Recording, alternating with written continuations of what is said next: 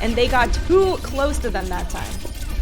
Absolutely, really good stuff there from the Bulls, from their supports as well, keeping them alive in the backline. Squeak was allowed to wreak havoc in that backline for ages and ages, and King's Floats could do nothing about it as they switch up their DPS. Ooh, okay, this could definitely be trouble for Squeak. We'll have to see how the response is. Still a lot of tickling and pepper damage here from the high ground. Odos yielding some results after the switch over, and now Squeak is on that primal rage. King's Floats cannot quite get a handle on this, and they are being booped around left and right. AME going wild on the Genji, picking up multiple kills, nearly taking out that D.Va. The D.Va able to get away for King's Floats, which is huge. That stagger could have been massive if it went through.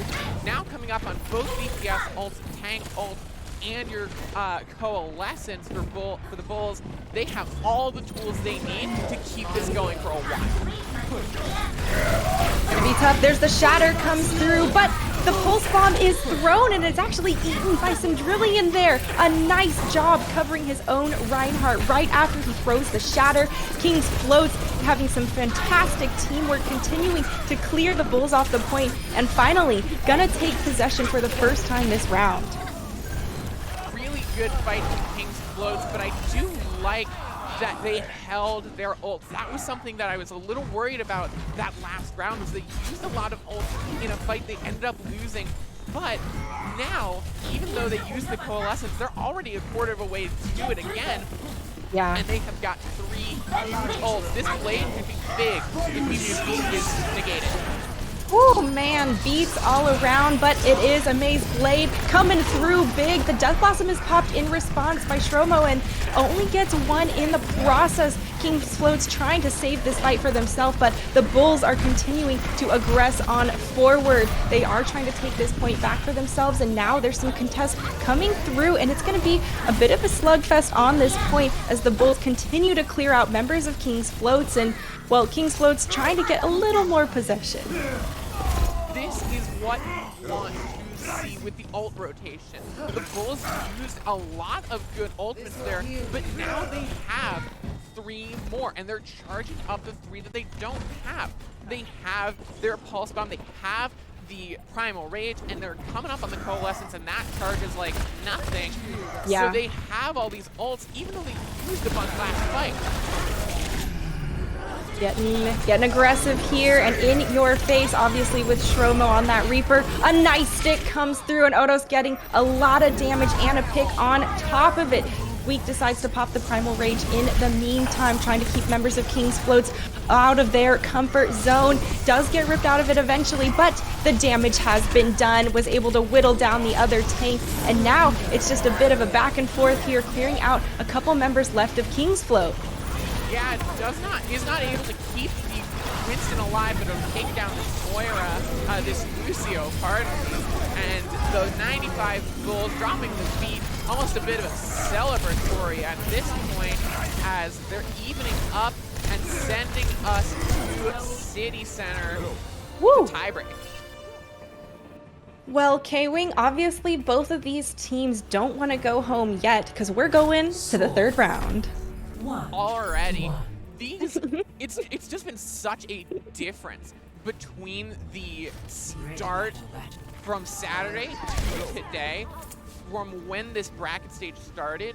In the group stage, there's a lot less pressure that everyone was going to get into the bracket stage. It was a fight for seeding, but now you have your tournament life on the line. You are going to fight for every single inch of ground. Now looking at the compositions, you have, again, some different strategies, but we saw King's Floats come out on top when these 2 specific strategies combined in the first round. Will we see history repeat itself is my question.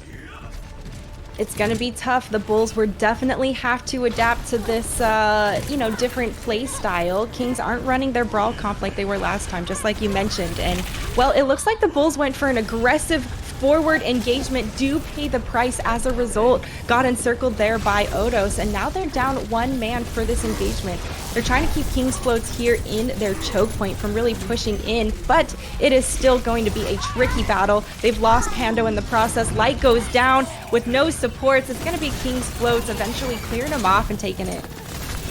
That was just crossing a little bit that barrier between going in very aggressively and over-aggression there. And King's Floats now have charged up a bunch of ultimates. Odos, with that flanking maneuver, won them the day, as that positioning was good, but Odos was able to get behind them, like you said, and really is now the closest to their ult has the ult now. That could be a huge turnaround. That's how to track. Ooh, a little pressure there, and Light does go down in the end. A nice follow-up from Moopy there, capitalizing on the, low health player from his DPS friend. There's still a lot of exchanges back and forth, and King's Floats has lost a lot of members. I don't know if they're going to be able to pull out of this entire fight. Oh, yeah. With the minefield on, it was a little lost there. Yeah, AMAC really going wild there. The pulse bomb, the minefield, all thrown out from King's Floats. It's really rough there, as those are some ults you really would want back, and also getting thrown out. Multiple ults on, coming close online for 1995 Bulls. They're trying to draw this fight out to get those ults online. That is the name of the game. You want to have those resources in a better place than your opponent. This Visor here from the high ground instantly knocked off by that Winston and then soon taken down. They did not want any part of that Visor K-Wing, and they did not want Shromo to play the game after that. Ame still continuing to pull the blade here and slice into King's Floats even after that. Oh my goodness, they are relentless. The Transcendence comes out, but you don't have the resources, and Squeak is allowed to go absolutely wild in the back line. Oh my gosh, they have been continuing to let Squeak run rampant in the back line. They see him here and there, but K-Wing, if they don't contain him more often, it's going to be a really tough next match too. Absolutely, as this is coming into second to last fight territory. King's Floats have all the tools that they need to come in and take this. 4 ults online, both their tank ults, DPS, and support ult, compared to only 2 ults from the 95 Bulls, maybe 3, 4 coming in later. It's going to be close, and they need to get more value out of these turtle ultimates before the first bomb and the coalescing charges, see if they can do it. Oh man, support ultimates thrown left and right, and there's another DPS one to follow up.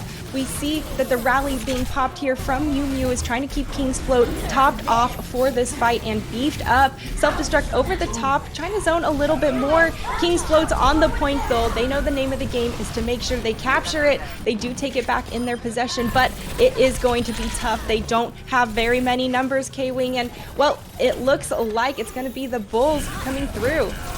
Yeah, they lost all their supports, and crucially there, they were able to take the point, but then they were stuck there. They couldn't do anything about it, and 95 Bulls just took the high ground and rained down destruction, and they will be taking our first map. Oh man, that was a good back and forth, and I think that change up onto the Sombra at the end for King's Floats was a good idea. It just was a little bit later, and they couldn't quite get that EMP charged in time.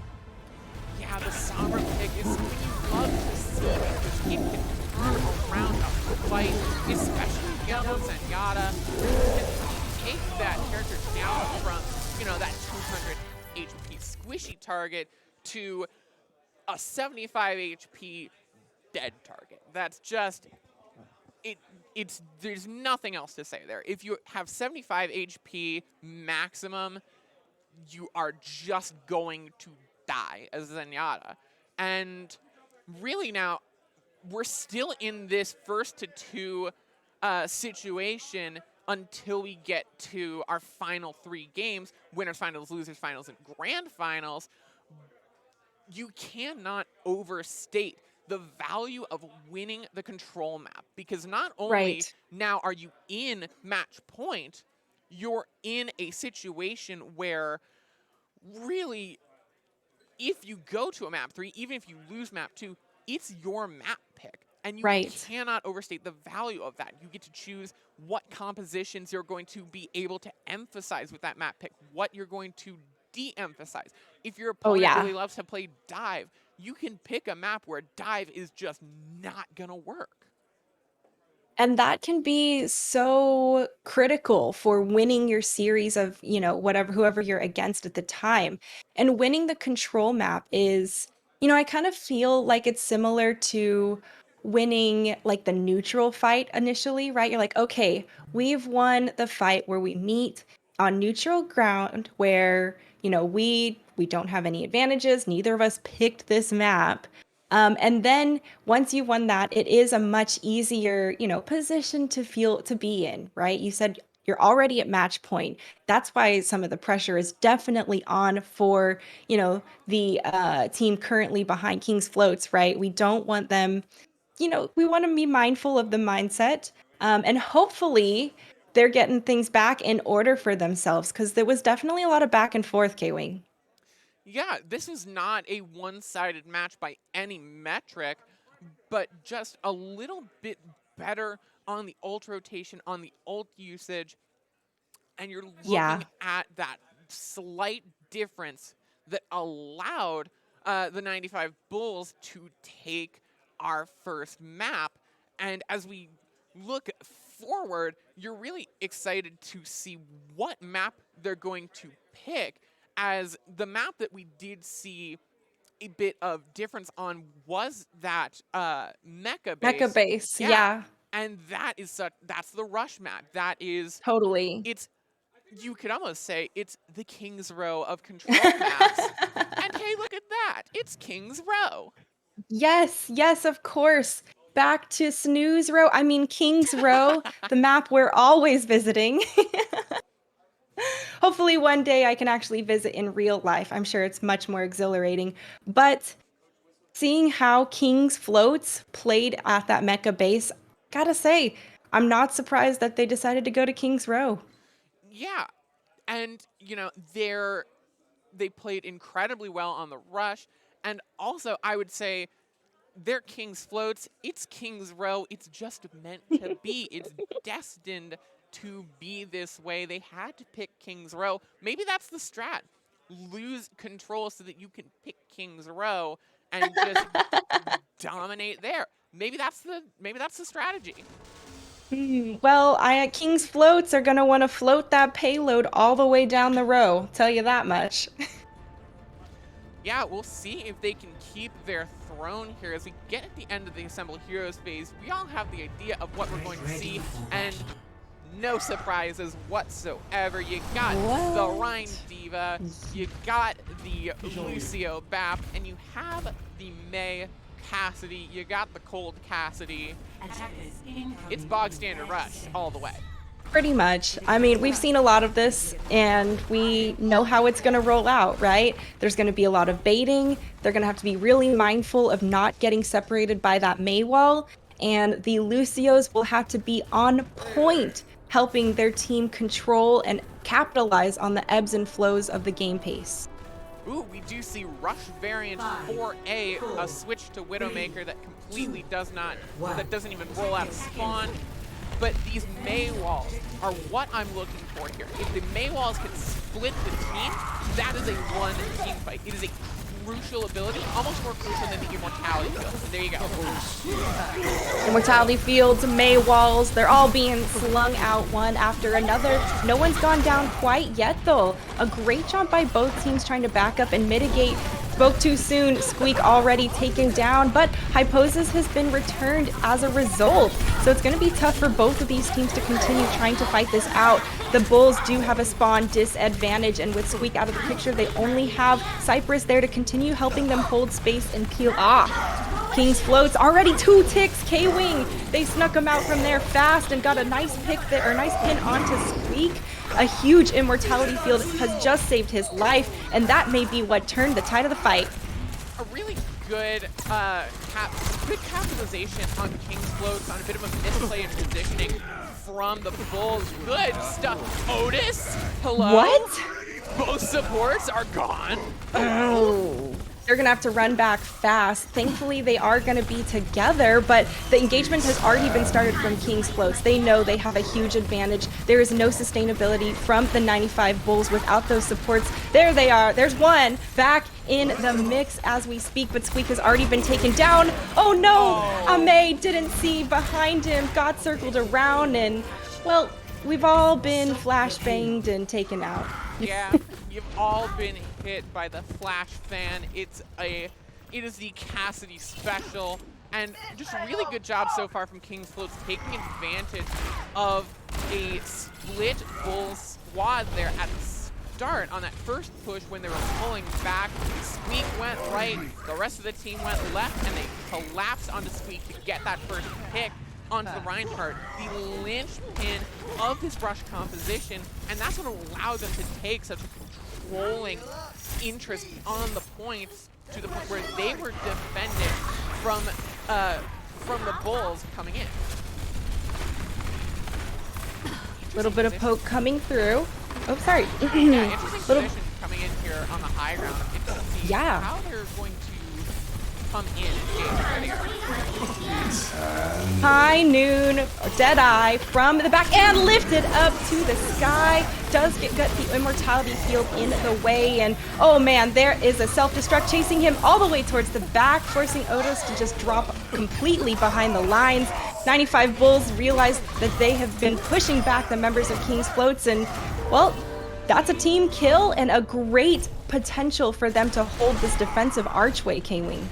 They used a lot of ultimates to get there, but I'm not going to be down on them for over-investing because this archway is a hard hole to break. If you hold in that archway, you either have to go through that window or you have to go through the archway, and that is tight chokes either way. And they also have 3 ults. They have a good ult. Ant Matrix comes through, and the Blizzard is thrown on top of it. Ame just, oh my gosh, that's probably play of the game. Wow, almost a 6K for Ame, just going nuts. Didn't even use the Deadeye. Who needs it when you're clicking heads like Ame? Whew. Amazing playing the Cassidy, so kind of works there.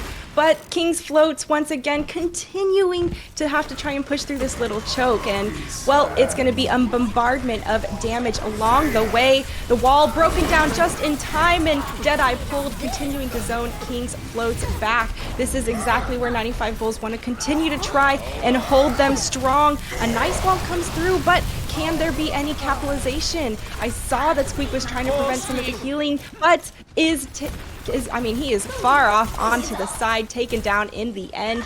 The Bulls are still, pestering here up the main line, but they don't quite have the manpower to hold. Squeak, this has happened a few times for the 95 Bulls where Squeak has gotten a bit out of position and it has been exacerbated by some good play by King's Floats, and Ame getting caught out as well. This is just not good for King's Floats. They're going into a 5v6. Oh man, and you know, this is the momentum that King's Floats needed to try and break through that really tough defensive point. They are wanting to roll this cart all the way through. If you get stopped here, it is almost impossible to try and cap it. Wow, a good shot through the amplification matrix. Ooh. Otis takes down the Baptiste. The Blizzard comes out in Stromo to seal the deal. It's good here, I think.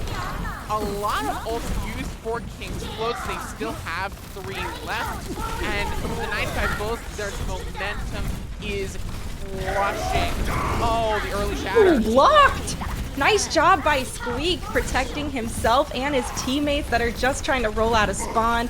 Definitely have been caught myself on the floor from a shatter, so nice job coming through from him. And actually that was a huge opportunity for his team now to actually regroup and engage in this fight solidly. Squeak caught out by the wall, does manage to bail, to turn that shield at the last moment, and now the 95 Bulls have thrown their own Blizzard. Sound barrier was cast, keeping everyone alive just long enough to sustain through that Blizzard.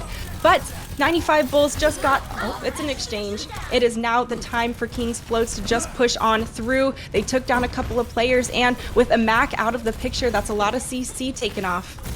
True, and Odos does have this Deadeye as well. You're coming up onto the remake, but just the aggression there from the Bulls is enough to push the King's Floats back for a little bit. Going on to the Widowmaker for AMAC. Yeah. See if they'll find any heads and if it'll pay off. They've got their Baptiste in their sight.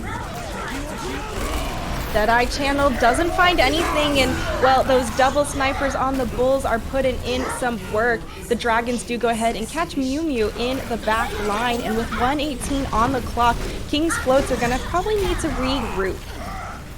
That they are, and it's going to be it's going to be a bit advantageous for the attackers here, crucially time ticking under a minute at this point, but they've got 4 ults coming online. The Blizzard, the Shatter, the Bomb, and the Window, and they only need to win this one fight for the Bulls. This beat from Like needs to come yesterday, and it needs to be massive to negate these ults. If the King's Floats realize that Like doesn't have beat, they need to engage anyway. Oh, and it is already getting popped off one after another. We see the Ant Matrix and Blizzard thrown here from King's Floats. They've got a couple more resources to contribute, but it's going to be tough pushing into the sound barrier of the Bulls.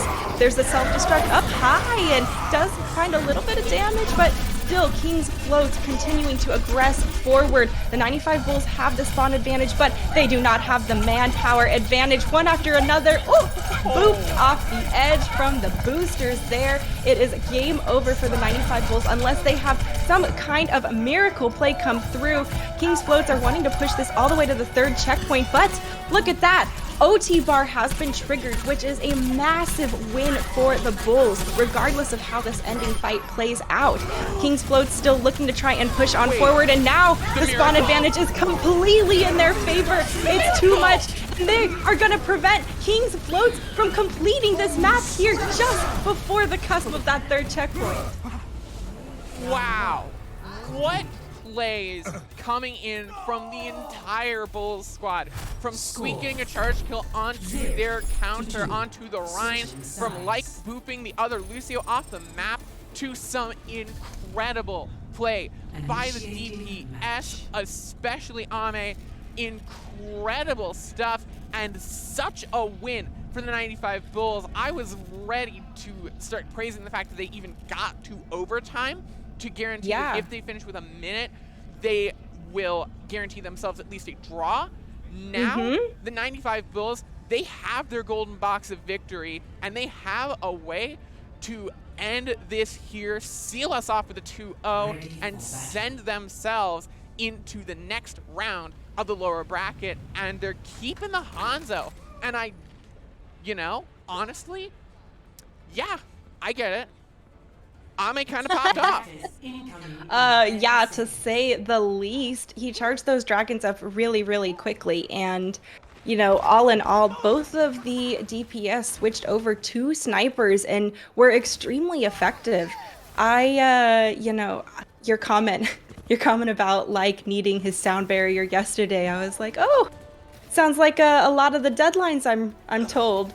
But it turned out really well in the end, and honestly, they came back and surprised both of us. Yeah, really did come back and surprise, and now, again though, these Mei walls need to be massive, and watch the positioning of the Reinhardts. We saw a lot of advantage taken of Squeak being a little bit out of position. Oh, and that was a good first engagement attempt here from the 95 Bulls, classic Mei walls and the immortality fields, but Odos just a little quicker on that draw, got the flash in, and a flash and shred onto Shromo. That it was Ame going down, holding this mini health pack. I'm interested to see here the fact that King's Floats on this Baptiste are charging up the window a bit faster than the 95 Bulls could be impactful if they use it early. Walls come out, who gets cut off better. Mortality field's committed, and that is the amplification matrix. I love Hyposis trying to just stay in this corner, get a little more leverage out of it, but he is taken down in the process. The 95 Bulls have broken through King's Float's defense here, and now they just continue to clean him up one after another. It's going to be about preventing the recontest. Yeah, and it looks like they will prevent the recontest with some good late picks onto Moopy and the Diva Cendrilion. It's good there because they're able to push past that archway, and even if they didn't, they do have the ult to break a potential close hold from King's Floats. They have 3 ults online, but King's Floats, oh no. Oh. Yeah, no, after you're walled off there, see you, bye. Nice knowing you there. It is, wow, a big instigating factor. Holy cow, the Shatter's committed in this fight. Self-destructs are thrown, and it is an absolute slugfest here, K-Wing. Absolutely massive Shatters coming out. The 95 Bulls barely able to keep themselves alive. That early pick was huge, but because King's Floats went in so aggressively, Hyposis was basically able to peek out of spawn and heal their team instantly. Ooh. All right, well, now it's all up to the Bulls to keep charging through and pushing this payload. They have the Blizzard and the Amp Matrix, but you know, King's Floats are coming back quickly, and they're going to be looking to try and engage and hold defensively here before this second checkpoint. This is a good spot to try and hold, but it can also be where you get stuck if you're the attackers. And they have already lost 2 people. This is exactly what King's Floats wanted to do, was to try and prevent the payload from moving any further here.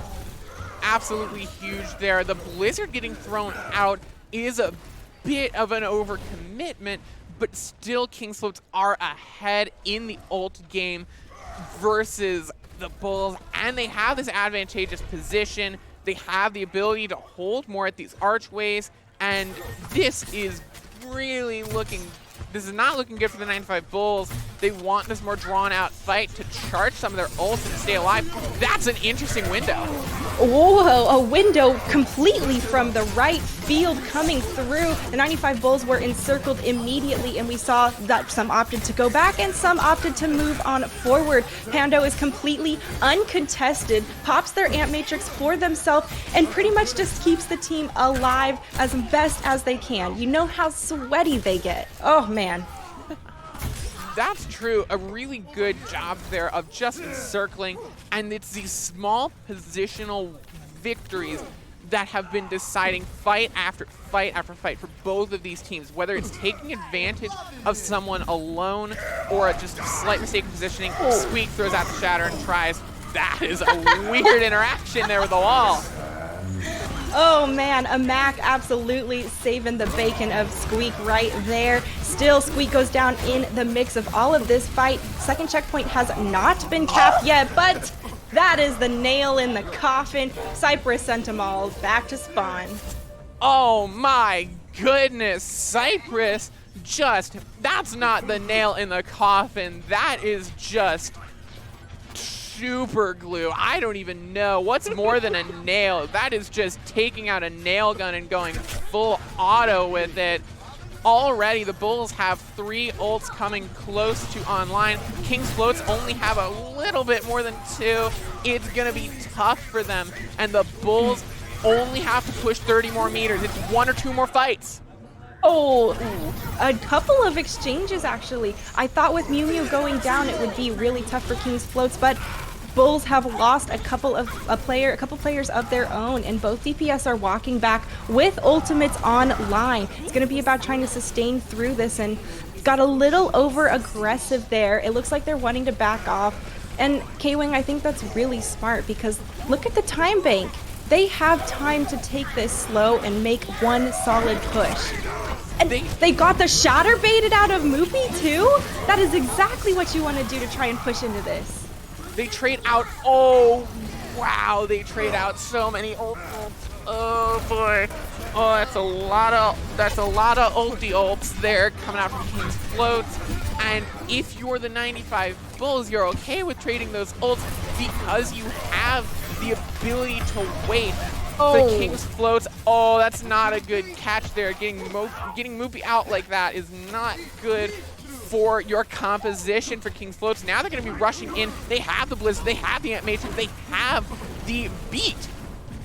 Oh my gosh, so many resources and so much sustain. Damage is online, as you can see the Ant Matrix, and now the Blizzard continuing to zone members of King's Floats away from this payload. The 95 Bulls want to take this in the end, but they've lost a couple of people. King's Floats has the spawn advantage, and they were set up and ready, and the 95 Bulls, they're gonna have to regroup with only 1:30 on the clock.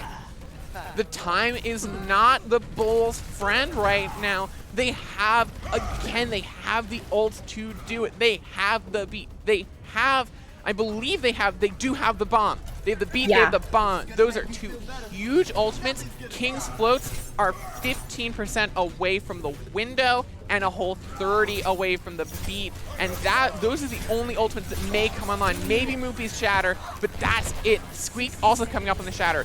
This is the fight for the Bulls. If they can't pull it out here, we could be going to a map 3. Ooh, sound barrier, that is the engagement tool that the Bulls will need to just push and charge on forward. Ame finds a pick onto the back line here with Mew Mew out of the picture. That means sound barrier will not be online for the end of this fight. And now King's Floats losing members one after another. The Bulls still have so many ultimates online to just mitigate King's Floats as they try and rush back. A Shatter thrown there. Not sure if it clipped anyone quite yet, but it is still the King's Floats teams trying to stay on this point. Right now, the Bulls continuing to push forward, and both tanks managed to come back. They're all sat on the ground, but there's a self-destruct continuing to draw away the attention of King's Floats. A massive blizzard from Shromo, and this could be the zoning opportunity they need to push the Bulls back into their pen. Can King's Floats continue to hold? Oh, another one going down, and now the Bulls have that man advantage. They are still trying to take down this one last player, and now another one comes through K-Wing. These spawns are incredible, but at the end of the day, the 1995 Bulls are trying to recreate their win. They've got it. They're making a dynasty, and they have got a good start. Amazing plays and close stuff from King's Floats, but not enough, and we will be saying goodbye to them as they have been eliminated.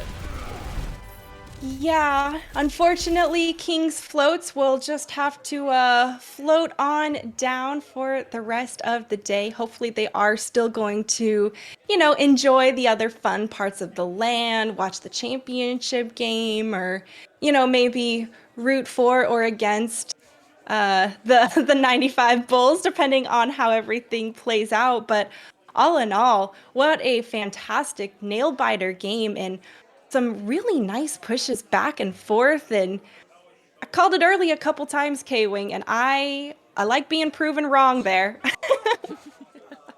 Yeah, I really do love games like these where even though it's this 2-0 and the 95 Bulls come out in a solid fashion, you really don't get a sense that it was ever out of reach for King's Float. It was always close, and it was always possible for them to pull out a victory and to get that win.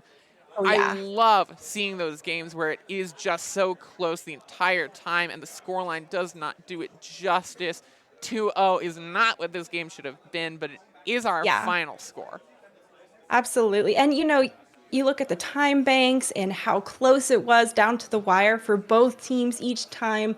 A lot of overtime fights happening. And I gotta say, I love all that action. The underdogs coming through at the last minute, and, suddenly the spawn advantage is too much. And what a great way to start out our championship Sunday. Absolutely an incredible way to start out our championship Sunday of the Overwatch Invitational 4 at Belong Gaming Arena. Really incredible to be here and excited to keep going with all of you and with you specifically, Waffles for Sid. I'm so excited to keep this going for our next game, but we're going to take a quick break and we'll be right back with potentially an interview with one of the teams, with one of the players of the 95 Bulls.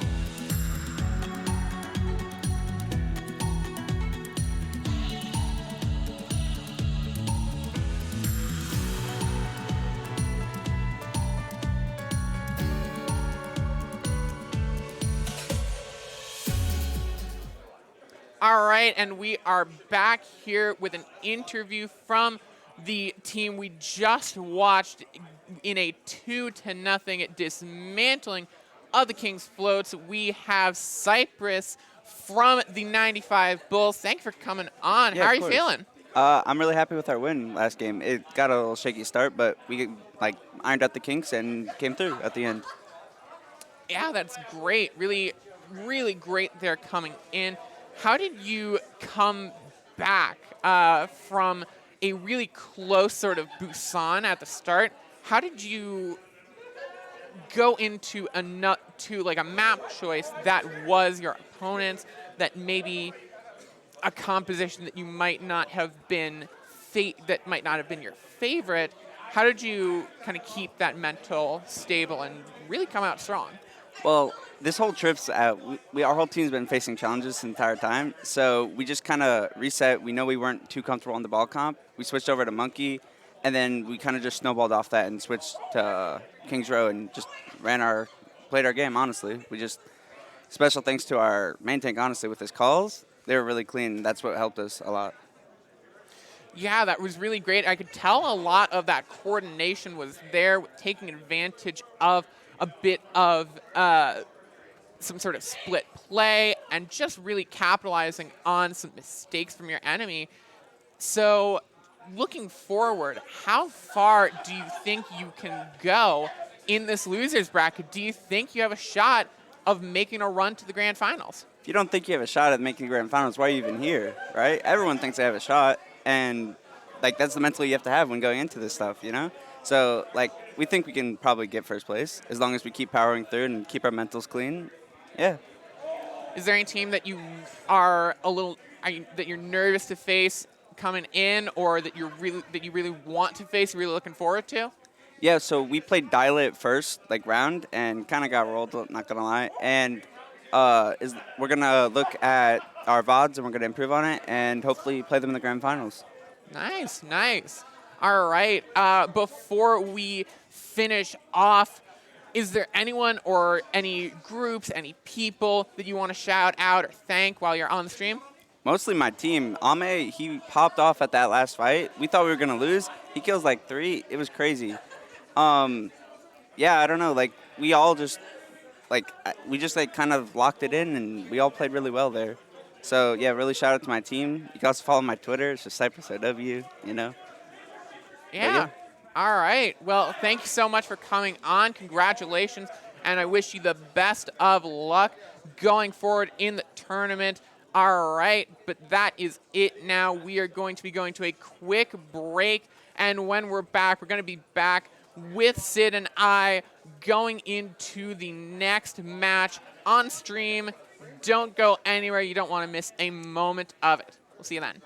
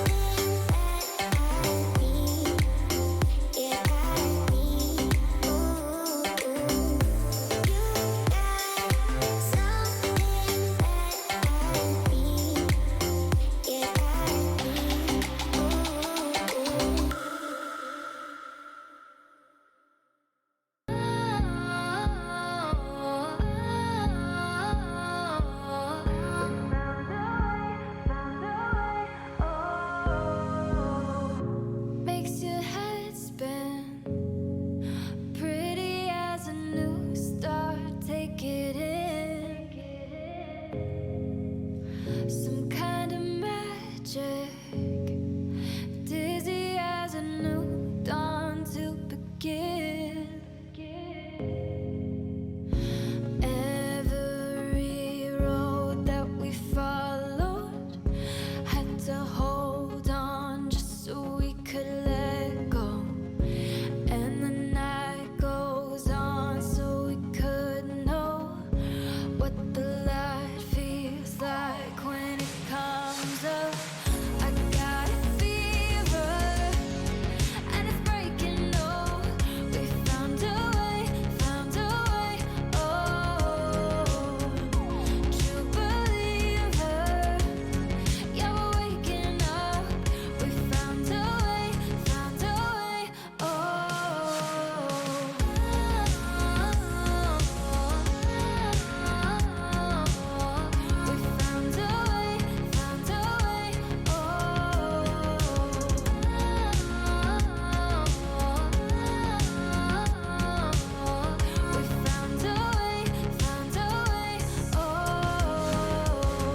we got it just right. It's better if you chill, don't even try. Aiming so high, I found out what it means to touch the sky. Every road that we followed had to hold on just so we could let go.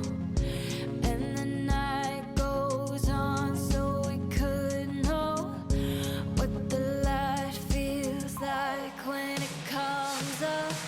I got a fever and it's breaking. Oh, we found a way, oh, true believer. Yeah, we're waking up. We found a way, oh,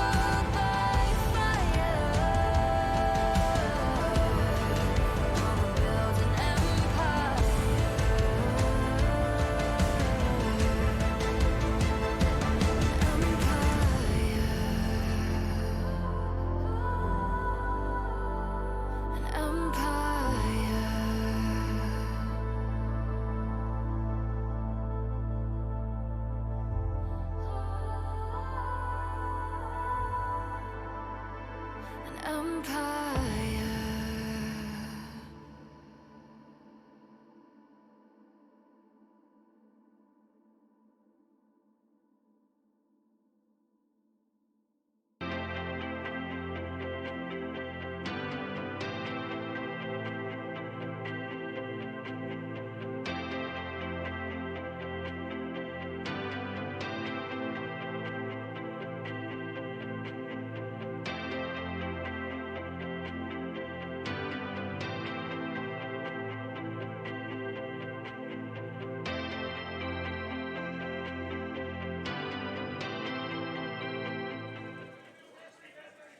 Welcome back to the Will English Invitational 4 Championship Sunday.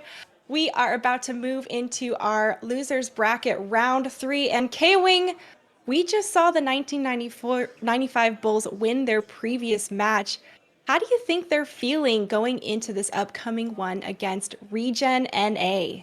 I think that the 95 Bulls have to be on cloud 9 right now, but they showed their dominance pretty well, but now they are going up against a powerhouse of a team. Regen NA is an accomplished name. They are a team we all know, and it is going to be tough for the 1995 Bulls to keep up and stay in the tournament, as we still are in this lower bracket right now. This is do or die still for these two teams. Oh, yeah. And, you know, obviously Regen is a very well-known name around the circuit, right? Got some big players going through, and they have a lot of experience in, we'll call it high levels of competition, to say the least, right? But the 95 Bulls, they had a game this morning. They're fresh off of a win where they had some really good last-minute plays and some close holds, but all in all, looked pretty comfortable running some of those dive compositions and, you know, might be riding that momentum train into this next match. They're also, you know, warmed up and here in the environment and ready to go.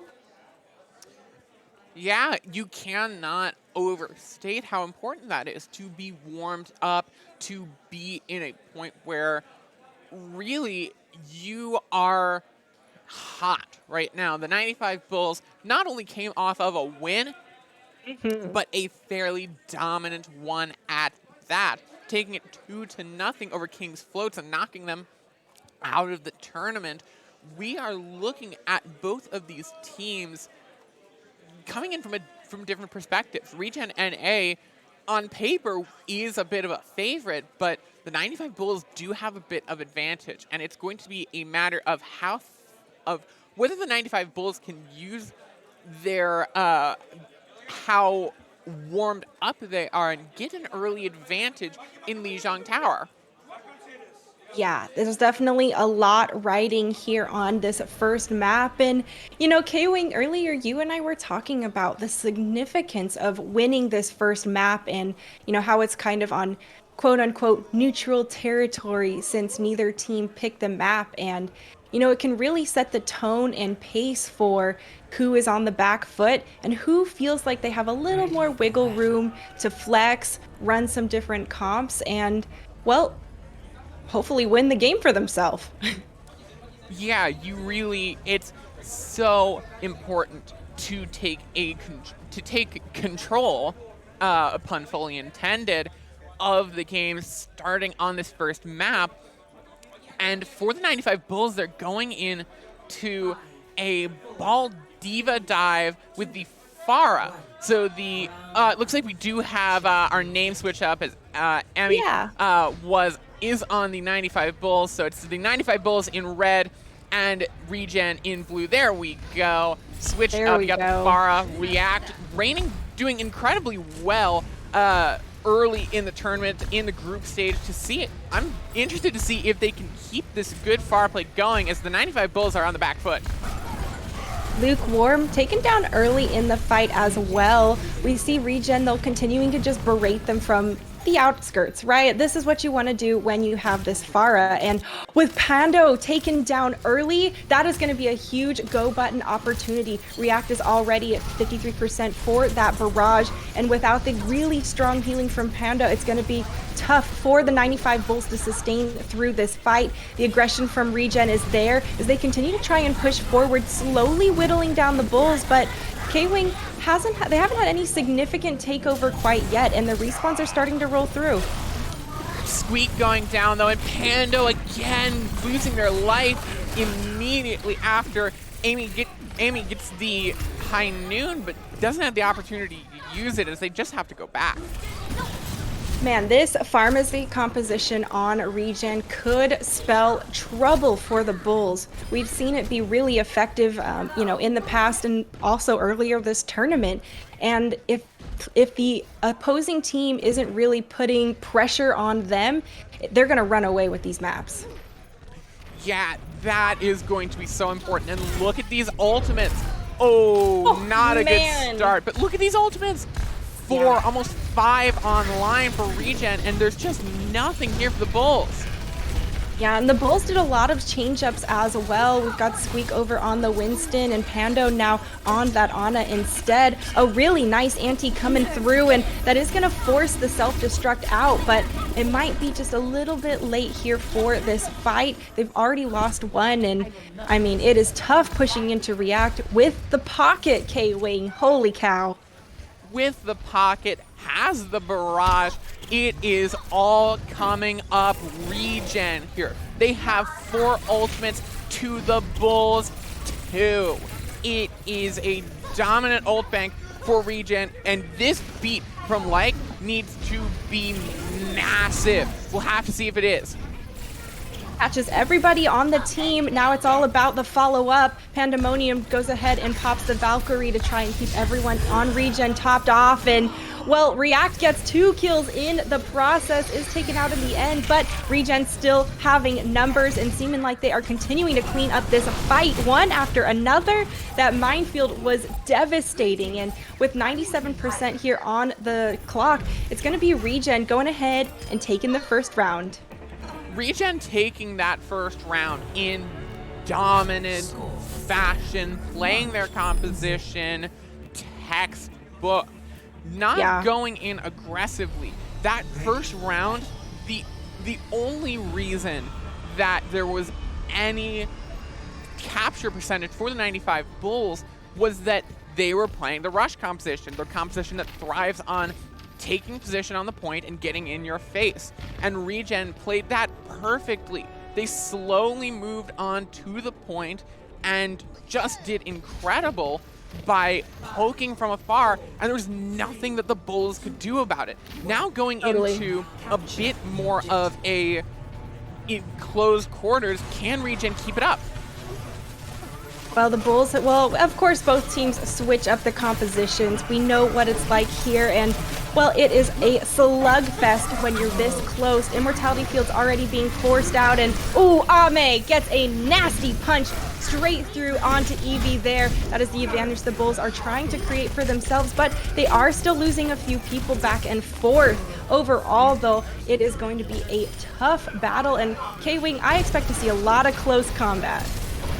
That is what Control Center is. It is close quarters slugfest. It is as close to ancient Greek phalanx fighting that you can get in Overwatch.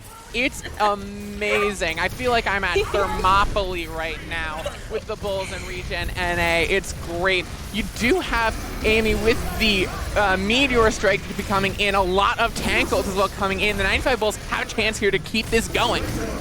Ooh, and that wall made it really tough for Pando to heal his team up as they were skirting back and forth on either side. It's still an opening kill here onto Eevee, regardless of both Amplification Matrix being popped on either sides.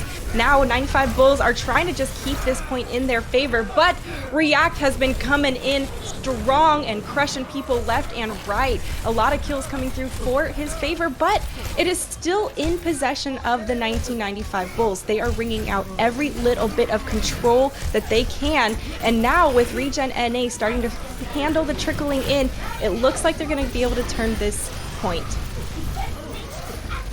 Absolutely. Really good there from both of these teams. Regen now, oh, good pickoff there from React. I was just about to start complimenting them, but picking off Pando is huge there. And now for Regen, it's a lot of ultimates. 4 online. For the Bulls, you've got 3. It's a matter of who uses them first and the value. These beats are important. What ults they negate, what ults they ignore are huge. That's a huge shatter! 4 out of 6 people caught in that Earth Shatter, and the Bulls reinforce themselves even more with the sound barrier. They're trying to cut through Regen's sound barrier, but it is still a hectic fight here in this white room. We can see a Mac trying to stay alive, but taken down as a result. These Doomfists are having a heyday here. It is Wall City, and in the end, it's gonna be Regen still holding this point. Really good stuff from the 95 Bulls. Even though they lost that point, a huge moment there. The freeze came in onto Eevee and made them lose the shatter. Mid-shatter, got frozen out of it. A huge moment, and Young Money's gone.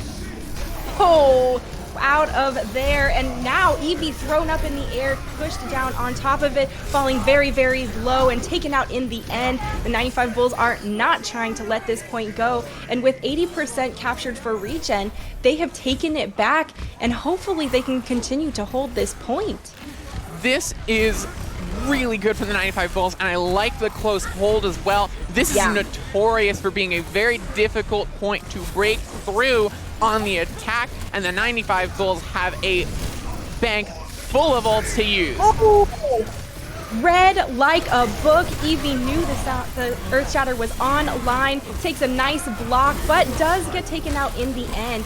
It is really tough pushing into Lukewarm here, who is charged up the wazoo, does laser down a Mei in the back, and still the 95 Bulls, even though they lost a few members, holding this checkpoint and now have surpassed Regen in point capture. It's coming down to this last fight, and Regen have all the ults that they could want. 5, but they lose Lukewarm early. The beat's online for 95 Bulls. They're going to use it. And the beat comes through right there. A Shatter trying to catch multiple people on the Bulls. They can't quite get taken down thanks to that sound barrier from Like, but there is still a lot to go and a lot of room for error. Right now, Regen seems to be pulling ahead there, and now they've retaken the point. That means the Bulls only have 1 chance left to try and take this back and take the series to a round 3. Squeak going down late is not good as you lose that Shatter, and it's not going to be available for the start of the fight, and they need to touch the point. It's just going to be the Lucio hurling themselves at the point just to keep it alive. There's a Shatter. He turned around to look at the Lucio, and there it is, sitting on the ground as a result. Squeak goes ahead, tries to make a hero play onto the side, and now it is all about the trickle game. Can the Bulls stay on the point, and can Regen handle the onslaught of pressure to taken down there from the Bulls? And a third following up. React is all over the place, reacting to everyone trickling onto the point, and that's going to be Regen taking the opening map. Absolutely huge there at the end, taking down that Sigma. If that Sigma did not get taken down mid-flux, you would have lost your main tank. You would have lost the Reinhardt, and it would have been a completely different song. But this was just the day of the Doomfist here. Just absolutely raining down destruction the entire time. Deadly, dangerous, destructive Doomfists playing. You were absolutely right calling out the interruption of that Sigma, because the Reinhardt was so low. I mean, you could have shot one eye dagger his direction and he would have gone down, but interrupted in the middle of that. Just absolute clutch plays coming through. The freeze right before the Shatter as well. Oh my goodness, that's some very intense and very close call gameplay, right? It is a small fraction of a window to freeze a Reinhardt mid-Earth Shatter. So, I mean, hats off to these players here. They have been absolutely crushing it, regardless of how everything's unfolding. Yeah, freezing a Reinhardt mid-Earth Shatter is not only such a small window to get that freeze, to get that huge play, but it's so impactful. It's such a quick reaction, razor edge timing, and also it is so impactful. Earth Shatters are a huge ultimate. Interrupting any ultimate is huge, but it is just star DPS play and some good stuff as they've just been negating ult after ult from these tanks with game-changing ultimates, whether it's that Earth Shatter, whether it's the Gravitic Flux. Yeah. Negating those ultimates has been the game changer here for Regen NA. So you're looking more for these tanks to potentially play a little bit safer with those ultimates, maybe not get them negated as much, and try and get them off. Try and get the Flux off without losing your life for it. And maybe we could see it turn around here on Numbani. Ooh, that's going to be a very different type of map as well. There's a few different ways you can approach, and I'm pretty excited to see how the Bulls are going to roll out. We've seen a lot of dive in the past, but with how some of it resulted on control, I'm wondering if they're going to maybe change some things up, or if they're going to have more space here on Numbani to work the different pathing approaches, and maybe it'll capitalize in their favor. That's the question, and for the 95 Bulls, they are looking to go all the way. We talked with Cypress earlier, right before this match, and he was confident that his team could do it, that they could make it to the grand finals.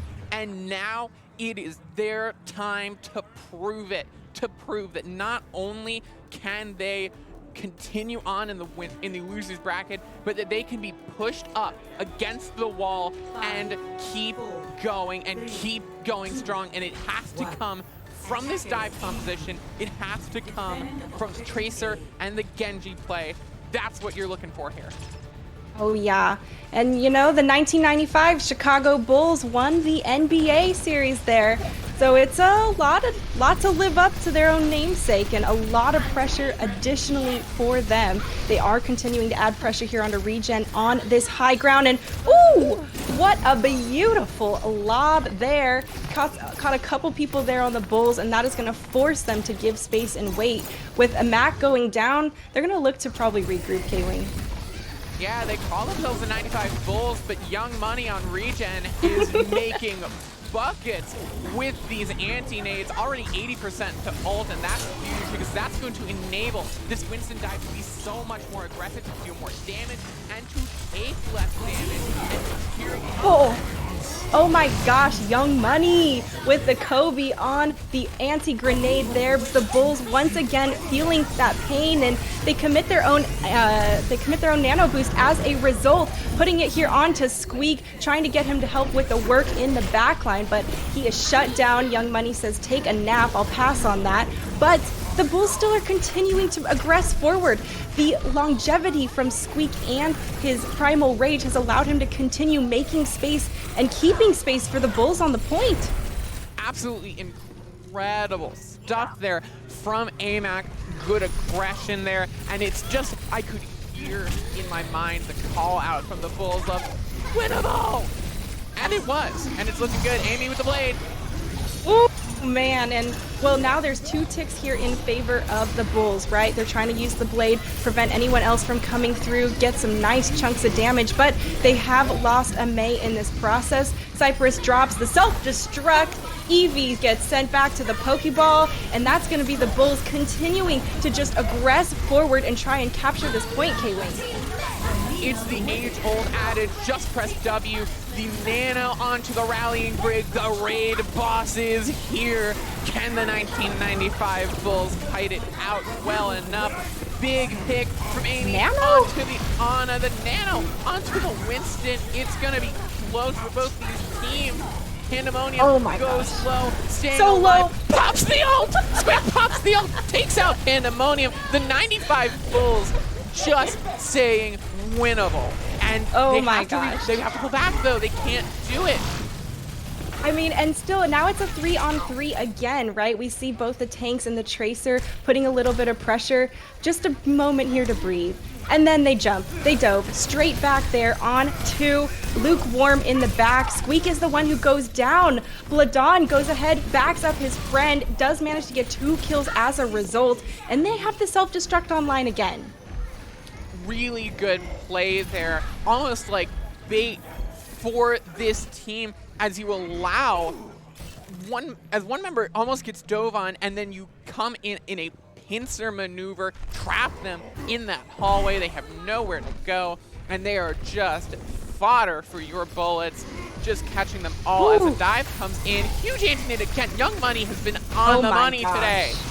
Yeah, and Amei, is taken down early in this fight regardless of that switch over to the Cassidy. Now with 23 seconds left, juggled in a corner. Doesn't feel great here, but Eevee is on a tear. They have been continuing to try and push on forward, and with 13 seconds left, K-Wing, can anyone even touch? That's the question, and for the 95 Bulls, oh no, they have got, oh no, they've got 2 ultimates. They could get there if someone can touch this point. They do trigger overtime, and that's what they need. They've got the pulse bomb.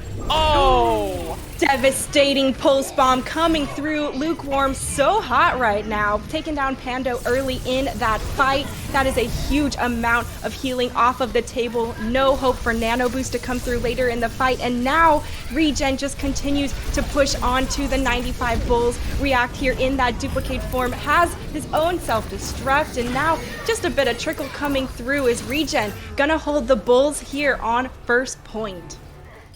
And now the 95 Bulls have to pull not just a reversal of momentum, they need it now, and they need to almost full hold the enemy. They need to full hold almost Regen NA, or they are going to be sent home here. If they want even a chance to take if they want to take us to map 3, if they want even a chance to win here, they need to hold the line for 4 minutes on this defense. Ooh, that's a long time to hold the line, but we just saw it done here ourselves by Regen. So if the Bulls can anticipate some of the pathing that they're going to move, and you know, we've been seeing these dive engagements come through left and right, and to be honest, Young Money has been popping off. Oh, absolutely. Incredible Ana play, incredible anti-nades that have turned fights around here for Regen NA. They have caught both of the tanks multiple times. They have caught really high value targets, and it has been so important here. Now Regen NA, all the pressure seems to be off. They just have to get about 2.5 picks, and they move on in the lower bracket. Can they do it? Ooh, pressure is on. Offense wins tickets, but offense sells tickets, but defense wins championships, and it is all on the line here for the 95 Bulls to hold this point. Regen is getting aggressive here and already doing some dive poke on this high ground. Little bit of back and forth. Let's bait out those sticky bombs. Let's try and bait out those other high impact damage dealing resources, and then see where we can attack. Still haven't quite decided to fully give a commitment. Does manage to take some space here on the high ground as Amei just berating them with sticky bombs. A nano early? Wow, that was a fast build coming through here from Pando, and they don't take any chances. They go ahead and throw Squeak into the mix, but now they've lost one in the process. Regen does lose Eevee, but they are not seeming to give up with a fight. A nice anti comes through. They try to capitalize on it some, managing to take down a couple, but all in all, looking like the Bulls holding once again. Holding strong there for the Bulls. Crucially, the Baby Diva does take a bit to go off. Cypress, they'll also have to respawn, trying to get that mech back. It's going to be really close here, and the question for Regen NA is, do they engage quickly or do they wait? They're going to wait a bit for a full 6, but for the 95 Bulls, this is what you want. You have all these ults, you have 3 online, you have 2 more close at hand, and This is how you start to get a full hold here, and if they can take advantage of it, and they are. Wow, both supports gone. I mean, that is an instant fight win right there when both of your supports are removed, or when you remove both of the supports from the enemy team. Mei goes ahead, goes and commits the duplicate on top of it to really seal the deal, and well, it's still the Bulls with a great defensive hold, and they've got some fantastic resources online, K-Wing. But Pando goes down right at the end there, and Regen NA is already sitting there and ready to tear things up. Oh, Squeak gets Big slept. primal rage. Absolutely nasty, even though he was slept, now continuing the rampage through the members of Regen, coming back to help here on the main point. And let's just dodge that self-destruct coming through, and well, continuing on forward. 95 Bulls still holding this point with 1:18 on the clock. This is looking like a defense to win a championship. The 95 Bulls are living up to the name. A minute left. Only about a fight and maybe a trickle in, and you have the ults to hold it. The 95 Bulls have the Pulse Bomb, the Diva Bomb, and the Nano, and the Nano's coming in onto Squeak, and the dive comes in. Oh man, it is a frontline brawl coming through. Oh, opting out now. Nano's wearing off, and we want to play cautious, right? That's fine. We don't want to overcommit. The Bulls know they have to wait for Regen just a bit. Kobe does manage to land there on their counterpart Pando. Aggression comes through, but not quite the kill they're looking for. There's both DPS offline for the 95 Bulls, and that is Regen knocking open the defensive doors and trying to take this point for themselves. The Bulls have got to come back to the point, though. There isn't much time for them to give up space, and they can't give up too much. There's still hope for them to try and come back to spawn, but K-Wing, the trickles are coming through. It is tough to walk up that alleyway, and that's going to be Regen finally taking this map. No way. Oh my gosh. Play of the game. Heartbreak. Is this that final Pulse Bomb? No, but AMAC right at the end got a double kill Pulse Bomb. And then no one was on the point. I am actually heartbroken. Man. For the Bulls. Oh my gosh. Wow. They were doing so great on the defense right there, and it was so close, right? Pretty much down to the last fight is where Regen was able to harness that inner strength, rally up, clutch it out, and take the win for themselves so they can continue and progress through the bracket. Oh, that is heartbreaking for the 95 Bulls, but it's Regen NA showing off dominance over the 95 Bulls, doing incredibly well on control and forcing and having a really good opening defense round on Numbani, just squeaking it out at the end, but incredible stuff and an incredible job by Regen NA. We're moving on, and for the 95 Bulls, it's heartbreak, and it is elimination. They have been sent home, and we are cutting down teams left and right. We've already said goodbye to 2 teams on stream today. We are slicing and dicing like we are a Shimada brother right now. It's wild, and we are going to cut through more and more teams as the day goes on. So don't go anywhere. Don't move a muscle. Don't change the channel. We will be right back with an interview from one of the Regen NA players, and we're going to be back with an interview from one of the Regen NA players. We'll be back after this with the next game. We're going to have some different casters, so that means we're going to be saying goodbye to the 2 of us, specifically Sid. Thank you so much for being green screened in today. It's been really incredible. I know, it's like you're really here. You gonna pat me on the head? Oh, I'm facing the wrong way? Yay. Honestly, Kaylee, it was so great to broadcast with you for the first. This is our first time actually broadcasting together. And it was, I mean, honestly, it was a great time. I hope you guys are having such a fun time at the LAN itself. I'm sure the energy there is incredible, as I could feel it from through the mic from everyone there. And honestly, thank you so much for having me on stream. And folks, we'll see you, or they'll see you at the interview.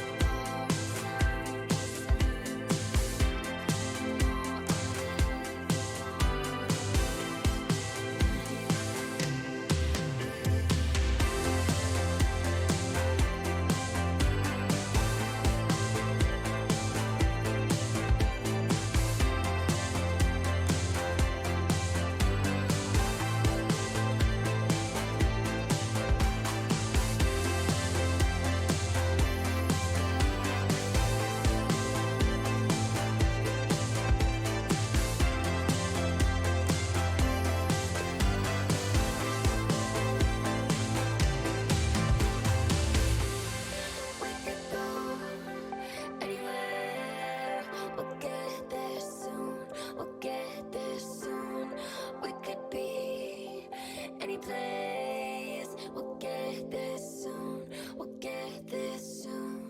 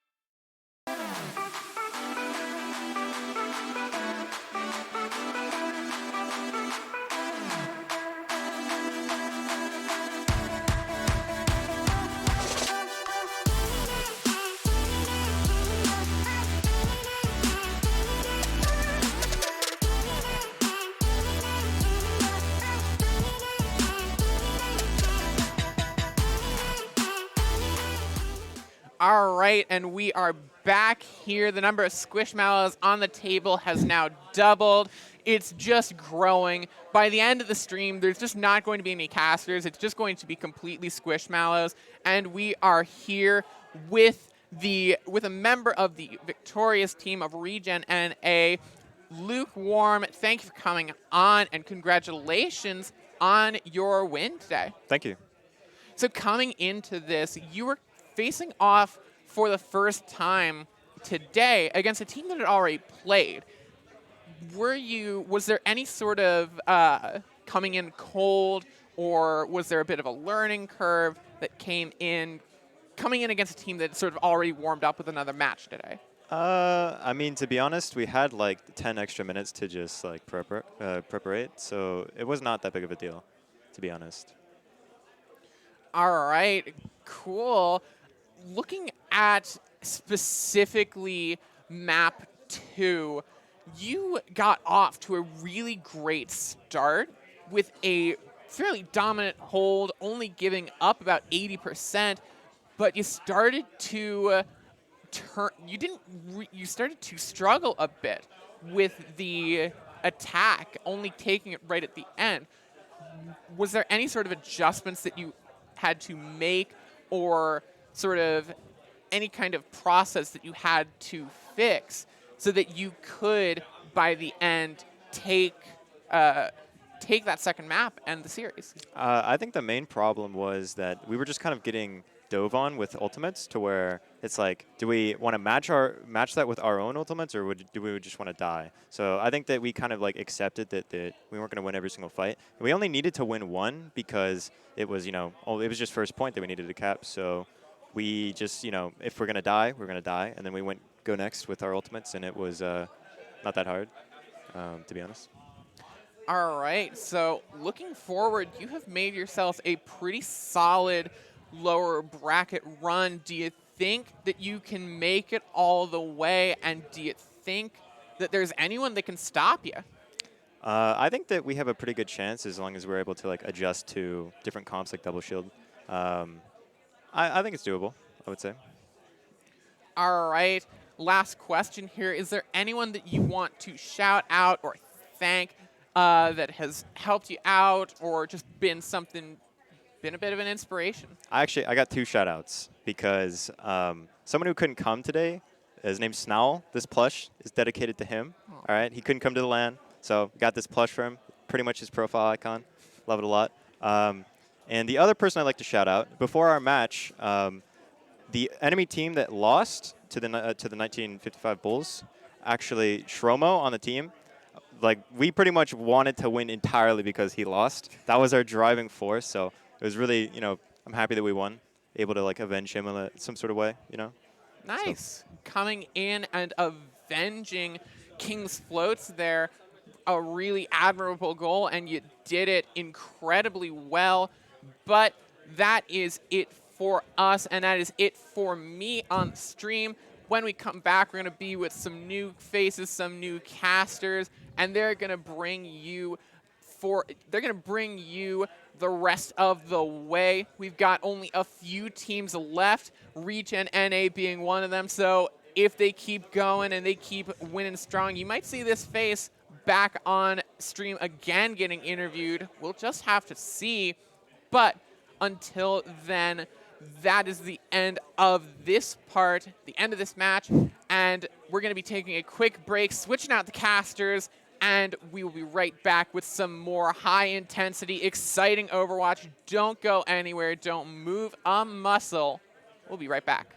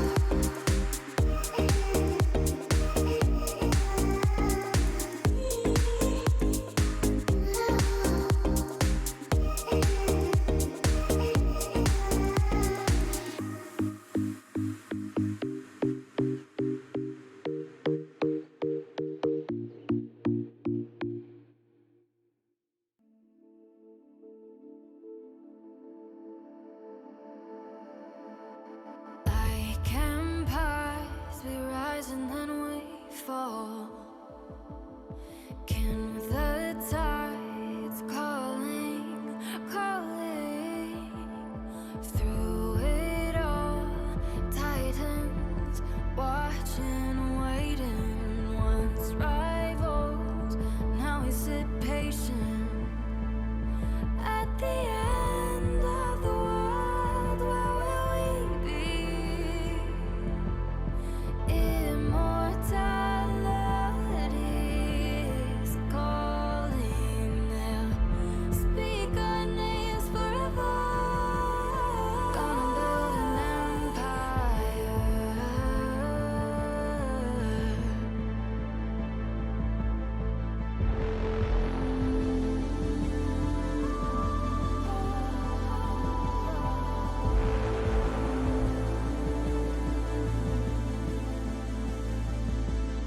Twin pillars, the east and the west, scorch our names in the dirt. They're calling us in. Can you hear it? Can you hear it? At the end of the world, where will we be? Immortality is calling. They'll speak our names forever. Eclipse the world together. Gonna build an empire. Build an empire. Take the world by fire.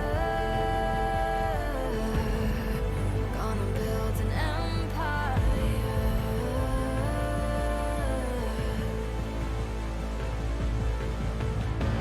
This is what we've been waiting for. They don't know we've been keeping score. This is our destiny. Can you hear the calling? At the end of the world, where will we be? Immortality is calling. Speak our names forever. Eclipse the world together. Gonna build an empire. Gonna build an empire. Gonna take the world by fire. Gonna build an empire.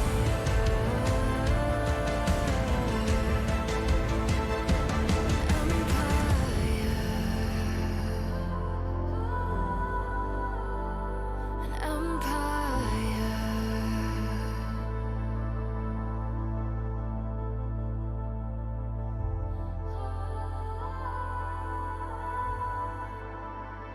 An empire.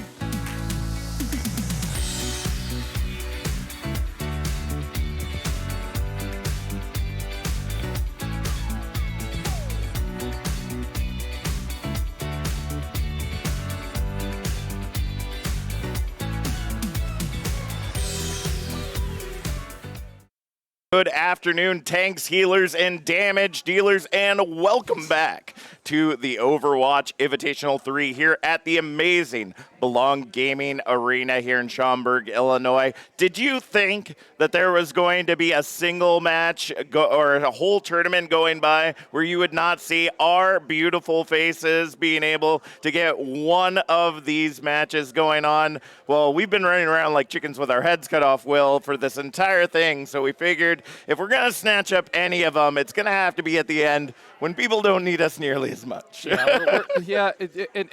by the way, great starting off with a dad joke, right, for the Invitational 4. I really appreciate that. But either way, you're absolutely correct, Jack.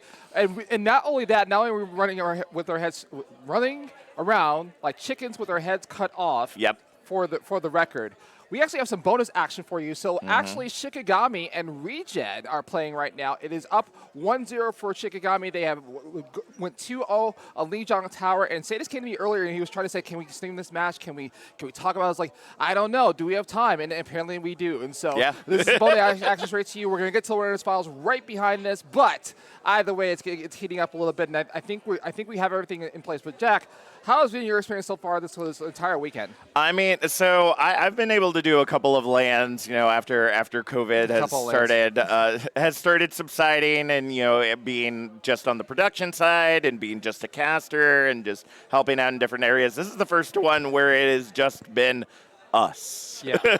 And it has been a lot, but man, can I tell you, I am absolutely loving it. Every little bit of the action. Normally, at least in the person I was before the pandemonium, I was a very extroverted person. I get my energy from being around lovely people all of the time, and being here at LAN, being able to see everyone's smiling faces, getting to see a little trash talk every now and again, just from across the aisle. That's the thing. It's real. A lot of these folks is just like, you understand, your opponents are sitting across from you. It is a real situation you kind of have to deal with. And that, I think folks got a little bit off guard. I think some of the teams were not expecting that. They were kind of in the comfort of their own homes and not having to deal with it. Now it's like, they got to deal with the fact that someone's on the other side and yelling and screaming at you as you make mistakes. Yeah, I mean that's literally what it ends up coming down to. But I mean the teams have been absolutely amazing.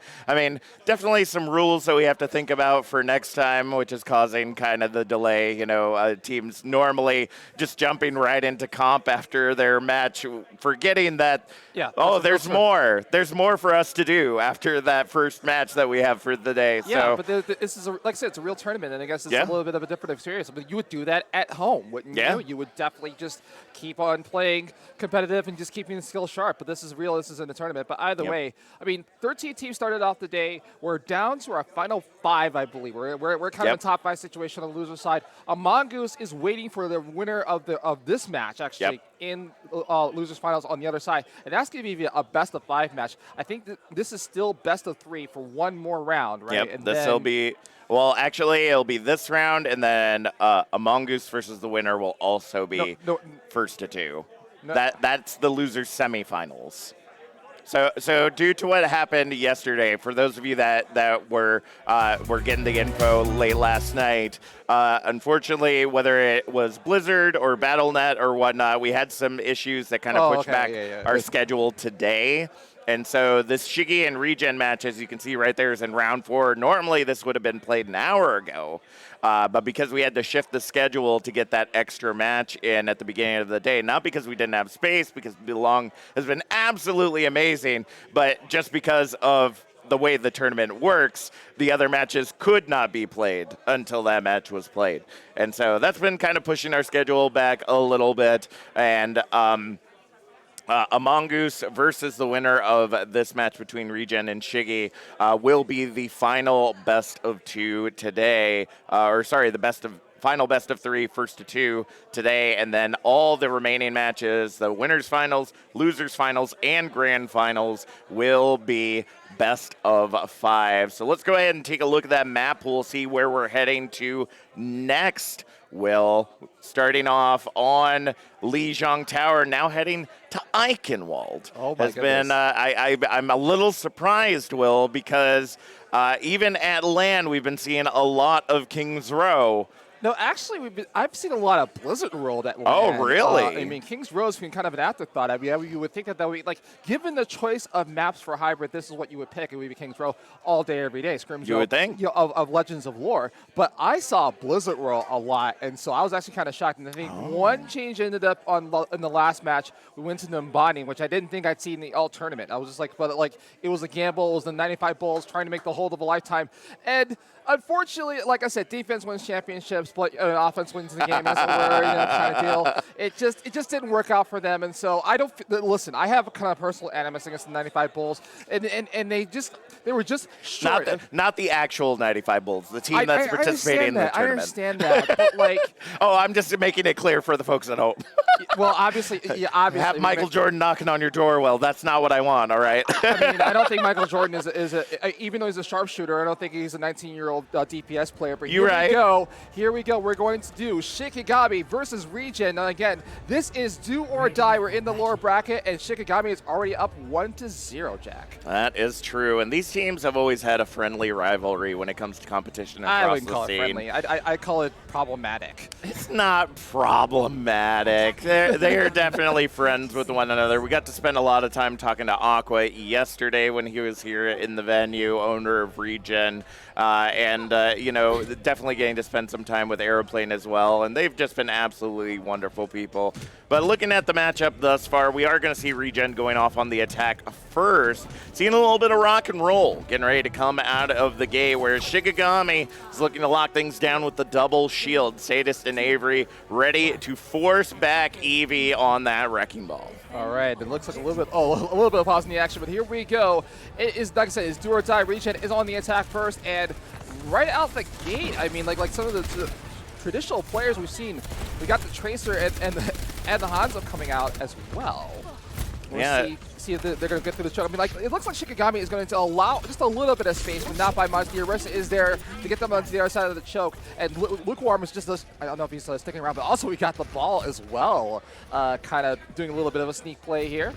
Yeah, I mean, it's really just coming down to the fact that this choke is so incredibly deadly, and that is the opening that they needed. Lukewarm and React focusing down Sadist when they were just alone, even for just a brief moment, is able to give them the opening that they needed, because this double shield is playing to the distance, Will. Sensa coming in, though, getting the trades in, and I think that's going to go ahead and shut things down for this push. Regen is going to have to regroup and try again, but if this Wrecking Ball is going to keep setting up, only allowing that single shield to remain, then things are going to be a lot more difficult for Regen.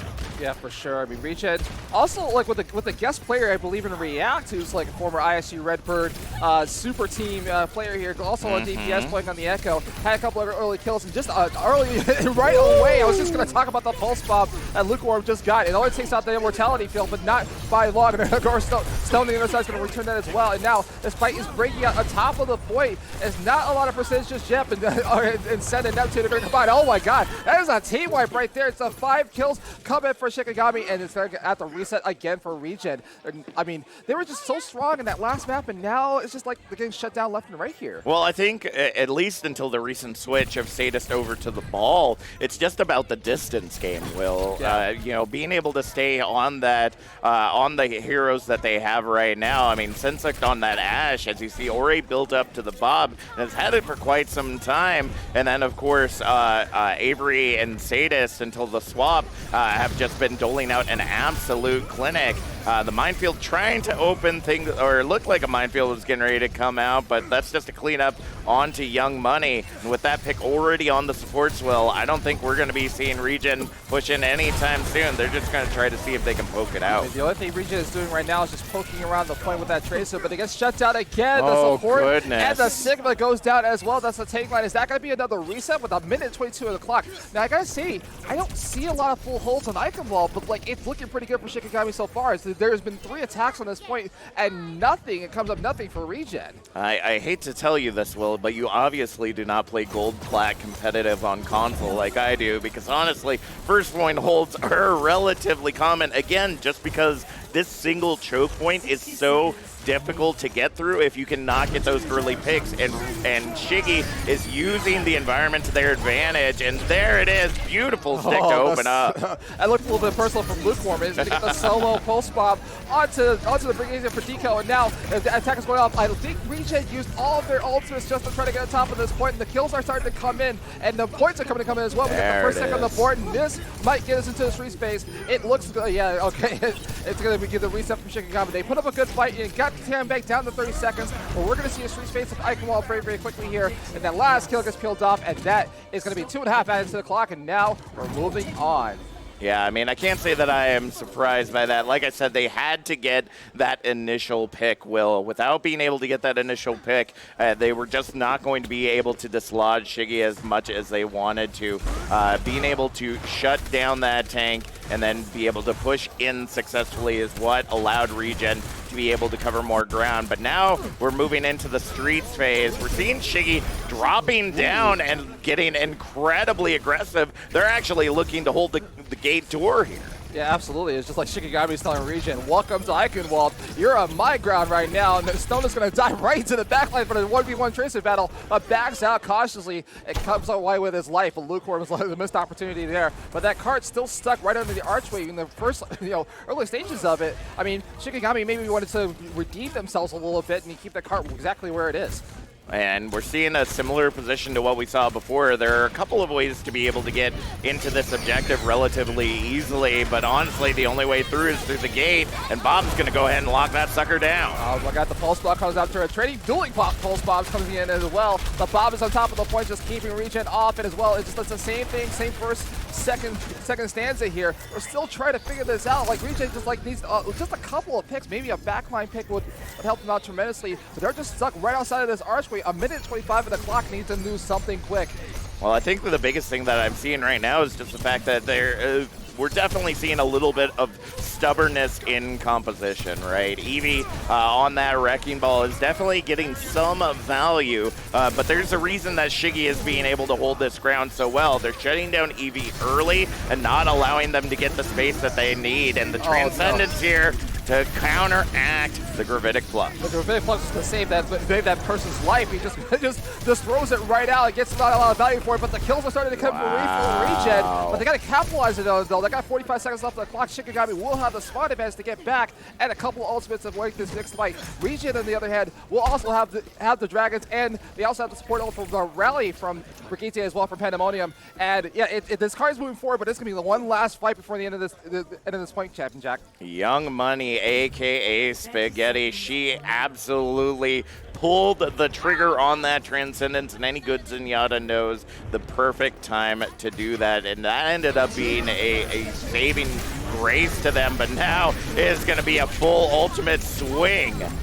It's almost like they saw that as Stone comes in with the two, again, the dueling pulse bombs from both Lukewarm and Stone comes back and forth, but Stone's going to have the advantage. He's going to get 3 down, and that's going to be another shutdown for Regen. That's where the cart will stop at 0 seconds at 122 meters right before Point Alpha on the street space. Wow, what a like we were thinking there was going to be another fight going on, but like they only got 2 ultimates for Shikigami, and they shut the entire attack from Regen down, and now it kind of in this weird situation here where now Regen's going to have to make the whole of a lifetime. If they can hold them at the first point, that's great, but then if you get into the street space, that's it. It's the golden box of victory away Shikigami and moving on to this bracket. Well, that's the thing, Will, is that we have to figure out whether or not Regen is going to continue to be kind of stubborn in this situation. I mean, if you look at the comparison that we're seeing between React and Sensukt right now, the Hanzo is just not getting the full amount of value that it needs to. You need to couple that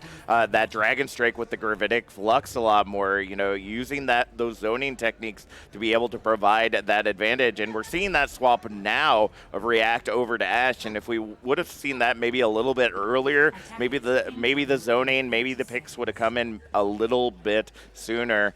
But as we see Shikigami preparing, it looks like they're looking to get a little divey. They know that double shield more than likely is going to be coming out, and we see that here as Eevee goes ahead and takes on the reins, bringing out the horse for this matchup.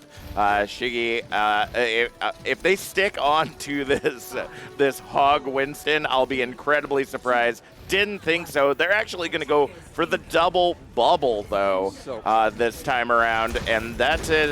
It's going to be interesting. It's really going to be up to Avery to be making sure that Sadist not only is able to dive in and get a lot of protection, but also keep those supports safe. So here we go. Shikigami is on match point here. They just need the golden box of victory on the streets face of Eichewalde, and they will move on to this lower bracket to face a Mongoose. But now it's all up to Regen if they can keep this momentum going and hold them and get them to the third map. And right now, Regen is playing a little bit far forward with the Orisa, but he has to back out just a little bit, give some more space. But Shikigami is respecting it thus far. He's just trying to regroup another 6 attack going in. A beautiful pull accretion there coming in from EV and Vladon, and they're doing a little, definitely doing a little bit more common of a strategy here for the gate here at Eichewalde.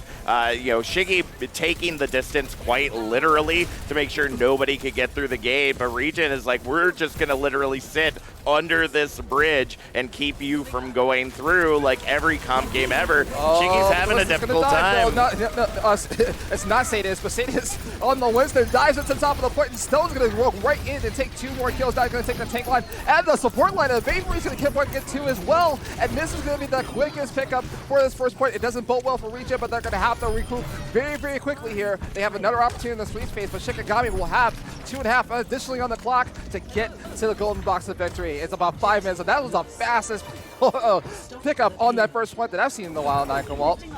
It's pretty standard to see that halftime, but honestly, Regen ended up falling for the issue that Shikigami's composition was planning for. Sadist was able to get into that backline and be able to take Young Money, who has been putting out an absolute clinic on that Baptiste and keeping the healings up for their team, and being able to take that support out of the fight. As we're seeing already, Immortality Field done, and Young Money is doing everything to try to stay alive. Oh, Sadist got shut down right away. So he's trying to dive into this bunker comp on top of the high ground for Regen. It's working out just a little bit. And Young Money, I always want to say WillEnglishIV right behind it, but he's making it work. And so all 4 ultimates are coming in. The pulse block comes out, gets whiffs, it gets nothing. But 3 on the side of Regen, and also for Shikigami, a very similar profile here. They're looking to see if they can break this bunker comp just as well, but it's not working out. Here goes the dive, comes in again. This doesn't work the first time. Try again, and also the Sigma gets duplicated, but it gets shut off the high ground as well. I don't know what this bunker comp is. It's still there. There goes the backline for Avery. He almost tried the pulse bomb behind it. It did not work out so far, but there's the ground surge. It's going to get 1, and that's what we're looking for here. They're going to keep pushing forward. This bunker composition is falling apart by the seams. The Graphitic Flux is just a side hustle here at this point, but it's still this brawl going on top of the high ground. Will, I have no idea what I'm actually seeing here, because the insanity of what just happened just makes no sense to me. Ideally, it was literally just a kitchen sink of ultimates there on the high ground. It was like nowhere to be found. They're not going to touch this point here. This is going to be a C9 live on camera with me on our broadcast. Here we go. The last fight's going to break out as well. This part is just right there. It's just a little bit short. 2 meters short. The fight's going to break out. But Regen's coming up for the kills. Look at this. They got 4 down. This is going to be a reset at the end. The hero play from Ada is not going to work out. The only person standing is the Tracer, it looks like, and they're just going to back up and walk away. The funny thing is that wasn't meant to be a hero play there, Will. Neptune, essentially trying to use the environment to their advantage, was actually just trying to hide in hopes that, you know, the moment that Regen stepped away from that point, they could back cap that. I got to give a lot of props to Neptune. You know, Contenders player previously playing on Drifters, has those cheeky strats that the supports like to use to be able to get the advantage over their enemy. But the high ground is fully available to Shikigami. If Regen does not find a way to retake that, they're going to be in a bad situation. Well, it looks like Shikigami is just going to take it right back to them on top of the high ground here. I mean, it does not matter. They just keep diving in. The Nano goes onto the Winston as well for Sadist. And he's just trying to get the value, but 3 kills are coming in from Regen. Both supports are down right at the moment, and another one comes in, and look where it jumps on the outside. It doesn't work out for them though. Another attack shut down by Regen. It's getting a little bit, I'm getting a little bit nervous, okay? I don't want to say just right off the bat, but I'm getting a little bit nervous. A minute 40 on the clock, and another attack shut down by Regen. Signs of life yet.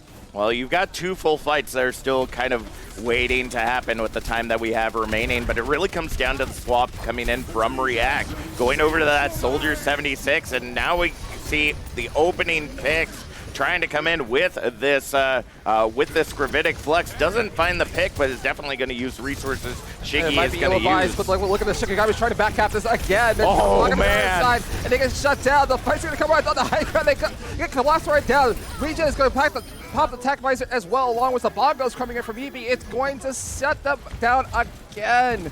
But this time Shikigami didn't. It was a 2-for-0 trade. Shikigami did not use any ultimates in that fight, so like it's gonna come back a little bit stronger. But a minute on the clock. Now this is where experience might be the greatest teacher here, right? Because these folks are looking for that last minute play to see if they can close this out. Oh, just 2 meters separates Shikigami from moving on to this bracket. Well, I mean, that's definitely the thing that they've been trying here, right? I mean, Sensek would, on the Tracer, you know, pulse bombs can easily be thrown out and be gained back up relatively quickly. Oh, no, the early pick! Ooh, the early pick, though, is not going to be helping them out. I mean, thankfully, 30 seconds are still on the clock, but it's essentially going to have to be a 5v6, and the pulse Another one on coming. The support line! Oh, Regen is literally just tearing Shiggy apart the best that they can. No. I think it's going to have to come from an underneath. Oh! The gravitic flux from underneath! Oh my goodness, the gravitic flux comes in, it calls all the players from Regen there. The rally gets popped in response as well. Regen's doing it for the last second, but it looks like the players are still alive. Is someone going to touch this cart? Okay, the one's going to dive in. Sadness is going to try to stick and play the hero. Here we go. The duplicate comes away. No, the pulse feet! Oh my goodness, the pulse has been eaten. And Young Money is still shutting players down. Sadness is still here trying to hold this off for the end time. We're into overtime right now. The cart is just short of victory. They're just playing ring around the rosy at the moment. Sangsuck is next to the cart. One more kill to clear off. D goes there as well. Goes down, and that might be it. That might be the game. Regen pulls it off in the most dramatic fashion possible. And we're going into map 3. It looks like Shiggy needing a little bit of a reset before going further on in the bracket. Again, I think we're seeing the opposite of what we saw from Regen during their push. They were working with the dive. You know, ideally it should work, but it was not providing the full value that they were looking for. And unfortunately, by the time that the time bank had run out, even though they had the ultimates in their pocket, they just did not have the ability to push through the way they wanted to, especially with Regen at the end, was just literally in the back line, pick off one, pick off one, pick off one. And when you're just essentially taking grapes off of a vine, it makes that vine less stable, less structured. And with the time continuing to tick down, it was all Regen needed. As long as Shiggy didn't come in with a full 6, that is truly all that mattered. Now we are at match point. Well, we already were, but now we're definitely at match point because one of these teams is going to be moving on to face off against a Mongoose in the next round. And honestly, based on the way both of these teams have played so far, not just today, but this weekend, it could go either way. Yeah, it could go either way. I mean, there's definitely some familiarity with some of these teams. I think like Sadis diving into the backline multiple times. We saw Lukewarm, like sneaking around. And you got a melee kill, you got a pulse bomb kill, just picking off the supports left and right for. And I don't think it was expected as well because there was some respect between both of these teams. Mm-hmm. They had this. They gave space in their first choke, and then on the 3 space, it was the same drill. It's like there was some respect, there was some space, there were set plays, but. Man, I just don't know if folks got too confident. Maybe they played each other before and they just didn't understand. Again, but it's a different setting, man. Like this, I think part of this is just this LAN setting is just changing the tone and the tune. A lot of how these teams play because again, your other team is in the room. You can hear them. You can hear them screaming and stuff like that. And of course, for reference, Shikigami is playing in front of us, right? So they can kind of hear us as well. So, map 3. Going to an escort map now, and we haven't seen a lot of map 3s this tournament. Now, for the record, when we set these things up, we try to do for best case scenario, and the best case scenario is that everything goes to TO. So we want to have the most variety, which ends up being control and hybrid. So escort's in there, but we haven't seen a lot of it. Like most of the time, if you see an escort map, you know that it's like it's still. If you see that, you know that it's gone to a map 3, and you know that it's been like that that big of a deal, right? Yeah, I mean, and that's the great part about the playoffs. That was a complaint from a couple of the players when we ended up doing the random seeding for groups, is that, one group is a little bit heavier than the other, and it's like, well, it's going to work itself out in the end because everyone essentially gets spread across the playoffs bracket. So everyone, even though they start in one place, they're not going to end up in the exact same place that they were in the playoffs bracket when things started. And like immediately as we started the playoffs, we started seeing those 2-1s. Got our first draw today, actually off stream. So it was still a 2-0, but it was still 3 maps. So, I mean, it's always interesting to see kind of how the tournament life is. You know, they say that the best matches are in the semifinals, but honestly, if everything is bracketed correctly, and especially here at LAN, it's a different environment. You know, the mental is different because, again, like you said, you can see your opponent, you can interact with your opponent. Like, it's not just players talking to each other on a screen. It is being able to interact with them face to face, and sometimes that makes the blood boil just a little bit harder and hotter. Making that those gains, making that worth of wanting to win that much more sweet. So I cannot say that I am surprised in the least, especially with two teams that are friendly rivaled against one another, that this goes to 3 maps. Well, I also have to say as well, we didn't eliminate anybody in the group stages as well. So like I would have probably reseeded the brackets considering the feedback we got from the players if we were going to eliminate folks. So it would be unfair if one of the more goated teams had went out in the group stages just because of how strong the bracket was. Yeah. But I will also say too, in the history of the Invitational, there's always been that group of death. There's always been that one group, and that's the group that always surprises us, right? That's the group that's like has the upsets and everything else, and it's just like, man, But sometimes luck has happened. But again, this is a LAN, this is a different environment. And shout outs to all 13 teams that came in through this weekend and participated and played it out. And so now we're just waiting to see how this is going to play out. Like, again, one of these teams has to go home, and I wish both of them can stay. Like between both of them, between Aeroplane and Shikigami and Aqua and Regen, I want them both to stay, but one has to remain, unfortunately. Well, I mean, more than likely they're not actually going home, but yeah, I totally know what you mean. And honestly, at the end of the day, these two teams have been doling their hearts out. I was actually getting the request yesterday as to whether or not I could bracket the playoffs so that Shiggy and Regen could face off against one another. And I said, you got 2 paths. You can play either real good or you can play real bad, and one of those directions you're going to meet one another. And sure enough, the way that they ended up staggering themselves with their wins and their losses, it ended up working out very well in their favor to be able to meet one another. So we will see kind of how things shake out. And it looks like our final map has been chosen, Will. We're going to be going to the best place to get your unanas on. We're going to be going to Havana. Things are getting a little hot in the lobby, Will. Havana. And I'm really hoping to see the Widow v. Widow battle coming in from React. But we'll see. We'll see. I'm going to reserve my judgment for these things. But man, what a way to finish this out! What a way to finish this historic match out. And also, last thing. This is one of the final really North American Overwatch 1 LANs that we're going to have. Obviously Overwatch 2 is coming by in October, and I'm just happy if this is the way we go out, and this is the last tournament we do, which is not. I'm just joking about that. But if this is the last tournament we want to do, this is what I would consider to be a really good result here for Regen and Shikigami to play like this, to battle this out. And this is going to go to Wikipedia. This is going to be the stuff of legend and lore. But yeah, Escort, Havana. Long sight lines, get 3 points, and it's going to be a thing. And I just want to see what the initial comps are going to be. It's going to be absolutely insane. Well, it looks like we're seeing a lot of the same, to be completely honest there, Will. Regen going for that double shield. They're going to be coming in on the attack once again here on Havana. So they're going to have to make up that difference very, very quickly. But as we saw from Shikigami, that I have never... What? Aren't his legs supposed to be crossed?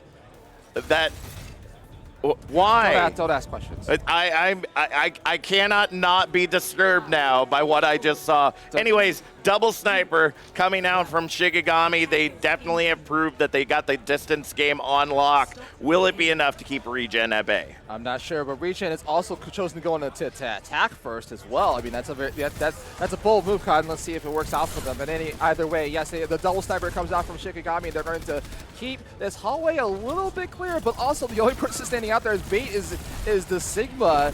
And that's really the only target. Is Zenyatta is going to be in the background as well. So now here comes the battle around the first turn. Do see Pandemonium swapping over to the Mercy. Very interesting choice. Maybe looking to give a little bit more boost to react. Do see the slam coming in from Eevee as they go ahead and try to create some space, but the card is now at this corner of death that is always so difficult to get through. Avery finding the pick onto Lukewarm to be able to go ahead and keep this card at bay, and now they're able to aggress without having that pesky Tracer in the back line, and React already being reset in spawn. They're going to be able to take over this street and keep that payload at the 48-meter mark. Absolutely. It was just kind of like a slow fight coming into that first turn, but like again, the early picks coming in as well. And again, once again, Savory, I mean, it's not Savory. Avery. Yeah, but I was thinking Sadis and Avery, but Savory. Oh yeah, that works. There we go. That it works perfectly, actually. Savory, so but Sadis was just diving right in front of everyone, along with Avery taking down a couple of those kills. And so another fight's going to break out here. But this time, Young Money is going to dive in. Like the Battle Zenyatta is going to try to get some space as well. The window has been committed to this fight from Shikigami, but not much behind it, along with the Infernal Sight as well from the Widow. And now they can see exactly where they are. And that Tracer was right there. That's what he was looking for, that target. But he's going to try to get to the ball as well. Not by West, but of course, Nico's going to drive in and take down the Sigma. And that might be the go button here coming for Shikigami. Yeah, I mean, it's really coming down to those early picks. Like I said, the distance game is definitely in Shikigami's favor. They have shown that they've got that locked down. And with Sensuk getting so much value on this Widowmaker, they're able to get those early picks, even if the team is moving together as closely as possible, and they're not able to get the initial headshot. They're able to take them down well enough that the rest of Shiggy can clean them up. Oh my God, the Dragons gets committed as well. So that was just the go button. That was a set play, and the Dragons grow a lot of space, but the Transcendence comes in well just in time to save their team. But now 2 more kills comes in as well.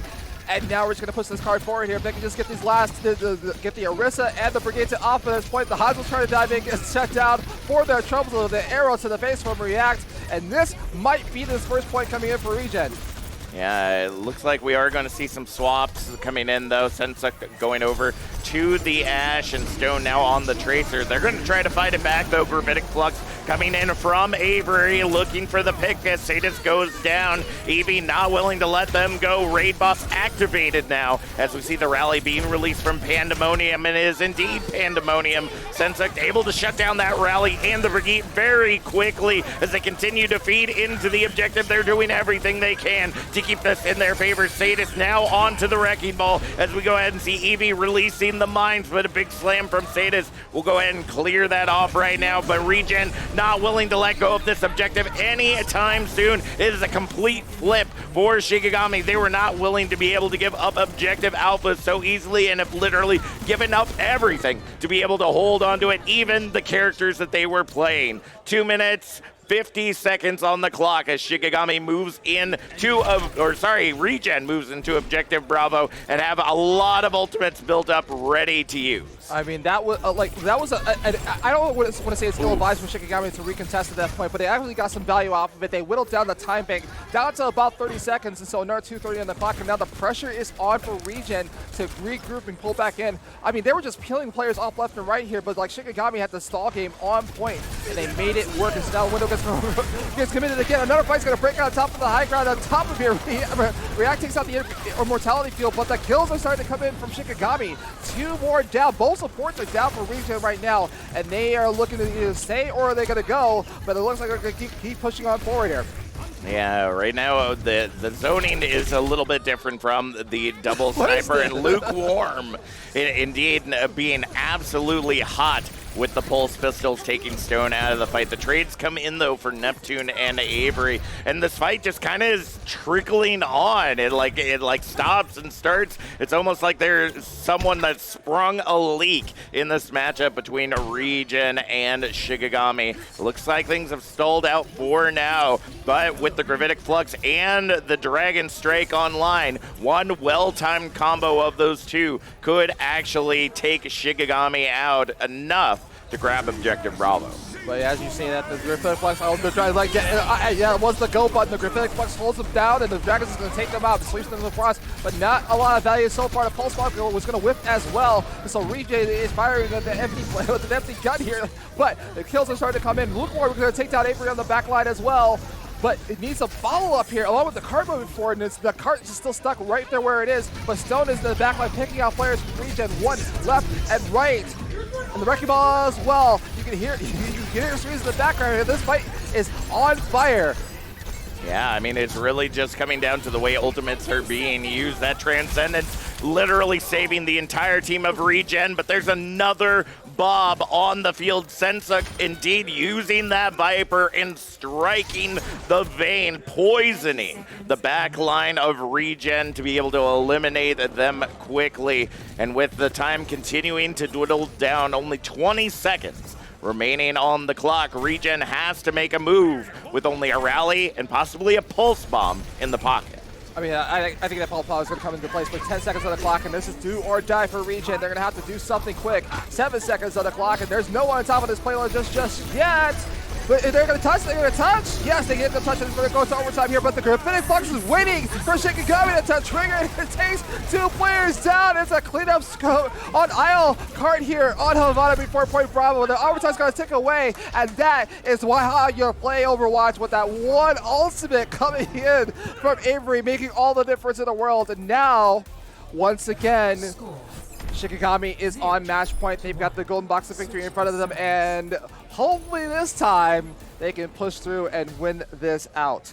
Well, as we saw before, Will, Shiggy got a little bit too big for their britches back on Eichewalde and came close, but no cigar. Let's see if they can lock it in this time around.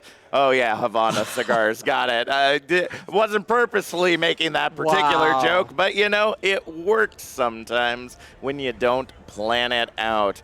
As we go ahead and see Shikigami preparing for their attack, it looks like they're going to stick at this moment with the double shield. But, Will, this is one of the last times at LAN that we get to witness the good old rush coming in from Regen NA, locking in that Rhine Diva, locking in that still stunnable Lukewarm on the Cassidy, react with the Mei that will freeze you into a block of ice. They are looking to take down as much time on this objective as possible, but looking at Shiggy right now, with the way that their setup is, they're going to have to swap some things up to be able to break out of this quickly.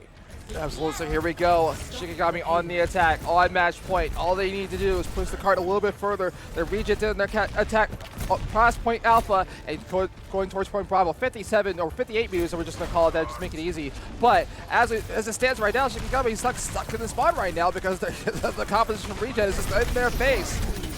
Yeah, I hate to tell Shikigami this, but really the answer is you've got to match rush with rush, at very least just to be able to get out of the door. It's a little bit easier when you're outside of the area, but really staying stubborn to this is going to make things difficult for them to be able to continue to poke out. But they're using the two-pronged approach, but the Baywall goes up there for react. They're coming in onto Deco and Sadist, and it is going to be a quick cleanup. Regen indeed putting the stop to Shikigami, trying to take the spikes off of the end of those shurikens that they have been throwing all land long. Oh my goodness, and so like this is kind of a masterclass of a close hold on Havana. Now I've seen it go the other way though, because if they lose this fight, then this is gonna be like half the distance towards Point Alpha if they can just get out of spawn. That's what they're looking for here. And also the ultimate advantage, as time goes on, Shikigami will also have the ultimate advantage because Regen is so focused on trying to keep them here that they might be missing some of the points here as it were. So here we go. The window gets the best of from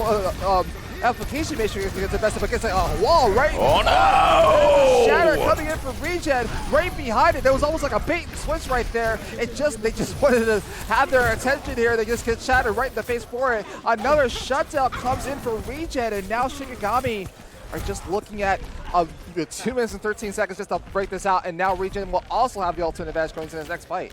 Yeah, things are looking really rough for Shikigami right now, and they're finally putting the pedal to the metal. They're realizing we got to give up the ghost, we got to switch to those, and honestly, that should have been the early switch, but now with only 2 minutes remaining on the clock, Regen definitely has the upper hand. There it is, the Blizzard to open it up. Absolutely, Blizzard opens it up, a react, it just goes right behind it, just a sharpshooter on that ice machine coming in from May, and the kills come in as well. This is a lost fight, a lost cause as it were, and Shikigami's got to reset again. That's absolutely true, and it's just a shame, and we're probably going to be seeing some more swaps here if Avery and Deco can't get value out of this Gravitic Flux and Rally. You're seeing them unleash now. There has to be enough as we see the beat coming in from Pandemonium. The cleanup has to be there. Finally, Young Money and React going down, but the self-destruct gets the trade. Oh my God. and Stone going down with only a minute remaining on the clock. It doesn't matter how many players remain at this point. Shiggy is going to take the payload, but Regen has already done the dirty work they needed to do. They have shaved that time bank down significantly, and Shiggy has very few opportunities to be able to push back. But that's the risk of playing this close hold now. So now Shikigami's going to take out space. They're probably going to around this first couple of points here. They're going to have to keep somebody to move the card. But I was going to say, like, Sadis was staring at that Diva Bomb in the face and just right in front of the shield. I think the shield either broke or he just let it down too soon for the Diva Bomb. And it got that one kill. You hate to see it, but they're going to make it 4-4. Lijiang, on the other hand, has tried his best and got the one kill, but the Weiwall gets in front of it as I think the application makes it again for Shikigami, gets adjusted, and now the fight's going to break out. This might be the final fight territory here, and oh my goodness, the shutdown. 4, 5, and maybe 6 coming in for Regen. Another reset with 12 seconds left on the clock. Is this it? Is that the end for Shikigami? I think that is. This is incredible. Seeing Regen North America bringing it in. The window comes out in the final moments to shut down any way to flank around the corner, and Regen is able in a come-from-behind victory. The underdogs in this situation, if you've been watching this entire tournament, will go ahead and take the victory here and move on to face a Mongoose in the lower bracket semifinals. You hate to see it. You hate to see it. Not like this. Shikigami looks so good in that first map into that control map on Lijiang, and it's just, it just comes down to the wire, and it's excellent play from both sides. And again, I really think this really speaks to the familiarity of both of these teams, because I don't think any of these plays would have worked if they didn't know how each other's playing, and it was just absolutely insane. You see React on your screen coming from the other team, and congratulations to the folks, but like, like I say, you hate to see it. 2 maps in a row. It was definitely in the favor of Shikigami. They definitely put up the best. I think the best attack and defense, but just Regen just had a little bit more stick to itiveness, if you want to call it that.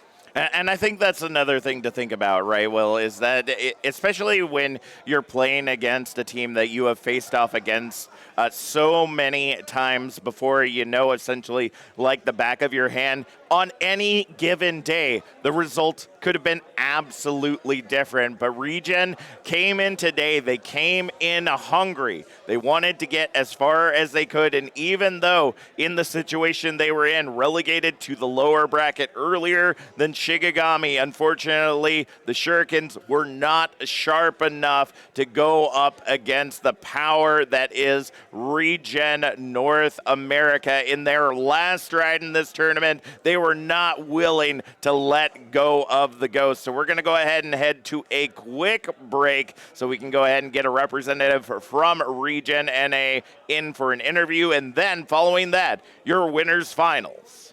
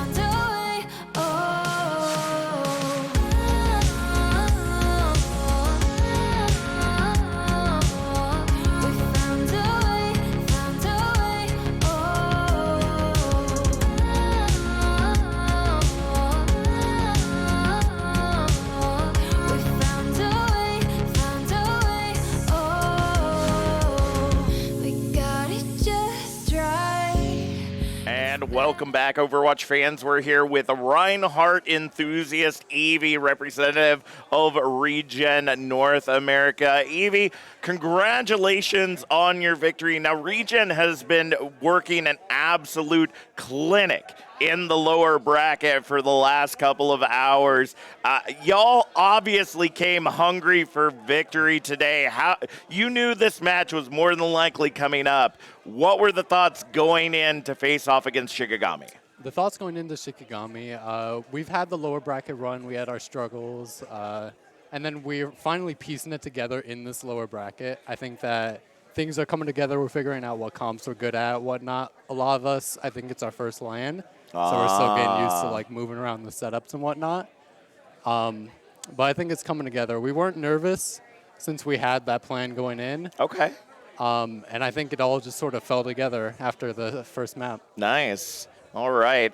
Tell us a little bit about kind of what was going on in Eichewalde. You know, as casters, we don't get to listen to your comms, and many times we don't know 100% what the strategy is. And we were wondering if maybe there was a little bit of stubbornness there on first point, that you really want to make that rock and roll work. You really want to get that wrecking ball through and the rest of the team. What was the strategy if that initial pick had not come in to be able to roll through and grab objective alpha in that final minute? There is a lot of stubbornness. I think that's one of our...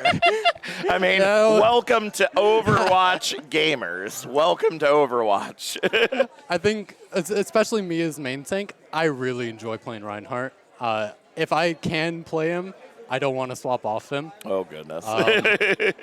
So it's just a lot of the time where we end up not being able to swap our comps in time. But we're finally figuring that out. Originally, our plan was if we weren't going to get that pick on the ball comp, we were going to swap to double shield, which I think we eventually did later in that map. And once we got onto the reset, got onto the brig, and things started clicking, things started coming together, it fell together. The plan started working. All right. Well, last question before I give you a chance to open up the floor. Tell us a little bit about our friend here. I was told we have a special Regen NA representative. This is Snow. Tags a little early. Shout out Snow. It's a plushy lukewarm bot yesterday. Nice. And it's basically Snow's icon on Discord. All right. Well, Snow represented here at LAN. I'm guessing, unfortunately, couldn't be here with us. But, you know, glad to have at least a little bit here. Well, congratulations once again on your victory. If you want, go ahead, take a moment to shout out friends, family, you know, whoever you want for your success today as you prepare for your next match against a Mongoose. I got to shout out Ronin11, off-tank player. He's here at the venue. Nice. Brought water. I could not pay for water myself. He brought water for Regen. And that's the biggest clutch. We are hydrated. We were ready to play. Ronin11, off-tank player, 4-3. Pick him up. Guaranteed. Good pick. Oh, see, now I'm gonna have to check Shiggy's setup to see if they were hydrated beforehand. Maybe that was the big diff. We'll never know at this point. When we come back, we're heading into the winners finals. Finally, Durpee cheated versus Die Lit. Which one of those two teams is going to walk into the Winners' Championship, and which one of those teams are going to be relegated to the lower bracket to have to fight their way back to that grand championship? We'll be back with more of the Overwatch Invitational 4 in just a few moments. Don't even try. Aiming so high. Found out what it means to touch the sky. Every road that we followed had to hold on just so we could let go. And the night goes on so we could know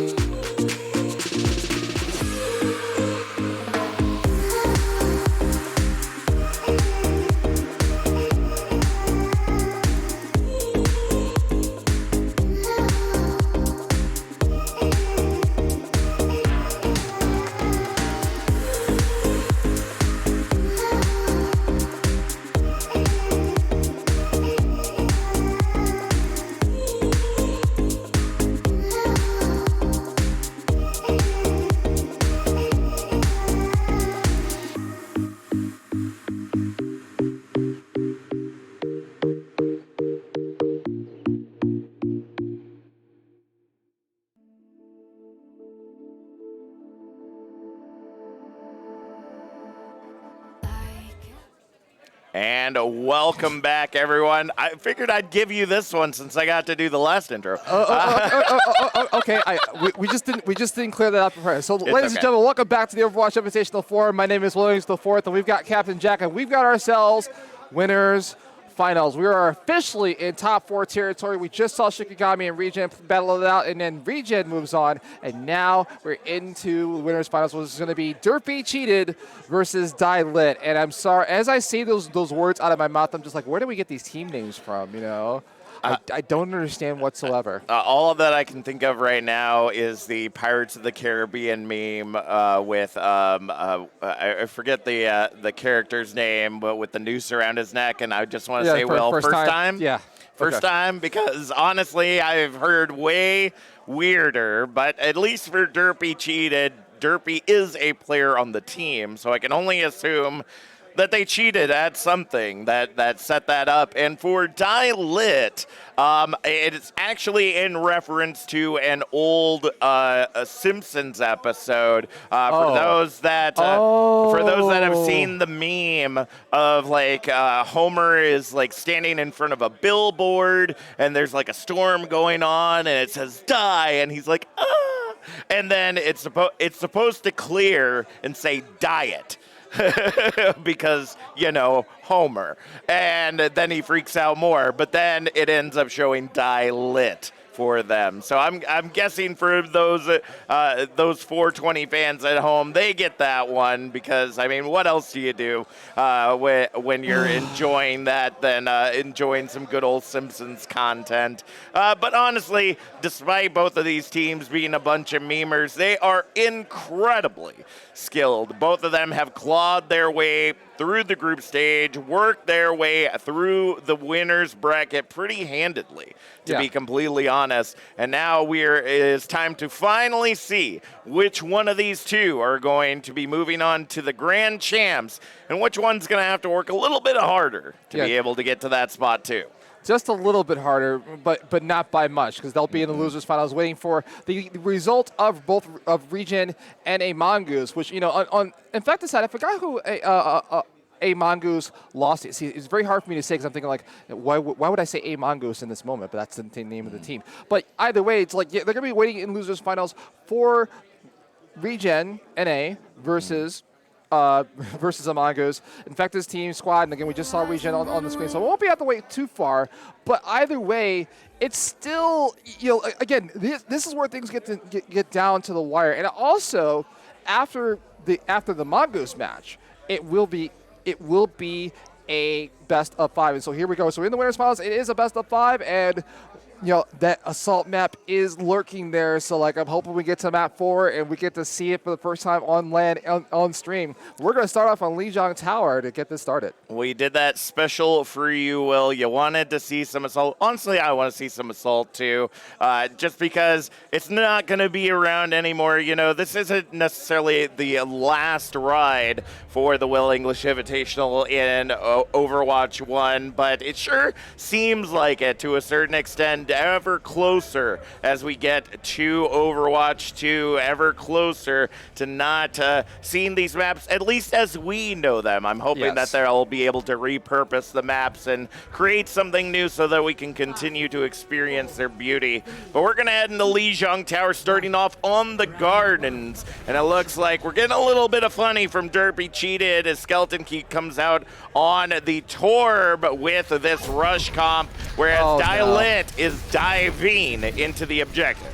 I mean, we've seen this before from the Redbirds. I forgot the player already, but just like, come on, really? Like, is the sign of being a Chad is if you can play Torbjorn in a competitive tournament here series. But either way, as you mentioned, this is kind of a different composition coming out from Durpee, but like, it seems to work so far. Since this is going to get the pick off on the back line for Astronexes, or I'm going to call Astronex. And it looks like they're going to get the point as well for Durpee. Just off the one pick, it's like Die Lit's just going to give them the space to do so. So it looks like we're going to see some quick swaps coming in from Die Lit, going over to more of a shadow composition with Zira now on this Reaper Bun, swapping over or being on that Sombra, and now Astronex on the Rhine, getting cut down quickly by Durpee. That percentage continuing to climb as Opia sending clear right on over the side in the mini diva form. 25% and climbing as Durpee cheated, not cheating here. They're just taking the point. They're taking ahead to taking names here. It seems that like all the environmental kills coming in as well. You got the boops, you got the pushes, and just making things work for everyone here. But Durpee is still online here, and there might be a set play coming in from Dialect. They're going to try to EMP here and get all 6. It looks like, or at least 5 out of 6. But either way, a pretty good AP. It was all shut down right by the Death Blossom, and Dialect is just going to keep on dying here, and they're going to have to respawn and try again. 52% for Durpee, and just like, hey, they were confident. They just emptied their ult bank just for this next attack. Well, that's the thing, though. Dialect set themselves up for success. The EMP got 5, but to get the follow-up with a Zera on that Reaper, the only person they didn't get with that EMP was Opia. They shut down so many ultimates, but the one thing they didn't shut down was a DM. Num eat him up, ended up making that Blossom completely unable to bloom. And with Graham sending in the beat and able to get the first elimination, Zera now in on this Hanzo, dealing out arrow after arrow of damage. Triple kill on the field as Asternex is swinging that hammer and treating everybody by nails. We are now in the final fight territory, but Dialect have quite a climb to be able to get that for themselves. That's what you're looking for here. Asternex comes in and just swings away that hammer and gets the kills on the board. But now, a little bit of a desperate situation here because they're going to have to hold this against this very strong Durpee squad. And they're going to go around the back. They don't have the ultimate advantage as well, but has that really mattered to these teams so far? But here we go. The window gets invested from the application matrix gets invested into this fight. And another shutdown here coming from Dialect. Wait a minute. Were they just having to warm up a little bit? Clear now is going to get on the board with 3 kills and environmentals as well. And Z-Man is just going to jump off to the side. Another reset coming in for Durpee. That's 2 in a row now. That's absolutely true, but that's the momentum that you have with having the objective in your favor. But Durpee cheated, now having ultimates getting ready to come online. Skeleton Key with that Molten Core clear. I hope that your belly is not full. Because you are gonna need it against this Torbjorn ultimate, and it's gonna be a battle of the shatters going into this next fight. I mean, I have to, yeah, here comes the shatter, comes right out, but it whips a little bit here, but the Molten Core is gonna come out from Skeleton Key as well. Another boop! The environmental kills you would think would be on the other map, but not on this one, not on guards. They're making it work, but either way, this battle is still continuing. Durpee is on top of the point with the right arm, and shuts down right there. The eat from the Blizzard as well. This fight's gonna continue, and Dialect has emptied their entire ult bank, trying to keep Durpee away. It's not working, not getting the trace they're looking for, but they're standing strong anyway. 2 more kills are coming in, and now Durpee's a little bit concerned right now because it's 85%. They need this next fight, and they need the reset to come through. The good thing is that Durpee cheated also staggered in quite a bit, so they're not. They're gonna try really hard to be able to get that 6-man back together, but they're gonna have to use Opia as kind of a decoy to be able to touch the objective. Actually, it looks like 0 communication. Both Opia and Skarm end up going into the objective. 99% for Dialect as we see the self-destruct going in for Opia. Clear, also getting both of the immortality fields on either side, and now here's Opia chasing down Pink, ends up going down. The trades coming in, but Durpee cheated. Indeed is locking it down, and now it's going to be up to Graham to be able to touch this objective and keep things going. Can they touch in time? They cannot. 100-0 as Durpee cheated, locks it down. A couple of boops there to clean it on up, and honestly, both of these teams are already starting off strong here on Lijiang Tower. I mean, it seems like they've been here before. I mean, Durpee cheated, didn't sweat at all. They just had a plan. It's like, okay, you know, let me get little bit of space here, and they got to 99. It was a pretty good effort, but Durpee cheated came in with 1 fight and a couple of ultimates, and they get its first point right back in Lijiang Tower. So now we head to the next map, and a little bit different competition coming in, but like I was hoping to see the infamous strat in this map, and we might get it from one side and not the other. That's true. That is going to put Dialit in a better position for sure, but we're playing at a pretty high level of Overwatch. That teleporter isn't even being used for the reasons that you'd think, which would be to get into that window and set up on the objective. They're still able to get in and spawn quickly in this area to be able to zone it off, but we're not even seeing the use of the turrets to be able to kind of keep Durpee cheated off of the objective. I'm not for certain what the strategy is. They're going to use the teleporter up into the window. Stun City. Somebody's been playing a little too much Overwatch 2. As we see Zera getting taken out by Skeleton Key. Durpee with the Fire Strike to take down their Rhine counterpart on the other team. Dialit is going to grab the objective to start things off, but as the stagger picks come in, Durpee cheated will reclaim it for themselves. Absolutely, and so once again, like I saw the teleport, I saw the Doomfist, and I'm like, it was a DPS in Overwatch 1, right? You know, like I understand old habits die fast, but either way, it was like kind of a valiant effort coming in as well, but it's not going to work out so far. Durpee Cheat is in control here, but it looks like now the Widow's going to be invested in both dueling amplification matrices as well, but Ziva is going to be on the high ground, the advantage is going to keep picking people up from the back line, and more kills comes in, but like seems a valiant effort for SNX is going to get support as a consolation prize, but not by much. And that was a little bit personal there from Durpee. He's going to take 2 more down, and the more players die from Dialit, the more they're going to have to reset and try again. 36% and climbing for Durpee Cheated. When we were getting notes about this particular matchup, a lot of the weight is sitting on Zera's shoulders. But Durpee Cheated has quite a bit of diversity across the board. And even though their flexibility might not be as large as Dialit, they are proving to be good at what they're good at. But the first pick coming in from Asternex onto Durpee is going to go ahead and make this a very quick flip. This 4-6 fight actually might be turned back in tow, but it looks like the staggers are going to be just enough. Not enough communication from Durpee Cheated to keep them on this objective as we see control going back over to Dialit. Absolutely, and so Durpee Cheated. It goes back over to Dialit. They retained a little bit of ultimate economy, but not by much. Durpee is going to come in with a probably full 6 by the time this next fight goes off. But they're pretty comfortably at about 70% here. So Dialit is going to have to work a little bit harder here to try to keep Durpee away. But here we go. Durpee is going to set up with the Depot up front. Deadeye is going to come out for a sense. He's going to play forward here, but he gets nothing. He gets nothing but shield as he gets shut down. And oh my God, the Diva Bomb of Clear gets 2. And just into this, the entire Cheated team is gone in the blink of an eye.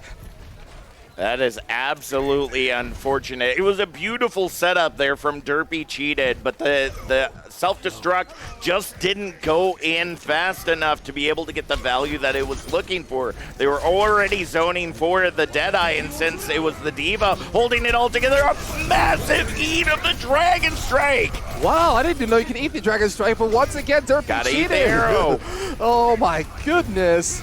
Durpee Cheated, on the other hand, is going to get shut players down. It's going to reclaim this point in just a second. They need to clear off Clear. It's going to get the D-Mac and the Smash, and that's going to be it. It's going to take the baby down along with it. So here we go. The flip goes back. It was 83% on the side of Dialit. They just needed one more fight, and now Durpee Cheated is at 72, and Dialit has nothing in the ultimate bank to make this next fight work, but they're going to try anyway. Asternex is leading the charge. He's going to try to use this shield to get some space. Durpee is just waiting on the point, waiting for them.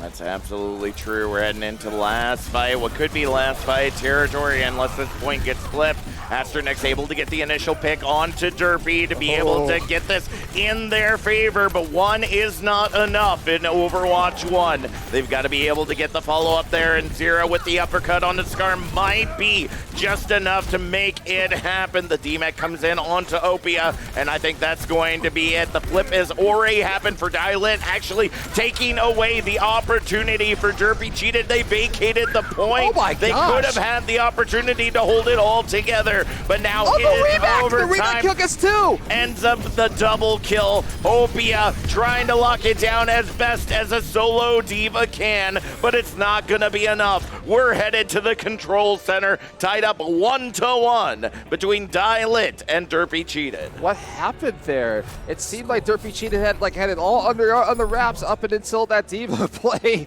comes in and takes out 2. I'm sure they were just shocked themselves that they got smashed by the mech. And so here we go. It's tied up 1-1, the final map of Control Center, and are we going to see similar? Oh, this time we might see similar compositions, but I'm not sure right off the back. So we've been bamboozled before.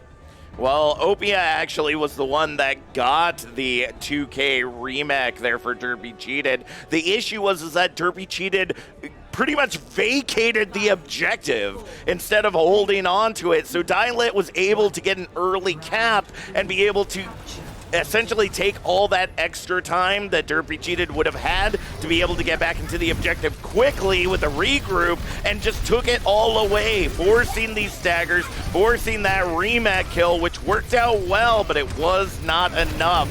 And now we are seeing clear coming in is the Zarya versus Diva battle of these off tanks to see which is going to be stronger at holding on, and right now it's looking to be Lit. Absolutely. At that level, we'll probably get this flip here, but not without a fight. Durpee Cheated is still here, trying to contest this as much as humanly possible. Durpee is swinging away with that axe, and there we go. But Astrodex gets the better of it. It takes down the Junkrat as well. You're talking about interesting compositions. Junkrat on Control Center. I mean, it's a tale as old as time. I can see that, but I didn't see Skeleton keep pulling that out, considering the other heroes that I know that they have in their hero pool, but. All for naught. Lit is going to capture the first point, and Durpee Cheated is going to have to reset. Well, that's the thing, is that it ended up coming out too late. Skeleton Key ended up coming out on the Hanzo to start things off, and now we're seeing them moving over to the Cassidy now, but Graham immediately, a little bit of tinnitus right over the side, ends up taking down Z-Man as we see Zero with the follow-up onto Durpee, and that's a very quick shutdown there for Lit as they go ahead and continue their percentage climb. Tinnitus? Okay, I get it now. Oh, no! The Shatter gets stuffed, and so, but right behind it, though, Doomfist is going to take out a kill as well. And another shutdown is coming in from Lit. They're just going to give this up, and Durpee Cheated is going to have to reset again. But that was just, you saw the Shatter, but it didn't matter. Doomfist follows right up and just makes Durpee go right back to spawn. I was actually a little nervous there for Astronex. If that beat had not come in from Graham, they actually might have been taken advantage of it. Maybe it was a fake out, have the Rhine tackle into the back line, and then Durpee Cheated's going to go after them. But already with the first pick onto Skarm, it's not going to matter. A very fast and quick cleanup there. Lit is indeed on fire right now. And they're going to stack it to the Diva. Another tail. It's old as time. There it goes, finally down. But look at this. It's 85%. Durpee Cheated has no answers. They've been strong so far, but they've got nothing. It might be 100-0 if they go past this next point. And they've got nothing. Well, they got the Lucio at the very least, but not by much. Oh my goodness! At the spawn doors. How do you deal with that? Boopity boop boop, biggity boop. As you see Graham coming up, making s'mores of Durpee Cheated as they go ahead and lock that first point in onto the board. Lit is just absolutely lighting the floor on fire here at the Belong Gaming Arena. Look at that beautiful double boop to shut down any possibility of getting to the objective, Will. Yeah. And that is what we want to see in our winners finals matchup. We want to see these very close matches, but as you said, Lit need a little bit of a warm up there onto the Gardens, but as you can see, they are ready to rock and roll and take control of this fight. I mean, 100-0 on the Control Center, and not nary a peep. I mean, again, we saw some really brilliant plays coming in from Durpee Cheated, but just a massive shutdown, 3 fights, and then you're kind of done on Control Center. That's just I mean, you see it that often, but just not that not that lopsided on the last point, and just kind of like ran out of steam. But it doesn't matter. We got, you do have a map to give in this particular format. It's not like you're one and done here. So we'll see what happens on our next map, which is going to be hybrid, but we have to figure out what that's going to be, because it's going to be Dialet's pick. Well, actually, it should be Durpee Cheated's pick. Sorry, my bad. So, yeah, we're not like some other tournaments that give the winner the advantage. We're all about whoever is in the underdog position at the time. And Durpee Cheated, thinking about the compositions that they've run so far in this tournament, they're very kind of stubborn, very kind of stuck in their ways. So if I'm looking for a rush map, if I'm looking for a way that I can use my skills close quarters combat, I hate to say it, Will, but there really is only one tried and true map that I think is the best to go to, and it would be Kings Row. I don't know if that's where we're headed to, but if I were to say 9 times out of 10, I will not be surprised if I see jolly old England. Jolly old England is what you're trying to say. I'm sorry. I have been talking a lot over the last couple of days. You can probably tell my voice is kind of going out a little bit. So a little tongue-tied there. But if we end up going to jolly old England, I would not be surprised. Now I can't say surprised. So, I hate to play spoiler alert, but like one of the benefits of being in Atlanta is you can screen peek at other people's computers, and I think I see what our next map is, but I'm not going to ruin it for you because I don't want you to I want you to be surprised, but not too surprised, if you want to call it that, right? But either way, like I said, it's still best of 5. You still have a map to give. It's not over by any means, but I would say if you lose this next map, right, then it's a little bit of concern because you're on match point, and then you have to battle through loser's pick the entire way through, right? You have to kind of like win on their pick, and then also win the next 2 right behind it, and the last one being control. So, and also again, you have the Assault is lurking there. So I'm hoping that Durpee Cheated can pull up. No, I'm sorry. I'm hoping that Durpee Cheated, yes, I did say that right. Yes. Durpee Cheated can win this out, so we can actually see Assault on LAN. And then I get to finally say, this is the last tournament where we're going to have a 2CP on stream or on LAN.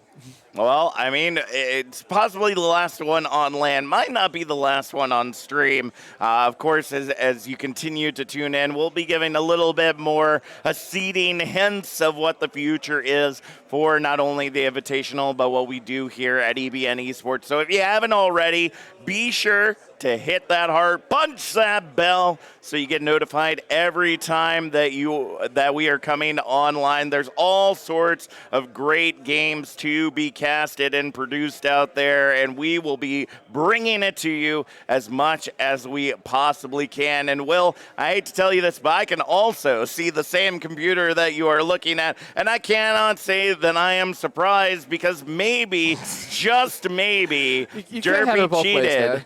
Durpee Cheated might be trying to catch them off guard with something a little new. And I mean, this is something that we see constantly in tournaments, right? You hold on to those compositions that you have been practicing kind of in the secret of night. And until you absolutely need it, that's when you pull it out. And we are heading to Blizzard World. So I would not be surprised if maybe Durpee Cheated has actually been practicing a dive composition, not standardly known for their team, and they're going to pull it out right now and just try to catch Dialet off guard. Yeah, absolutely. And so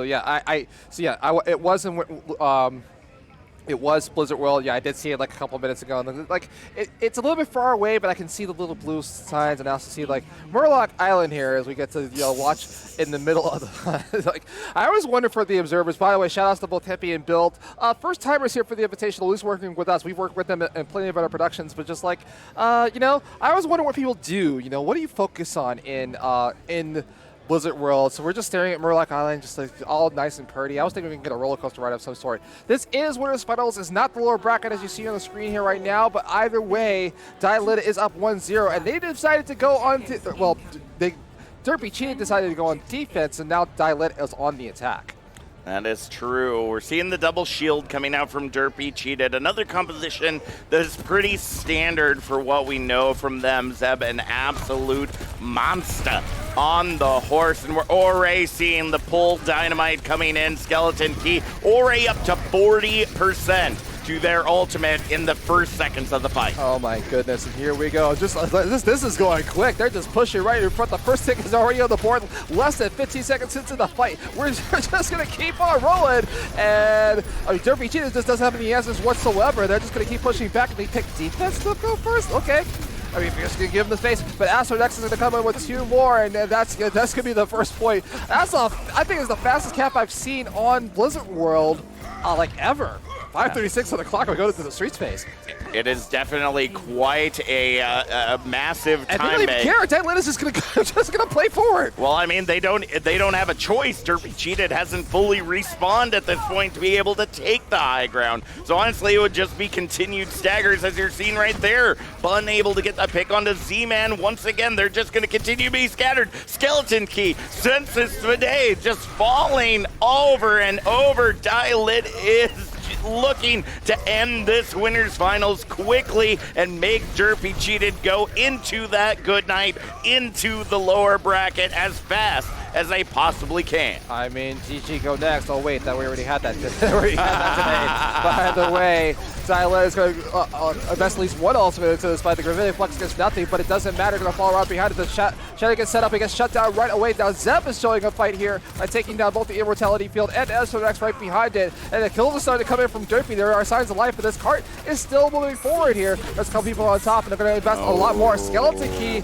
is coming alive. 2 kills, and also Census on the Hanzo is going to take it down. So this is going to be a reset for Dilate finally, but they were barely towards that first point. They're only, I would say they only got about 20 meters to go. I mean, they definitely don't, and it came down to the way that Dylit was set up on that high ground.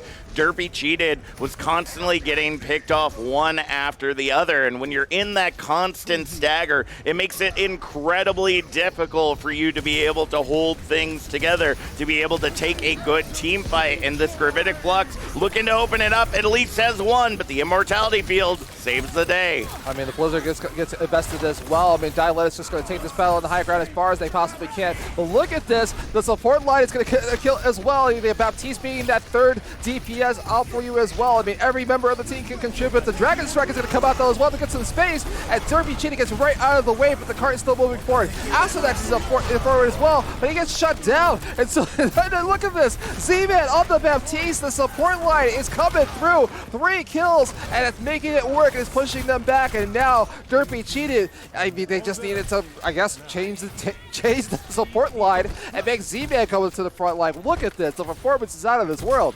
Absolutely. Z-Man putting on an absolute clinic here on the Baptiste. And, you know, as we've said many times since Baptiste released, basically a better Soldier 76. You do more damage. You're able to heal a lot more. The best of both worlds. But we're going to see a low ground rotation here for Dylit as they go ahead and move straight into the objective, literally just trying to vacate the high ground area. It's going to force Durpee Cheated to drop down and try to retake control of that space. And now Dylit, trapped in the pylon terrace, are going to have to find a way to escape because they are not in a good position to hold this together. The Mongoose now released from Zed, playing a song of death, but literally Dylit just waiting out that extra damage because they have the time to do so. Absolutely, but you have to. The fight still goes on. The Shatter comes out as well. Gets 2. He's going to try to follow up, but the Immortality Field saves their life. Oh, that was a clutch. The Immortality Field, but it's not going to matter. Zero on the other hand is going to get 3 down. But look at this. The trades are coming in. Census on that Z-Man once again. It looked all but dire for Durpee Cheated, but they got right back up. Z-Man is carrying this team with the Baptiste. He just keeps on cracking along. I mean, it is really just coming down to the way that both these teams are playing, and the spawn advantage is in Durpee Cheated's favor. Dylit, you can't take those opportunity attacks and let it be enough. When you are that close to the enemy spawn point, you have to have a clean sweep. You cannot stagger out those eliminations, and hopefully Dilit will be able to do this time around because it's coming under the wire. Absolutely. So here's pretty much, I don't want to say last fight territory, but the beat is going to be bested from Skarm, and the dueling Dragon Strikes, just enough space right back into the action here. The Dilit is coming out on top though this time around. The 2 kills coming in, the kills coming in. It's looking just to beat a reset, and the only person left is the Ash and the Skeleton King, and rightfully backs up, and now we get to Point Bravo, but that was a little bit too close for comfort. If I'm Dilit, I gotta push this forward, and now this last point, this last corridor is always where teams get stuck. There's a couple of chokes, there's a lot of points that you can get picked off, and this is gonna be the battle of a lifetime. This is where your championship medal gets put to the test. Well, let's see if they can make it happen. We are going to see Bun swapping over to the Ash to see if they can create some additional space to push through this objective. And honestly, both teams are going for the distance battle. The amplification matrix coming out from Pink really isn't going to give them the value they hope for, because Durpee Cheated is doing well to stay out of the way. Absolutely. And so he gives them the space they need, but the car is moving forward still. The Gravitic Flux is going to come out today. How many did he get? He gets 1, but that's just enough. He gets some damage on the Zig Sigma. Can they follow up, though? The Immortality Field gets invested from Violet and keeps their team alive. The Amplification there aside, but the Gravitic Flux from Dilit is going to get 4 members of their team. He's going to get the shutdown and the follow-up behind it. Will it work? No, it won't. Clear is going to clear off some stuff as well, but look, the kill starter coming in for Durpee Cheated again, finally! Z-Man, put this man on DPS. He is carrying this team for Durpee. I mean, I completely disagree with you there, Will, because it was a good combination of protection from Durpee Cheated. The Immortality Field came down, and Clear's objective was to take it down as quickly as possible, but Zed and Opia investing their shield solely to keep that spinning disc of life alive is what ended up saving Durpee Cheated enough to be able to allow Z-Man and Skarm to be able to keep the team alive with that healing. And with 5 seconds remaining on the clock, the Dragon Strikes open it up. Yeah, Dragon Strikes, but you can't. You have to play forward. You can't get the space. The rally gets invested as well. They're going to have to play this forward. This might be the last fight. It's 35 seconds left on the clock, but Dilit is coming out on top so far. They get 2 more down, and both supports are down for Dilit, and then now the kills are going to come right behind it as well. Durpee is just going to have to back up and give some space. About 25 seconds left on the clock. This is about as far as the card may get here if Durpee can just regroup so fast. They only have the Sigma ultimate. The Graphic Flux is probably going to be the only thing going to keep them from completing Blizzard World. If not, but maybe they get the bomb in this next fight, but not by much. 10 seconds on the clock, and the cart is barely towards this last point here. Here comes the final fight. Let's see if they can make it happen. We do see the hold coming in, but the amplification matrix of Z-Man is making things difficult. They're able to touch just in time, but Astronex sticks their neck out a little bit too much and gets taken down by Census Fidel. We'll see a clean up. The Storm Arrow finding the double, and with the tanks down, there's no other legs to stand on. Skeleton Key lighting up the kill feed and locking it down just shy of Objective Charlie. 107.92 meters with 0 time on the clock. The stage has been set, the win condition in the sights of Durpee Cheated to see if they can turn this sucker around and tie it up 1-1 before the half. Absolutely, and so here we go. It's going to be the attack on the other side, and I would also say too, like, considering that there was a considering that there was a last-minute change on the team. I'm sorry. Let me just reset for a second. Okay, let's talk more about how Z-Man just like kind of made the support.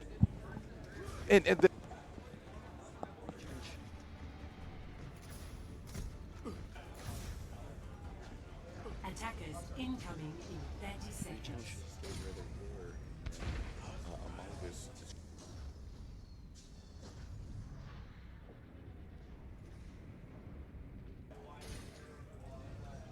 All right, sorry about this, ladies and gentlemen. We just had a little bit of technical difficulties, but we're right back into the match here. So it is going to be, Dilit on their attack. They just need to push the cart a little bit further than the other team and just make it to get their first point on the board. But, it just We'll see if they can make it happen for sure. Apologies, folks, though I was hoping that if we had ended up getting a match a little later in the day, hopefully, we mapped everything out, but unfortunately there's a little bit of difficulty with the other match that's supposed to be going on right now. We'll get that cleared up during the upcoming break. But for now, Dielit having to be strong on the defense. Skeleton Key getting a full amount of value with that Dynamite, already up to 50%. A very similar issue that we saw coming out from Bun during their attack. And it's looking like Durpee Cheated is going to be able to take Objective Alpha, but we saw the same thing come out from Dielit. Will that be enough for Durpee Cheated to still be able to clear Point Bravo without the same issues that stalled Dielit? I mean, it almost like Durpee Cheated got their attack a little bit faster. They had a little bit 30 seconds more into the time bank than they did previously, and now here we go. It's going to be the attack phase. It's going to be the freeze phase for Durpee Cheated now. I'm sorry. To be very, very clear, now Durpee Cheated can get a point on the board if they push the card a little bit further, but they just need to push it as far as they possibly can and get to that golden box of victory. But here we go. The fight's going to go back out on the high ground. Well, see, this is the issue that Durpee Cheated have. They were not able to get to that high ground quickly, but Dielit died so early. They are able to push that value in, and now with Bob in the backline, it's going to make it a little difficult for them to be able to follow up on that. Clear is able to find the elimination to be able to open things up and although that cart is continuing to move, Dielit refuses to let that high ground be taken out of their hands. They are Obi-Wan fighting against the Sith darkness that is going into Anakin Skywalker, and they will continue to keep it in control. Absolutely, and so Durpee Cheated is just leisurely along. They lost their first fight, but not by much, and so now 40 minutes and 22 seconds left on the clock. It's still, I would say, anybody's game here, but like we see this Tracer, doing Tracer things. But either way, Dielit has just, they had a really good first fight defense here coming into play, and now they have the ultimate edge coming to this next fight as well. The Bongos invested from Zeb, but it just looks like a spacey kind of move, and the amplification makes it on the backline as well from Dielit. I mean, they just like put it all the way out there where they just like, I guess they just thought it was back there as well, but the Dragon Strike looks like it's going to be set up here, or maybe not. we were looking for it, and I was like, man, I would have thrown it there, but that's why I'm in the booth. Meanwhile, Clear is going to push Durpee Cheated back here. There's another fight loss coming in for Durpee. I think, yeah, I mean, not a lot of ultimates invested for Dielit as well, other than the window, and maybe the Graphite Flux will get there in place, but like Dielit just had a lot of value for that previous fight. Yeah, unfortunately, especially on that high ground area, a matter of centimeters could set that amplification matrix into a better position. Surprisingly, they still were able to take advantage of it, but the Dragon Strike looking to clear this statue or this gunned area of the massive platform, and there it is, Dielit shutting everything down. The park is closed, and there's no high ground available for Durpee Cheated. They're going to go ahead and head back to spawn once again as we see the double shield fully come out, dedicated for Durpee. Absolutely, and so, but a lot of ultimates had to be used from Dielit to make that happen, and so I'm not sure what. I'm sure they saw a lot of value in it whatsoever, but like, I mean, you still got a couple more fights to go. Now the pulse bomb is going to come out from Senses and Whiffs. Graphite Flux, all the ultimates are going to come out left. So like, whatever Dielit had in their parts, whatever they had in their ultimate bank was left. It's going to go now, but they still get some value out of it. At least one kill onto the tank line in Zeb. But I mean, is that going to be a reset? I mean, the card's being contested. I'm not sure who's standing on top of it, but I mean, Durpee Cheated is backing up anyway. Yeah, I mean, it really is working out incredibly well for Dielit. Again, because that high ground is so advantageous, and Sensus Fide has not been able to get the pulse bomb where it needs to be to get that early pickoff. They go back to cart duty because if they're essentially in a 1v6, if they leave themselves up there, but then it's a 5v6 against the remainder that's coming in.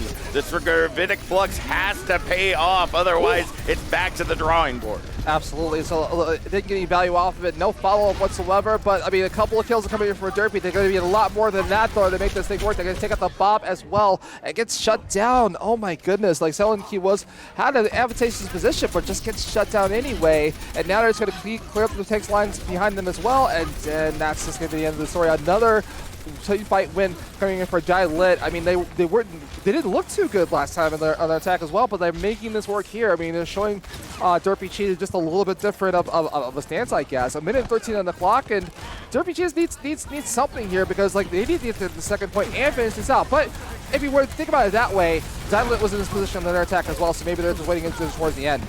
Yeah, I mean, it just is continuing to come down to the fact that Durpee cheated is not taking their own advice in how they played this map out. They know that high ground is the strong point to stand on just in the way that it's played, but Lit is refusing to die, and even when they do, they take it right on back. We now are seeing the supercharger invested, and they are just picking off one by one like a shooting gallery coming out of the snack rum. I mean, look at this. Like, Lit is just so, what should we call it? Lit is so far forward here right now. I mean, they got all the ultimates. They're just playing right on top of this cart, just like as if not. But now Durpee cheated, may be able to rotate and get out of this mess if they can, but that through all the ultimates that's going to come out from Lit. They're just the rally, the Dragon Strike, and maybe the Gravitic Flux will come in as well, but just like the cart's a little bit forward. They're trying to, like, I guess, pseudo back cap it as well. Clear is looking for the Gravitic Flux from Lit, and he's going to get, whoa, he gets one. Durpee cheated, he gets shut down. He was trying to be sneaky and back cap the cart, but it's not going to work. Overtime is committed, though. It's still, they might be able to pick this off, and the rest of Lit can get back in time, but not by much. 3 kills coming in for Durpee cheated, and off of a very stinky, I don't want to call it hero play just yet, from Skeleton Key. They're coming up, and they get point alpha, so now they get to point Bravo, but only a minute and 30 on the clock. It means it was into overtime as well, so they're going to do a lot of work to see if they can close this out, or not even close this out. They can win this if they can just push it a little bit further. I mean, the unfortunate part is that Clear was the one that separated out from the team. Having this double shield, that second shield is incredibly important because with so much damage coming out, you have to be able to protect your team. With that shield not in position to keep them safe and the DPS not hunting down Skeleton Key, the opening was created, as we're seeing right here. The trade of the Dragon Strike and the Bob thrown into the fight, and now a second Bob onto the field as the first one falls, and it's going to be Durpee cheated locking down this arena, heading into final fight territory. Whether by time or distance, one of these teams is putting another point on the board. Little by little, inch by inch, so we're closing down to the final seconds. It's 26 seconds off the clock, and this cart is right there, and Opia on the Sigma is just standing right in front, daring Lit to come out. They're going to have to do something here. Yes, they do. The Amplification Maker comes out just in time, but maybe by much. They have the ult advantage. They're going to use it right with the Immortality Field as well. Comes out and saves their team. Lit is getting the kills they're looking for. 7 seconds off on the clock. They stopped them right here, right just in front of it. They saw the gold box of victory right in front of them, and it gets shut down at the last second. Lit pulls it out. Yeah, it just was coming down to the way that the ultimates were used going into this fight. They were trying to see if they could pull anything out of Lit before being able to turn that to that corner, but it just did not work out in their favor. As you possibly hear the excitement here in the field, 2-0 right now. The cleanup coming in from Lit in that play of the game. But honestly, Will, it was just coming down to Lit playing the exact same strategies that we were seeing from Durpee cheated. They were just doing it better, and that, my friend, is what makes the difference between those that get relegated to the lower bracket and go on to the Winners Championship Grand Finals directly. We're going to go ahead and take a quick break so that the teams can get rested and we can figure out what's going on in the rest of the arena. When we come back, will it be the end of the road for Durpee cheated as they get relegated to the lower bracket, or are the brooms coming out for the reverse sweep?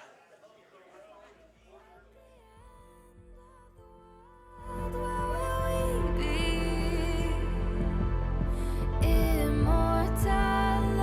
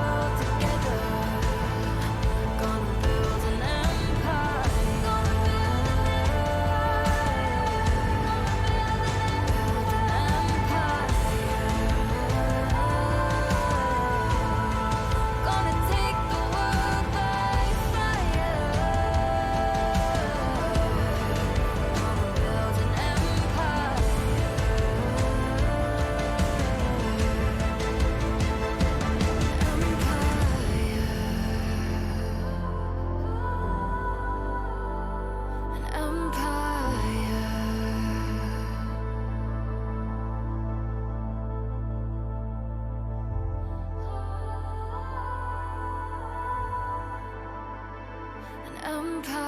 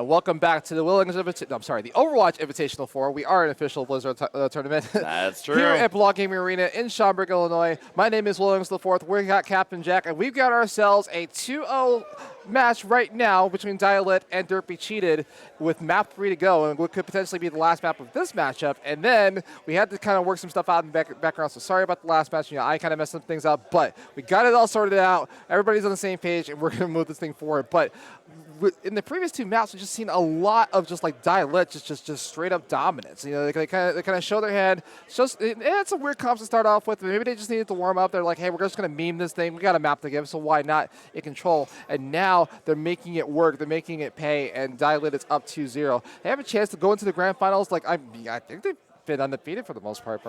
Yeah, I mean, both of these teams have essentially been undefeated for the entire tournament, and this is the most resistance, I would say, at this point that Durpee Cheated have faced. But honestly, it's just coming down to a little bit of sloppiness at this point. Durpee Cheated, they know what to do, but Dialit is just playing their same strategies a little bit better. So if they have any creativity, any compositions that they have not brought out to be able to kind of put this at bay, now is the time to do so. And with the map chosen of where we're heading to for Escort, we're going to the amazing, beautiful canals of Rialto. to be able to decide which of these teams will move on. Have the brooms indeed been brought out for Durpee cheated, or will Dialit reign supreme and lock themselves in to the grand finals? Now, I will say, though, considering the theme of this match has been, especially all the environmental kills on the wrong map type on Lijiang, now we've got Rialto, which is the king of close holds, of crazy corners, and also environmental kills if you can get that first point. So I imagine that, like, considering the confidence, so that's what I want to talk about Dialit as well, just like the confidence that they had it earlier on, they were just like close holding and just playing forward, and like Durpee cheated did not punish them whatsoever. They didn't regroup whatsoever. They just let them play that far forward. And I'm wondering if it's just the confidence on Dialit's part. It almost bit them in the butt on Blizz World, but for the most part, they're just like, come and get it and whatever. So I can imagine, like, right now, so they started off on attack here, but imagine on their defense, they're going to try to close hold Durpee cheated at the spawn at the first point beginning of the cart. But either way, here we go. Winners finals, Dialit up 2-0, and we'll see what they can do in their attack. The double shield once again coming out for both Durpee cheated and Dialit. But I'm looking at that DPS line. Zera coming out with the Widowmaker, looking to make use of those long sight lines. Census Fide locking in the Hanzo instead, to see if they can earn up that Dragon Strike, combo it up with their Sigma player, Opia. We'll see which one of these ends up paying off as we see the payload take flight and head over the bridge. Absolutely. I mean, no sneaky plays coming from Dialit. Once again, they're just playing loud in your face, and it's not mattering to Durpee. They're just going to back up and allow this space whatsoever. They have the high ground, and if a couple early picks would have helped out, but Z-Man, once again, like just that third. I'm going to call him MVP at this point for Durpee, but I mean, I don't want to give his big head too much of a credit here. But either way, I mean, like the Dialit's cart seems to be moving forward here, right around the first choke and potentially the second, but it just seems just out there all alone, just taking care of his team and also taking care of business as well. All right, well, we see now Dialit taking control of the high ground area to see if they can find some value with those long shots. Zera walking straight into the face of Zeb and said, I know exactly where this arrow belongs. It's between your eyes. As Dialit continue to clear the field, Opia doing everything they can to use the environment to their advantage, but the payload is moving dangerously close to that first objective point. It's now a battle of the garage doors as the Dragon Strike through the wall finds value on one, separates them away from the payload just enough to be able to grab objective Alpha, and now it is going to be a cleanup from Dialit. Durpee cheated doing everything they can to hold, but with the spawn being right there, Will, I think it's time to let go, give up the ghost here on bridge, and find another way to fight back. I mean, it just seemed like the application mission was just kind of a bait and switch there. Just like the Dragon Strike through the wall, gets that early pick, and the Appreciator Rock is going to clear out one more player from Durpee. Another shutdown comes in again. The Gravitic Flux, I don't know if they got anybody, but it doesn't matter. It just, the Valley comes right behind it. They got to clear up these kills as well. Clear is going to get a couple more, and Buzz going to come out right behind it with the Dynamite as well until this cart is going to move forward. I mean, 4 minutes and 19 seconds up on the clock. It was a stall off for a little bit. Durpee shows signs of life, but not by much as this cart moves forward. Oh, come on, Will. It was 4:20 on the clock. We can all be adults here. I avoided that like the plague. I didn't want to say that for Dialit. Oh, come on. Maybe that was the number they needed. 4:20, open it up so that you can get the high ground, but Durpee cheated is looking to re-engage as we see the Gravitic Flux coming in, the Rally Unleash from Skarm, as we see them engaging in a raid boss mode without that amp. Dialit now falling apart at the seams, but they're seeming to be even trades across the field. It's going to be just enough in Durpee cheated's favor, but Dialit have made quite a bit of space. Absolutely, and so 3 minutes and 26 on the clock, and Durpee cheated with signs of life coming in. I mean, they have to get a couple more fights in play before that to work. I mean, the Marissa's going to get a kill onto the Bob at the very least to shut that down, and the amplification mage is going to provide a little bit more space than they're looking for, but otherwise, Dialit, the time is on Dialit's side. They're just close to point Bravo, and if they can get this, they'll get another minute 30 on the clock to finish this out. We go ahead and see the superchargers for either side, but it's Zera with the amplified power of the bongos ringing loud in their ears. Able to find the double kill and shut down the supercharger of Durpee Cheated. That's Objective Bravo once again. 4:20 on the clock as they move into Objective Charlie and are looking to end this in a fury. Absolutely, and so here we go. Now we're going into point Charlie here, and this is kind of where like you can do a close hold, so you can kind of keep keep the space. You don't have to come out and meet them face to face, but like here comes the Dragon Strike coming in from Zero. He's going to try to get some space inside this point, and the only thing that Durpee has is the Bob. Maybe it's a stall for some time. The Graffiti Flux, he just got that. He set it up, but oh, did he lose it? No, they were trying to set up the Graffiti Flux. It comes right behind it. Opia is trying to save their team and get this Graffiti Flux off. It's not going to work. The Bob is going to put in work, though. Gets a little kill on the outside, but it may not be enough. And oh, it's going to get pitched for it, though. It doesn't matter. Skeleton Key and Z-Man combined for kill after kill after kill, and now Dialect may have to reset, or maybe not. Who knows? No, they're gonna reset now. They're just gonna let this go. The good thing about it is that Dialect have plenty of time. The bad news about it is now they are essentially in Choke City, which is now why we're seeing Zera swapping over to the Genji, looking to see if they can close the gap between Census Fide and Skeleton Key, be an absolute nuisance in the back line. Dragon Strike going out a little early there from Census, not going to really find anything. Would have done a lot more damage if coupled with Opia. Absolutely, and so the fight continues, and Z-Man is definitely trying to keep their team alive. Look at this, the application matrix is he's got it all alone. It doesn't even matter. He's trying to take these long sight lines and push Dialect back. 2 minutes and 47 seconds left on the clock. It looks like Dialect just have to reset a little bit, but not by much. But this cart keeps getting pushed back as time moves on. But it's still looking pretty good for Dialect so far. That's absolutely true. As we see Zeb moving on to the high ground to take a little bit more space. They've stepped a little bit too far. As we see the Bob invested from Bun. Tick, tick, a boom goes the dynamite as Team Kill rings out loud and proud for Dilit. Durpee Cheated on their last legs as they have a little over 2 minutes remaining to fight back. But not if they don't get to this point here. The rally comes in as well. It's going to try to get some speed in place as well. They're going to stay committed to. There's no stall tactics coming in just yet. They're not confident they can stall us out right now. But also, Zero's on the Genji. I don't know when he made that swap, but the only thing that Durpee has right now is the bongos, and they're just like waiting for the rest of their team to get here. The bongos get invested from both sides. It's going to keep on pushing. And Genji is trying to get to that blade. I know he's looking for it. He gets two in the back line. Look at this. He's going to fall away. Here comes the blade. That might be the end of the fight right here. The Graffiti Flux gets invested as well, but it's all for naught as Dilit is going to complete Rialto. Looking at that double dash into the triple kill coming out for Zera, an absolute dominant force on the side of Dilit, ending the map 1 minute 38 seconds remaining on the clock. Durpee Cheated have quite a slog to be able to push through this. If they cannot, they will be relegated to the lower bracket where Regen NA and a Mongoose are currently battling it out to see who will finish in the top 3. Absolutely, and so this is a chance for Durpee Cheated to get back on the board, or if Dialect can keep them at the point, which I really have this feeling that that's what they're going to go for. They're just going to, like we've seen it twice now on the previous 2 maps. They're just going to go for the close hold and try to keep them at spawn. They don't care. They seem to have Durpee Cheated's number, but Durpee Cheated on the other hand has shown some signs of life in these last couple fights here, and maybe this is their time to shine. But either way, it's looking a little bit dire for them. Dialect is on match point. They have completed Rialto as well with time, which means that Durpee Cheated, we have to do it with a better time bank, or if they're at 0, then Dialect just needs a couple of meters.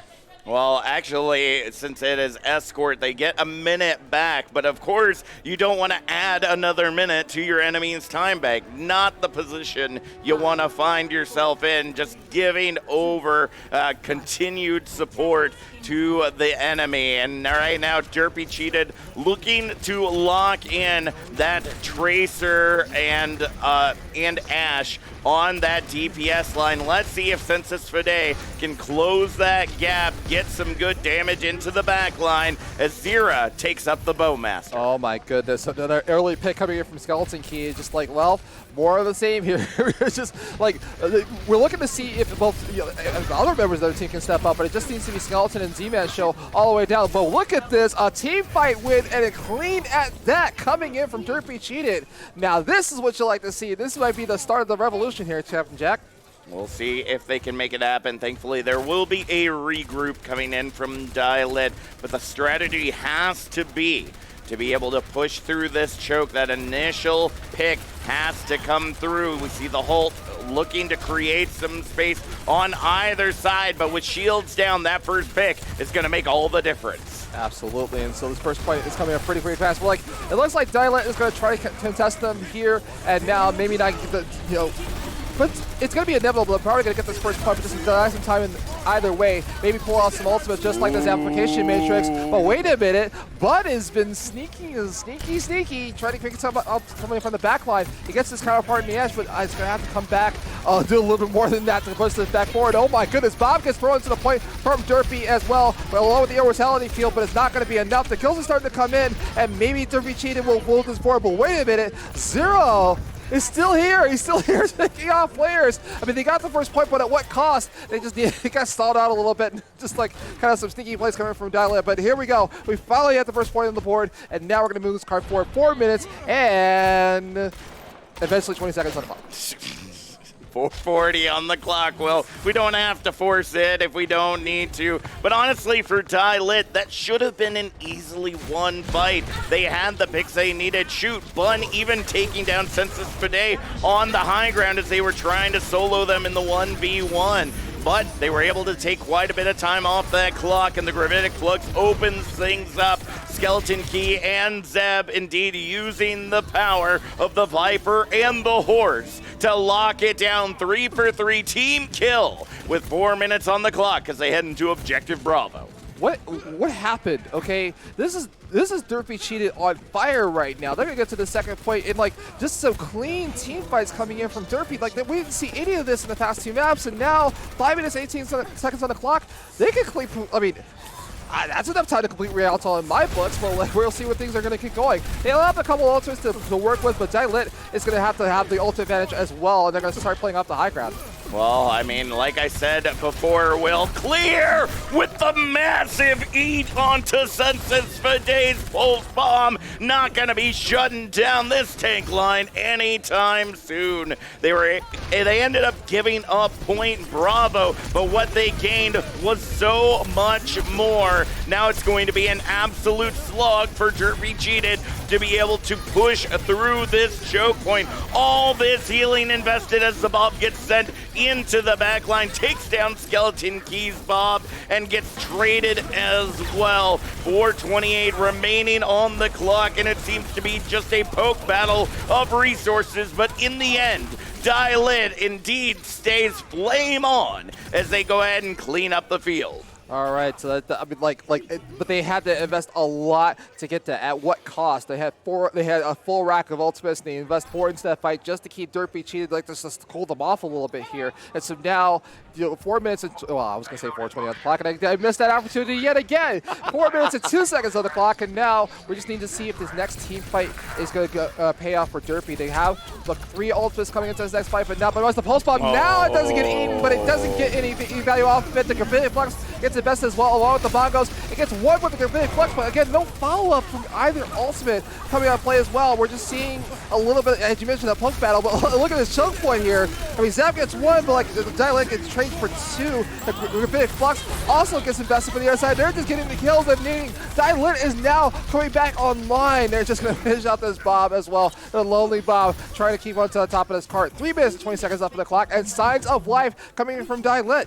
I have to say, Will, Pink must indeed be covered blood red at this point, putting on an absolute fury of being able to keep their team alive on that Baptiste. The only thing that fell was an immortality field, and Dialit continues to fight strong, blazing through this defense with 3 minutes remaining on the clock.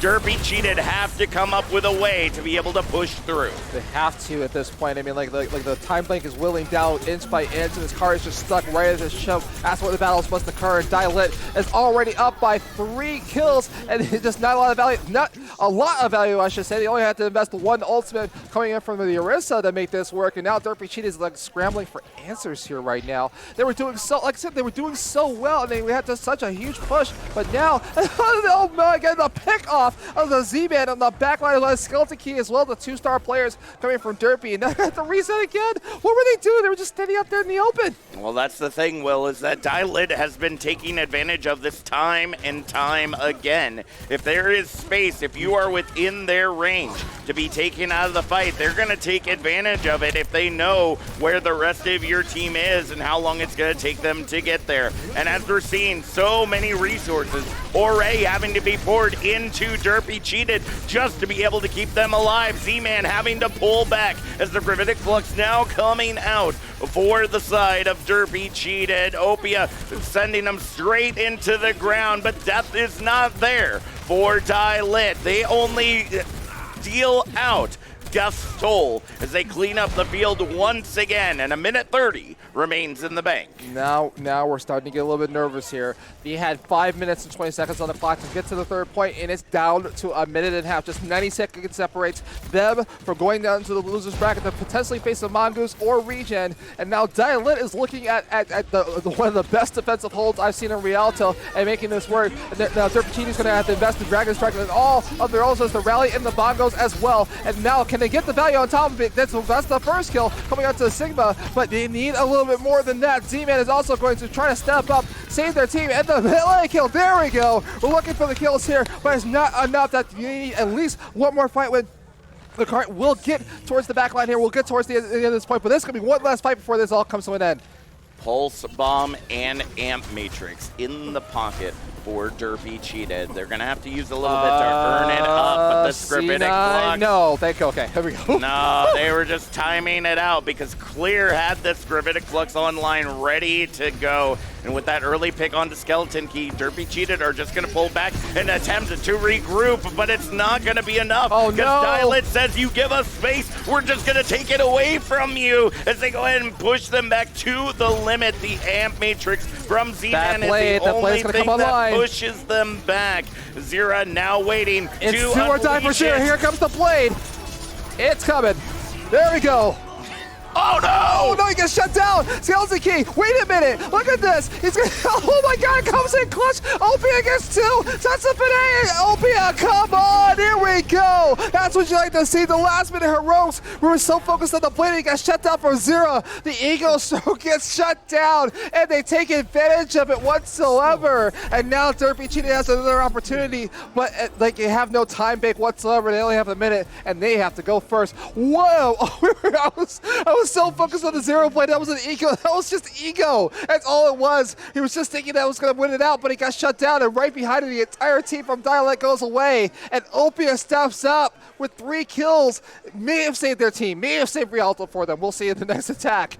One of the many times, Will, that we have seen the replay of what happened to Genji against Hanzo, why he became a cyborg in the first place, dealt death by his brother, but able to come back this time is not enough. Dialit with 238 in the bank are definitely sitting pretty, but it will be up to Durpee Cheated to take as much space as they can in the matter of a minute. Now, this works out well in their favor because Dialit, it took them until Objective Charlie to be able to take control back, whether it be by choice or whether it be by accident. Durpee Cheated has played this well and has staggered time across the map.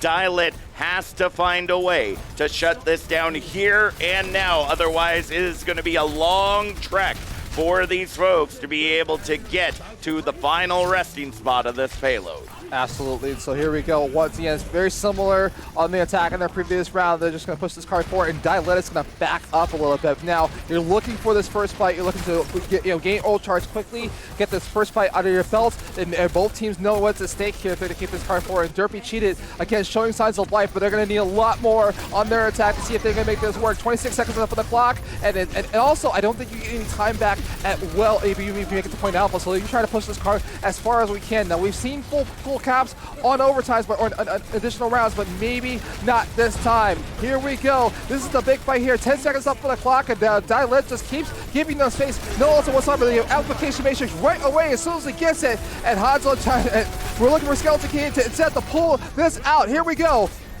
It was just too much for them to handle. Astronix going in a little too deep, didn't get any value out of the amplification matrix that was placed there by Pink. And now with overtime ticking away, Durpee cheated, have to sit cheeks firm here on the objective to be able to keep it in their favor and keep it moving forward. Dialet, though, has ultimates online. The Dragon Strike coming out from Skeleton Key creates the space to lock in that first point, but I hate to say it, Will, it might be enough if Clear can get this gravitic. Oh, look at this! Oh my God! It's not gonna be there in time. Opia creates the opening for Skeleton Key to unleash the storm of arrows. Team kill clears the bridge that should have clearly been Dialet's, but Durpee cheated is indeed hacks or not pushing through to objective Bravo. This is what you like to see. Durpee cheated is turning on the afterburners here at this point. Like this is the you saw the combination of the gravitic flux and also I believe the Tracer had the Pink in their sights the entire time, and now another team fight. Here goes the pulse block, comes in, it gets wild. Oh, it did. The Dragon Strike got one from the other side. That might be. Oh my goodness, that's two comes in. That is three coming in. Wait a minute, they took everybody off the cart. Ah, yes. The very classic Sigma 9 takes players off the cart, and then that's going to be where the cart will stop. It's just shy of point Bravo, but it doesn't matter. It's all about distance at this point. And now we see that Dialet has 2 minutes and 38 seconds on the clock just to push the cart a little bit further. But the portion that they are sitting in, that they were stopped at, is definitely not the easiest position to defend from. Thankfully, Durpee cheated were at least able to take objective alpha, so they have a lot of space to be able to utilize across the board. That massive courtyard area could be a boon or bust for the distance battle that Durpee cheated are creating here against Dialet. But will it be enough going into this matchup? You see Census Fide and Zira coming in with the Tracers. They're looking to tickle that back line into submission as best as they can. So my money is on either the headshots come in from the Hanzos of Skeleton Key and Bun, or these Tracers put on a clinic with those pulse pistols and send Pink and Z-Man back to spawn for the openings they need. Well, here we go. Dialet on match point. They just have the golden box of victory in front of them. Once again, all they need to do is push the car a little bit further with no additional time bank. 2 minutes and 30 seconds, and this fight's going to be over one way or another. As we go ahead and see the payload pushing forward, Dialet once again in the same position. Durpee cheated was poking that high ground, but Durpee cheated committing to dropping down onto the low ground. They know holding this corner is where the value is, and the trades continue to come for those cooldowns. Astronix able to take Skarm out of the fight. That Brig pumping out the damage with the flail. You see it there with Graham as they indeed go ahead and crumble that of Durpee cheated, and with the spawns not being fast enough, that might be objective alpha. All right, so again, but it's not how you start, it's how you finish. And Durpee cheated has shown us some hero stuff before, and it's going to have to do it one more time. There is 10-point alpha here, but no additional time on the clock. They're just going to keep on rolling. And now Durpee is going to have to make the hold of a lifetime. They got 90 seconds. All they need is just to hold it a little bit further. And Dialet's a little bit split right now. They almost lose the Tracer. Just some wacky play. They're trying to play a little bit forward here, but they might not work. They need to play as a team. This card is barely forward here. We're looking to see, can Sigma stop it? Can anyone get their first ultimate on the board? It's either going to be the Gravitic Flux or someone else, but the Gravitic Flux is going to come up from the other side. Oh no, sorry, the Amplification Matrix comes up from the other side, and the kills are starting to come in. This is not looking too good for Durpee. They're going to have to reset quick, otherwise this is going to be over. See the Dragon Strike coming out. Beautiful utilization of the Immortality Field to keep everybody alive, but the damage has already been done. We're definitely going to be seeing some swamps coming in to try to get back to the objective as quickly as possible. It's going to be on Census for Day to be able to touch the objective. Gravitic Flux coming into the sky, but you can only lift a strong horse so much. Zera in the back line ends up taking down Seaman, and the heals are off of the field, but with the tank lines going down, it's the damage of Dialet, indeed scaring the pants off of Durpee Cheated. They were able to stagger them out just enough that in 3 fights, they clean it right on up. And although success goes to Dialet for now, Durpee Cheated will have a second chance at victory, but are going to have to fight their way through the loser's bracket to get it.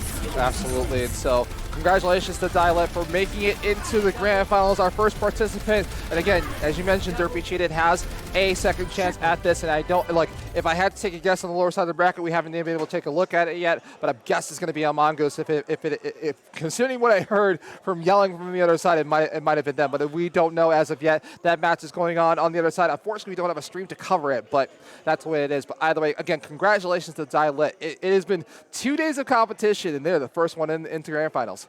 That's absolutely true, Will. And honestly, I kind of want to see Regen complete the triangle that we've kind of seen so far in this tournament. I mean, this is a rematch in the upper bracket, if I remember correctly. Let's take a look at that bracket so I can make sure that I'm correct on that. If you can, MI Blizzard. I just want to be able to see a Mongoose ended up sending Shigigami to the lower bracket. A Mongoose was sent to the lower bracket by Shigigami, and then we ended up seeing Regen be able to take Shiggy down as well. I thought I interpreted that a little bit differently. I know that makes absolutely 0 sense. I thought there was a pattern there between those 3, but it looks like I read that incorrectly. We're going to go ahead and head to a quick break when we... Actually, hold on. Before you do that, Jack. Okay. I definitely want to quick shout out to production because... You just saw it on the broadcast. We had multiple observers. So I want to say a quick shout out to MI Blizzard, contenders level producer coming in and helping out. We also have Hippie, and we also have, we have Build and Hippie on the broadcast right now, and they were doing the whole multi-observer thing, so I feel like we're part of this like professional broadcast. But either way, now we can go to a quick break. Really? Wow. Already so production done. in our ears has said that Mongoose has lost. One. Okay. Woo. Nope. The story I was trying to weave has indeed been completely dismantled, but that's okay. It's surprisingly, a single match and a break was enough for a Mongoose to give the 2-0 to Regen North America. The final ride ends in the 4th place spot for Regen NA. When we come back, a new set of casters and the losers finals, where we will see if Dialet will be able to claw back out from the dregs or if it's a Mongoose poking their head up into the grand finals.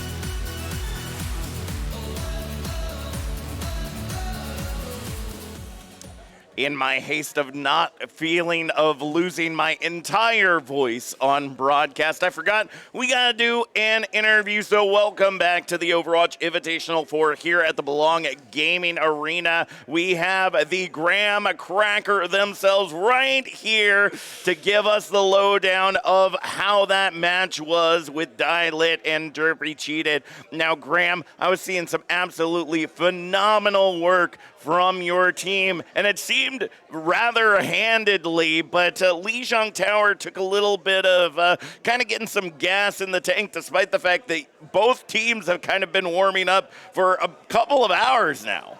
Yeah, it was just that it was our first map, like, playing today. We've been waiting for this match to start, and even though we have been warming up and trying to get ready, it's still not the same as when you're in first match of the actual game. But I think after that, everybody just started listening to each other more, and then it was a lot easier after that. I think we did do a lot of troll plays still on the other two maps, but at least, you know, it wasn't as bad as Lijiang. No, I completely agree with you there. I mean, we saw the difference there on Blizzard World, where Durpee cheated, did really well, a little bit staggered of being able to take control of the high ground there on Objective Bravo, but you all immediately, knowing that that is where a majority of the battle takes place in that space, were able to hold on to it. Is that Star Wars energy, that the high ground is where the power sits for Dylit? Yeah, so in general, even though we're not all on the same team anymore, we've played with each other for a very long time. So we kind of just trust each other, that everybody on the team, if they call to make a play, it's probably going to work. So on second, it was basically just switching off. Whoever had their ults was calling how they wanted to play the fight, and we could just, you know, ult economy and cycle through like 3 or 4 fights in a row without, you know, having a chance of losing, basically, just because of how we were setting up. Absolutely, and things were looking a little bit dire there, I have to say, on Rialto, although I kind of foresaw the strategy. Were you all a little nervous giving up Point Bravo in control of being able to hold that high ground space going up into Point Charlie? Because that was 5:20 on the clock. That's a lot of fights, a lot of ultimates to have to withstand. You trusted each other that much to make sure you could hold.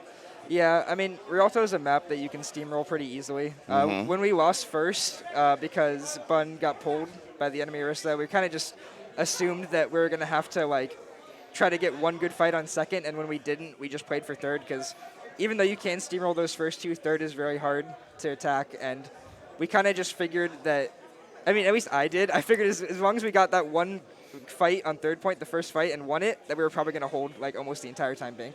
All right, well, tell us a little bit about your experience at LAN. A lot of folks here, their first time participating in a LAN environment. How has it been feeling, you know, essentially knowing that your opponents are only mere feet away from you instead of miles away? It's really cool. It's great to see like a lot of people that you've either been on teams with before or are friends with, and just getting to also talk to new people that you never would have talked to otherwise online. And playing next to the team that you're facing is really fun, because you can, when you're winning, you want to, like, you know, be extra loud when you win just to, like, try to make them mad. And it's fun to, like, type to people you know when they're literally right in front of you, because you can just mess around.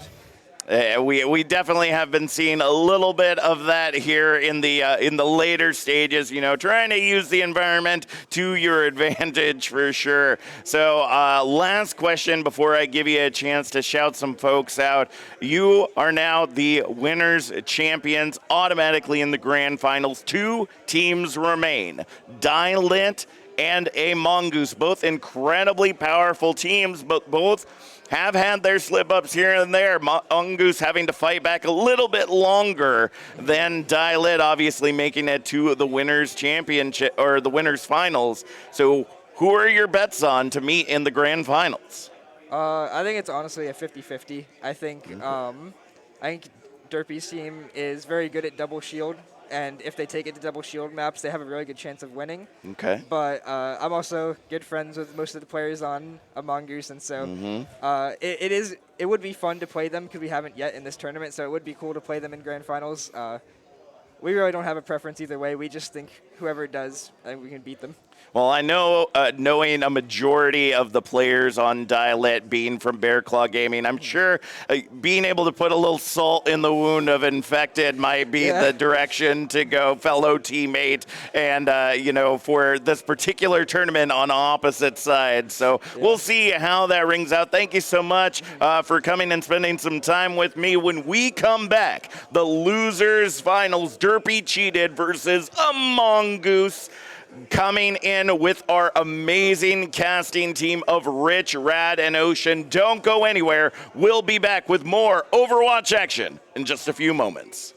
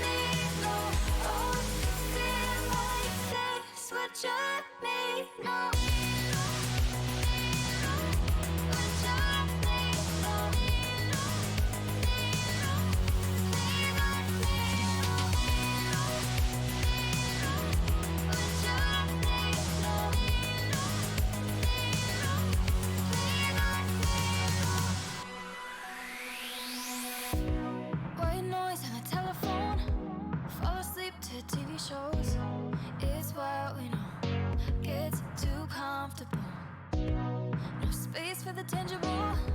We get lost in the virtual.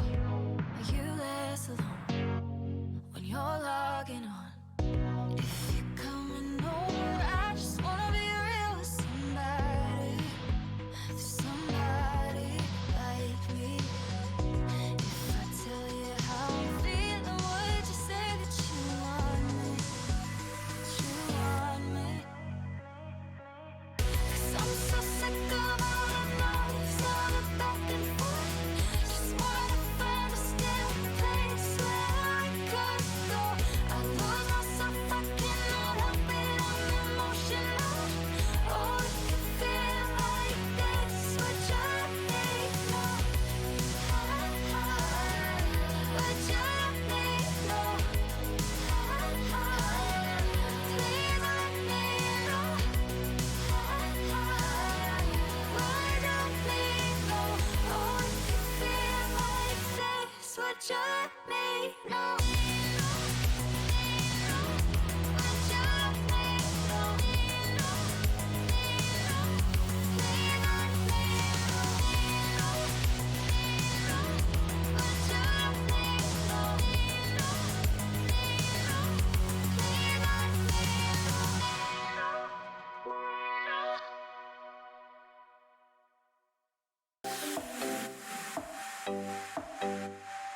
know.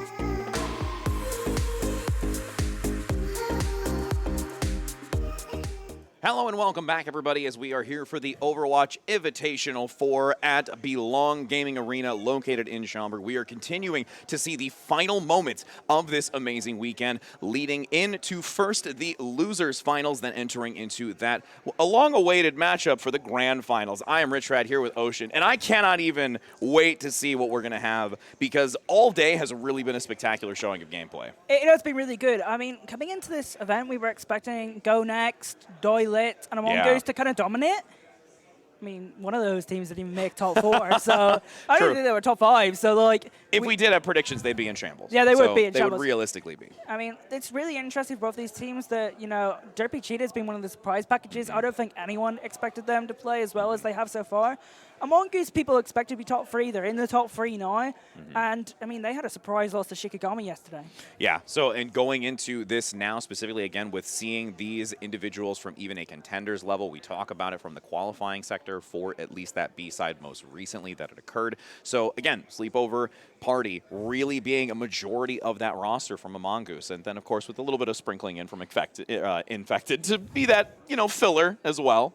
I mean, in fact, it's going to be really critical today Yeah. because we've watched a lot of double shields come out of Durpee Cheated. That's been like one of their keys to victory. And Infected is very proficient on Wrecking Ball and very proficient on Winston, 2 heroes that are very good against double shield.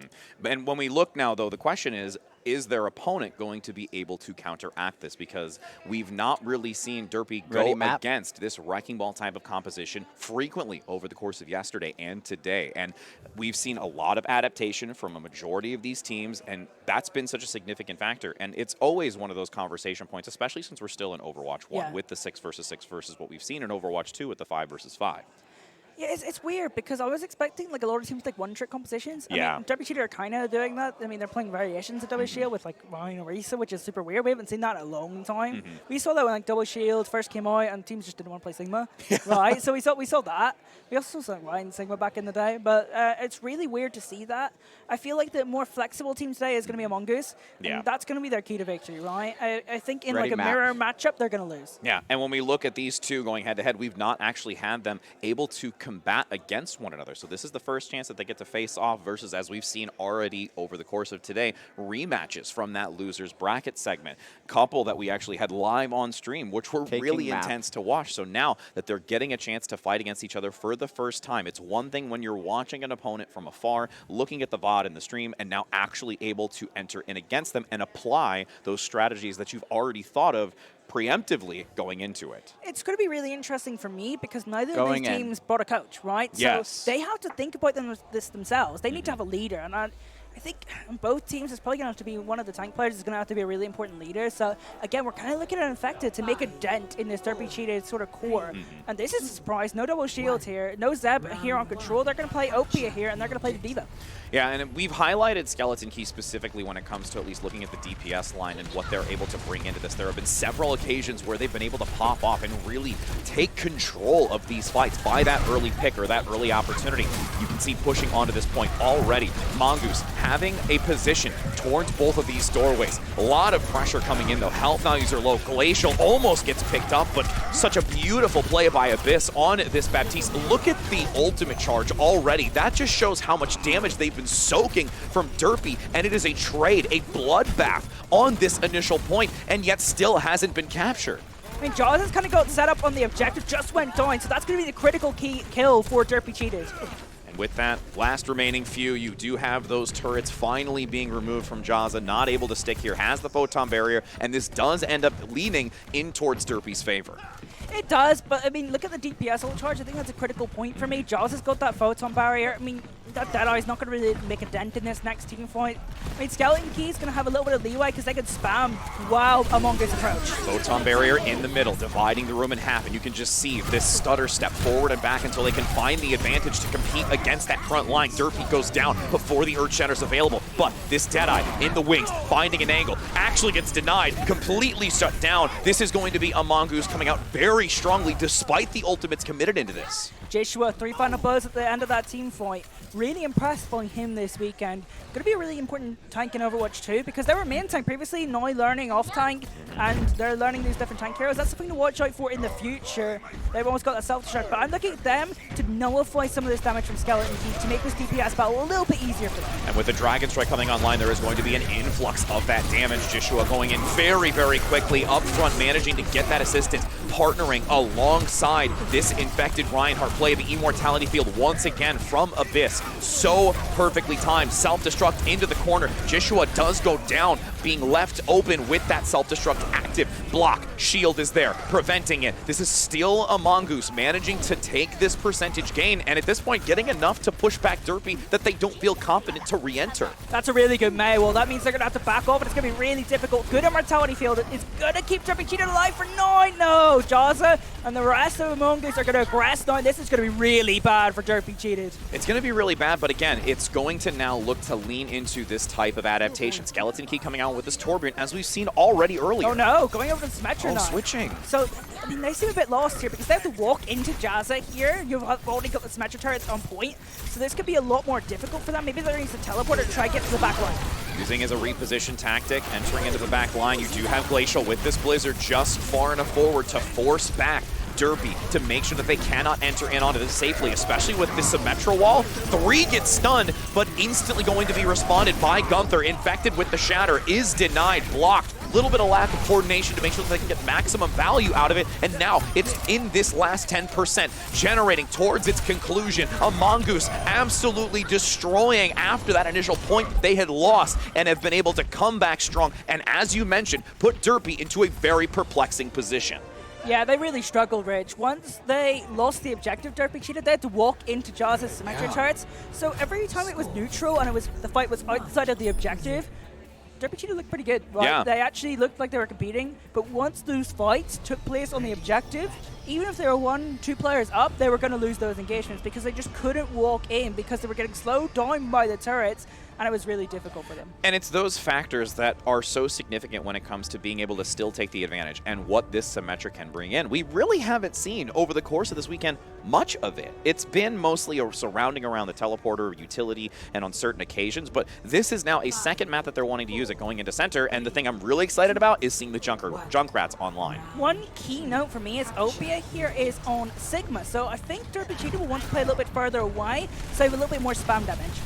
And that spam damage comes out instantly for Glacial to get Skarm. They've lost all of their extra mobility, and this is Mongoose coming in and eradicating Durpee the second they get that initial pick on the Skarm. I'm really concerned at how all that damage came in instantly, right? Yeah. I mean, you've got 2 shields, right? That really shouldn't ever happen in any sort of scenario. Durpee cheated 14 but from them. We'll see how they come back from that, I guess, or they rebound. And you're not having to walk into that Junkrat spam, walk into the Symmetra turrets once more. I mean, you've given up a massive ult economy here to Mongoose with how quickly they've been able to get that elimination. Now, pushing forward, almost near this photon barrier and the Earth Shatter. This could probably rattle Durpee, but they're actually ahead of the game right now. Trap comes in, Durpee waiting to unleash this, but that amplification matrix from Abyss in the back might just be enough to push back onto this. Mongoose finds an opening. They look at that weak position and capitalize on it a second time, and are now looking to go into this long run fight, rotating these ultimates. And they won that fight, yeah, just 2 ultimates, Infected and Abyss. And now you have still the Riptire ahead in DPS, ult charge for both DPS. So I guess we could watch those DPS in the next team fight. Glacial, maybe an early Riptire, but if we get close to brawling, Jazza has that photon barrier. I mean, I'm almost expecting Jazza really to be the one to lead in with this, but Glacial's going to be the one to do so first, attempting to maneuver around with the teleporter too, but it gets denied. It was placed up top to utilize to transition that Riptire to get a surprise attack, but is very quickly responded on. Now, as they try and attempt pushing back onto this position, there's the photon barrier. It was held for this moment. The Immortality Field comes out. Z-Man as instantly focused, and with this return, Riptire does get 2 and might just be enough here for Durpee to come back into this, but they're still losing members. It's 50-50 right now. Both lanes here is very close to sound barrier. That could be a deciding factor. It's 2v1 on the point for Durpee cheated right now. And you can can see just the surrounding of Infected, holding the line for the moment with the assistance of Abyss in the back, and Joshua has the mobility to get back quick enough, and they get the turrets. They have actually pulled this off, all revolving around Abyss, keeping Infected alive to generate towards the Earthshatter to utilize, and at this point, Durpee's not going to be able to have a chance to come back onto this point. There's 3% left. No one can even contest this, and they know it. Infected, the hero, the key player that we highlighted going into this series, just on his own, right? Dealing with a Lucio and another Reinhardt, a Photon barrier. The other Lucio has Sound barrier. Earthshatter clutches up. This kid is such a good player and has so much pressure on him in this series to perform. He's the key player they're looking out for to make things happen, and he made a map win happen there. And it really all snowballs from this initial win with Glacial on the front position. There is so much that comes out from that instantaneously. It's basically that you had their opponent, Durpee, come back in as a full 6 to recontest before it was even captured, but it didn't matter. There was a 70% and a 65% Reinhardt and Symmetra waiting already to contribute towards that fight with their ultimates. Yeah, and also you're walking into so much spam damage. You're walking into Symmetra turrets, and of course, losing that first fight, ultimate charge, right, you're in trouble. So I think from that map, I think Control Center, we can't really learn too much. I think Control Center is a very snowbally map. Agreed. But of course, you know, we might go to King's Row later on, that's also a snowbally map. So this is where map choice actually is very, very important, right? If you are on Durpee Cheater, you want something that's a little bit slower paced, in my opinion, because you just got snowballed in that previous round of Control Center. You want to slow things down because otherwise this could get out of control very fast. If the tempo control continues in the way that it has right now, it will really, really look disastrous. I mean, the biggest question, though, is since this is a longer format, it is a 1st to 3 for this aspect of it versus the 1st to 2, so there is that extra wiggle room necessary to attempt to find these alternatives and types of strategies that you can look for the long run. But yes, if they do not control this tempo and slow it down like you're mentioning, either by means of having some kind of distraction in the back, or it's going to be like we talk about with Mei, or maybe even like the Tracer and Wrecking Ball harassment, putting perplexity and confusion into the back lane. There's so many different avenues that you can take. It's just what are you going to settle with and stick with? It's really interesting because now they get map point choice, and I'm not surprised. We're going to go to Blizz World. I don't think King's Row was an option because we just mentioned it.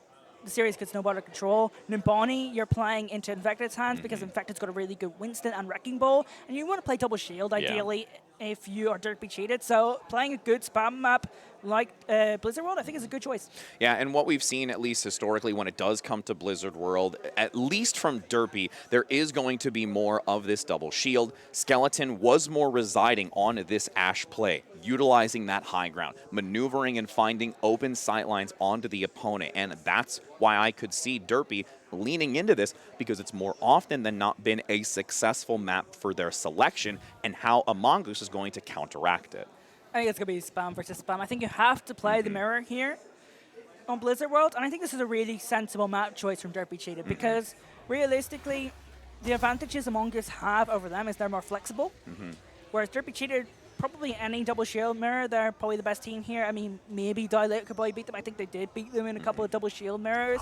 But I think in a mirror situation, Durpee Cheated are in a better position, especially than what they were playing Brawl versus Brawl on Control Center. And we're going to have a Mongoose on the defense first here, so they get to be able to understand this potential aggression from Durpee. Again, it was a lot more control from Mongoose, but now they're the ones who are going to be sitting back, evaluating the situation, and seeing how Durpee is going to enter onto this position and what strategies they'll bring to it and what avenues they're going to look to take hold of. Key difference for me, Abyss on Zenyatta, Skarm on Brigitte. So you don't have a main squad if you're Among Us, so tempo control could be really important for Durpee Cheated. Agreed, but with that Discord Orb as well from Abyss, there could be some explosive damage, but out the gate you're going to have Mongoose managing to eliminate Skarm. They've lost that Brigitte. They have to hold back and wait. That's already an easy 30 seconds off the clock, but there's still some forward momentum here. Durpee's not drawing back far enough. They still want to get enough damage put into this, especially when Census in this back gets also the assistance from Skeleton Key.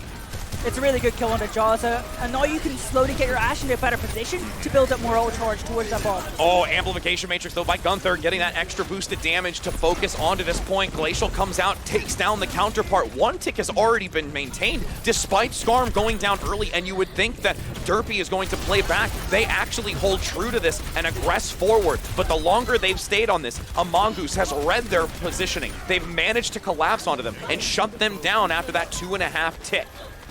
I think the one positive for Durpee cheated though is you're ahead on Ashe ult charge, right? You know, you got that kill on the Jaza, and you're going to be ahead in that sort of sense. I think Bulb is a great initiation tool in double shield versus double shield, so I think that's good.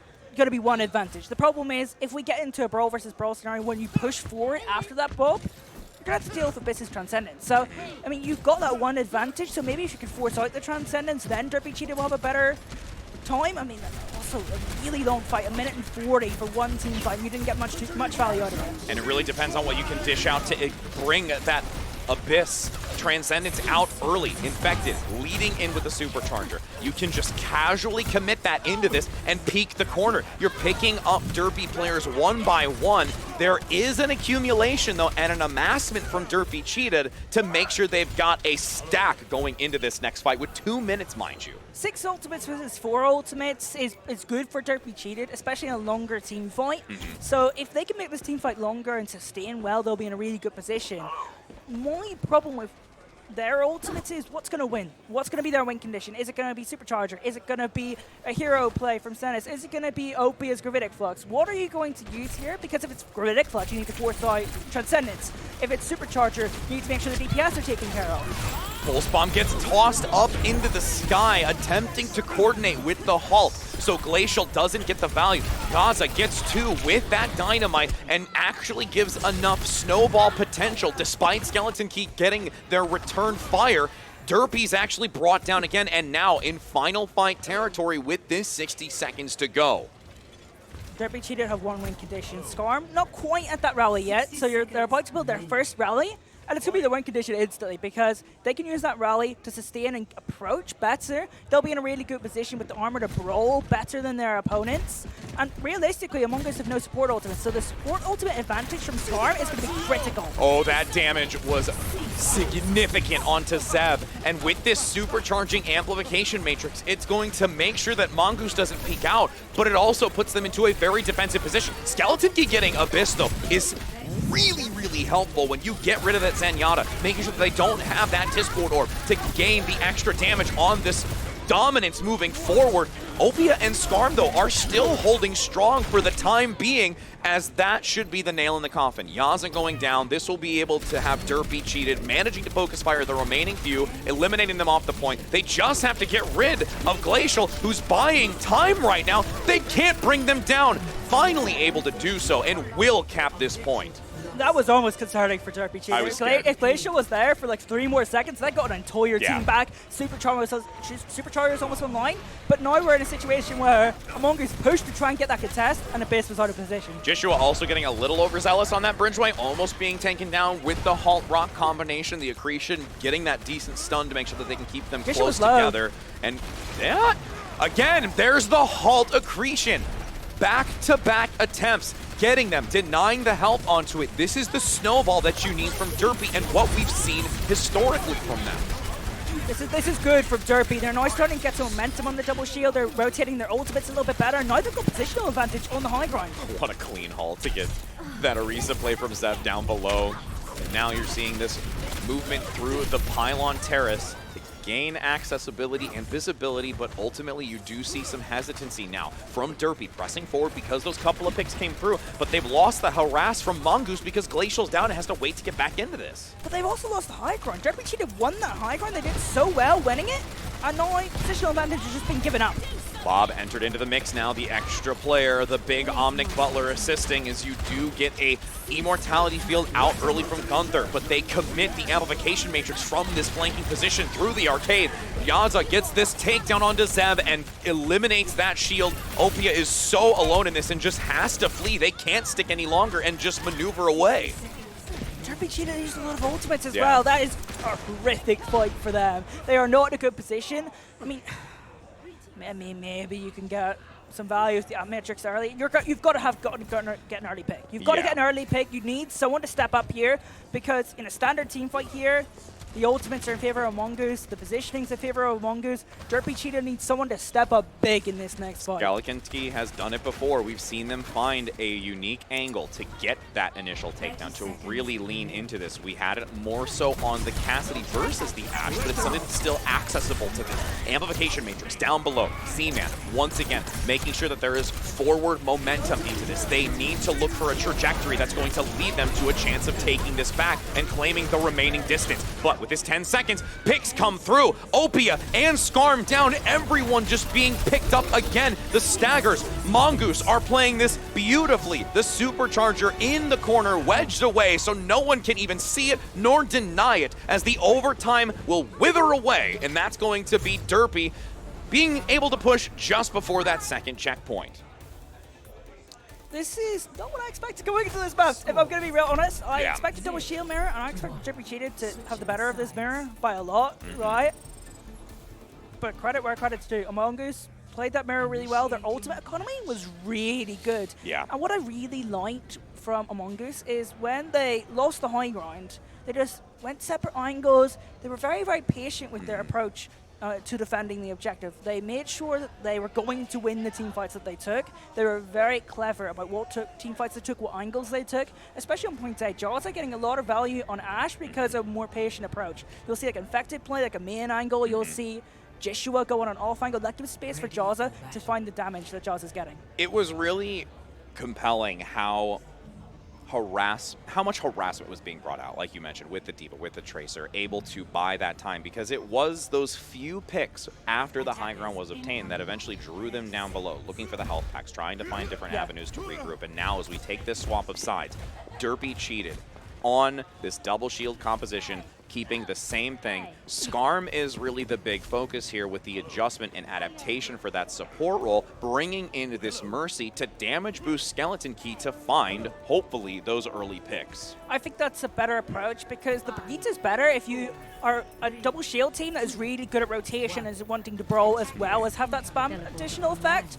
Unfortunately, they just got outspammed and didn't get any value out of the Brigitte. So this is an adaptation. Maybe Skarm doesn't want to play Zen and just wants to play Mercy. It's same value. You want to spam from afar. You're not going to be doing any brawling in this situation. No. And you can see Abyss now regrouping with the rest of the team, still sticking back just in case. The Dynamite does go wide, doesn't get nearly as much value, but still 25% accrued towards that Bob position. And as the closer Mongoose gets to this, it leaves a sightline and open for Skeleton Key, but you can see that consistency and the focus for the Discord Orb pressuring Skeleton because they know that Skarm is going to boost him, but Skarm's already eliminated. There is a follow-up by Glacial, and this is a Mongoose surgically picking apart Durpee in front of our eyes. It's been really, really good. It was a very patient approach. That was a really critical kill onto Skarm. If I'm being honest, I don't know how Skarm died in just a long-range shot. You'd expect a little bit better there. I think Skarm's had a really rough go this series. I expected more value out of the Brigitte. I think they've done a really poor job tempo-wise on both maps. And as a main support, you need to control the game. You need to do that much better. So that's something that Durpee Cheetah need to improve on. Skarm has had got to up their game. And aggression with that amplification matrix across this bridgeway, maneuvering for those sight lines just down below. Opia almost gets picked up. Jaza gets another counter pick and play onto Skeleton Key. This is just one early takedown that we needed from Durpee, but Mongoose is the one always being the first to take a step into the right direction. I think the positive for Durpee Cheetah is there's not much progress on the payload right now. I mean, you're still going to get to keep the high ground as well if you're Durpee Cheetah, so you haven't really lost too much losing that tiny engagement, and now you've just got to kill on the Jaza, so Durpee Cheetah not in an overly bad position. Oh, big rock to follow up on to Z-Man with the accretion and getting a ricochet shot from Jeshua to make sure that they do not have this high ground secured. Even though they're attacking from below, they're still claiming the upper position. This pylon terrace with a triple flux with a melee. They're just standing still. They know it. They have absolutely broken down Durpee. And at this moment, Durpee has to take a self-reflection time in this break to be able to figure out a method to come back into this because we watch this again. We're gonna watch it firsthand. I mean, he just got a kill onto Z-Man with a rock as well. We're gonna see that too. Hold flux. Oh wow, this is awesome. And then the 4th kill as well. This kid, he just picked up Sigma too, right? Yep. This man was a main side player a bit ago. That was sick. And you can see the assistance of the gunfire from the Orisa down below. I was like, I'm just going to be a part of this. I just want to be in the kill feed too. You'll just see my mini picture. I didn't do anything, but I was there. I was participating. And again, overall, looking at what we have seen coming out from a Mongoose, they have elevated over the course of this weekend. They've really pulled together. And with what we've seen from their players, it's only going to get worse and more intense the longer this day goes on. We were interviewing a lot of players yesterday from Map 5, and a lot of them are saying Among Mongoose, they should be top 3, so should Go Next, and so should Dilate. Dilate always already in the grand finals, right? Mongoose have a chance to get to the grand finals. They looked really clean there. Yeah. And their tanks in particular, right? We just saw Joshua pop off at the end, but we've already talked about how key Infected's going to be in this series because he's the more flexible main tank player, right? He can play Winston, he can play Reinhardt, he can play Orisa, and he can play Bull, right? And he's young, right? He is so young. He is so flexible, so mature to know when to play those different heroes. He's had a really good performance as well. Yep, and with that match coming up in just a moment, we are going to head to just a short, minor, brief break before continuing again, just to give these players an opportunity to rethink their methods moving forward. So don't go anywhere because we'll be back on the other side of this break.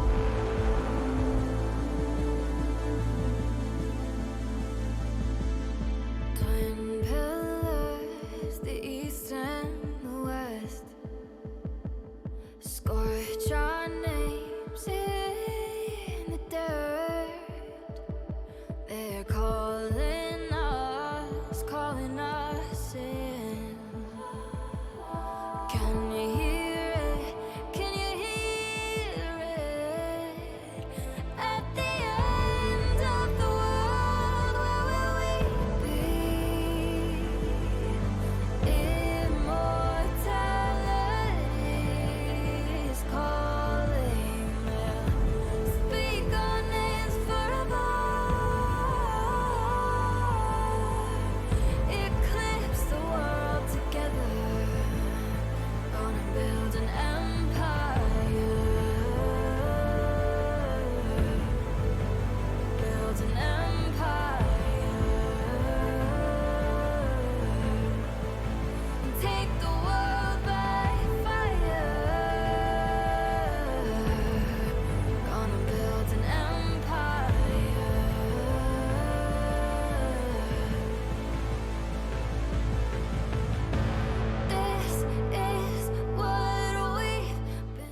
Welcome back, friends. As we are here, we find ourselves on match point for this losers final, the second to last match of the day and the weekend for this Overwatch Invitational 4 at the Long Gaming Arena in Schaumburg. And we've already seen a dominant performance coming out from a Mongoose. And we were even talking about it on the break, the significance of what we've seen, and then also some of the pitfalls that have been rising to the surface that we've analyzed and understand that there are a few who really do have to take a little bit of a self-reflection moment and understand what they need to change and adapt going into this next I map. think this break is super important for Durpee Cheated because they played a double shield mirror. They've been the best double shield team so far in the tournament, and they got demolished on Blizz World.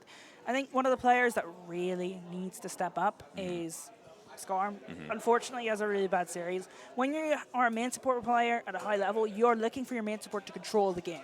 You're also looking at leadership skills, and Skarm's been pretty poor. Has struggled to build up ultimates, has died early a couple of times. That's the biggest thing so for we're me. really looking for Skarm to step up. I mean, Skarm's been pretty good over the course of the weekend. Not been great, but I think if Skarm steps up, this is going to be a lot closer. Yeah, and again, there are other factors that could be contributed to it is how the tank line is going to be able to give that type of coverage.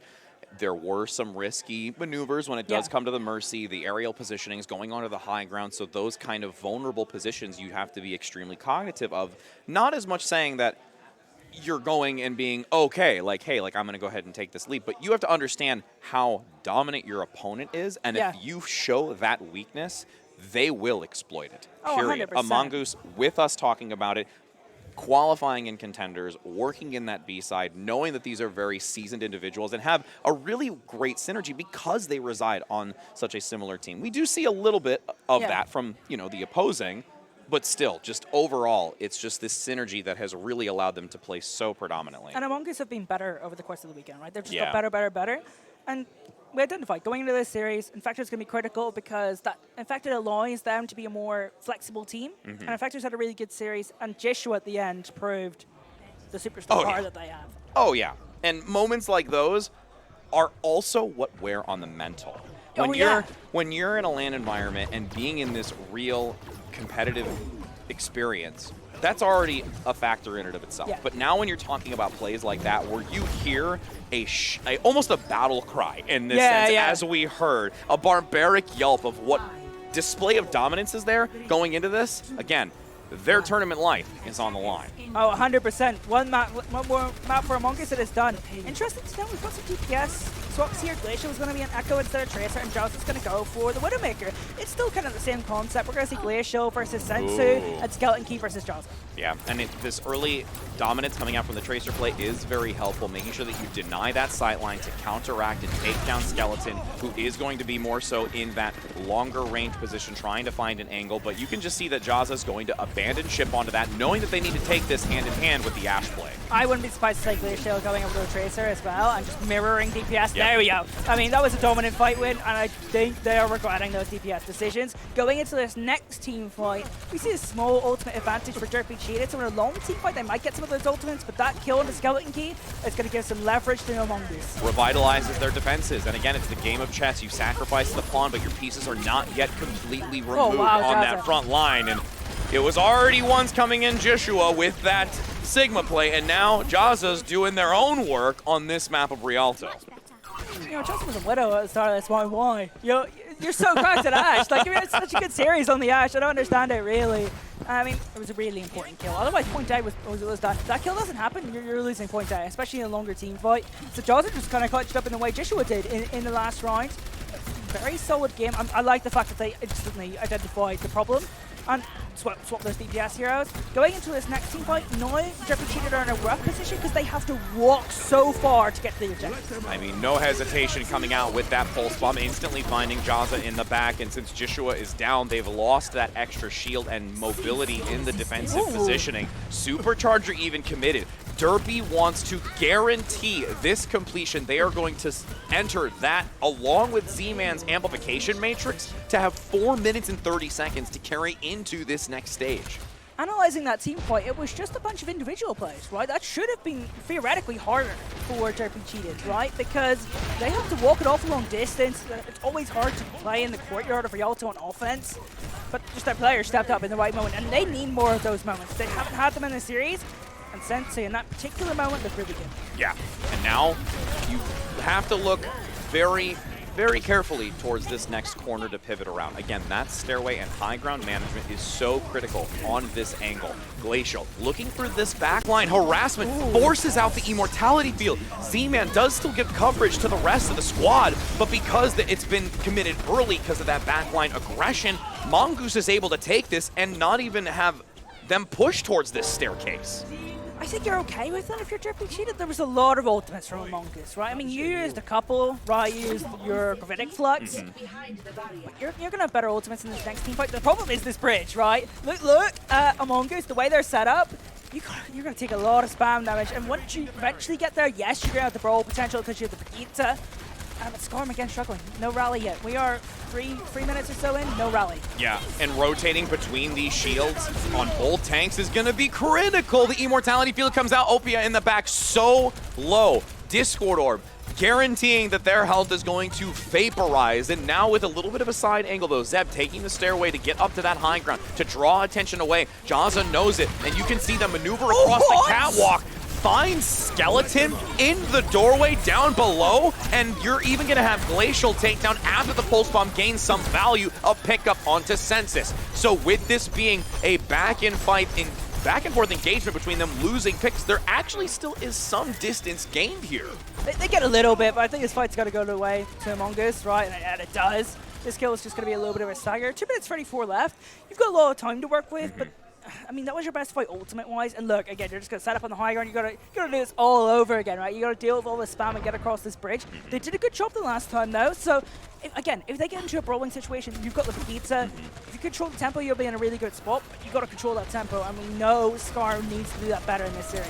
Glacial looking for it into the halt. The pulse bomb gets denied, though.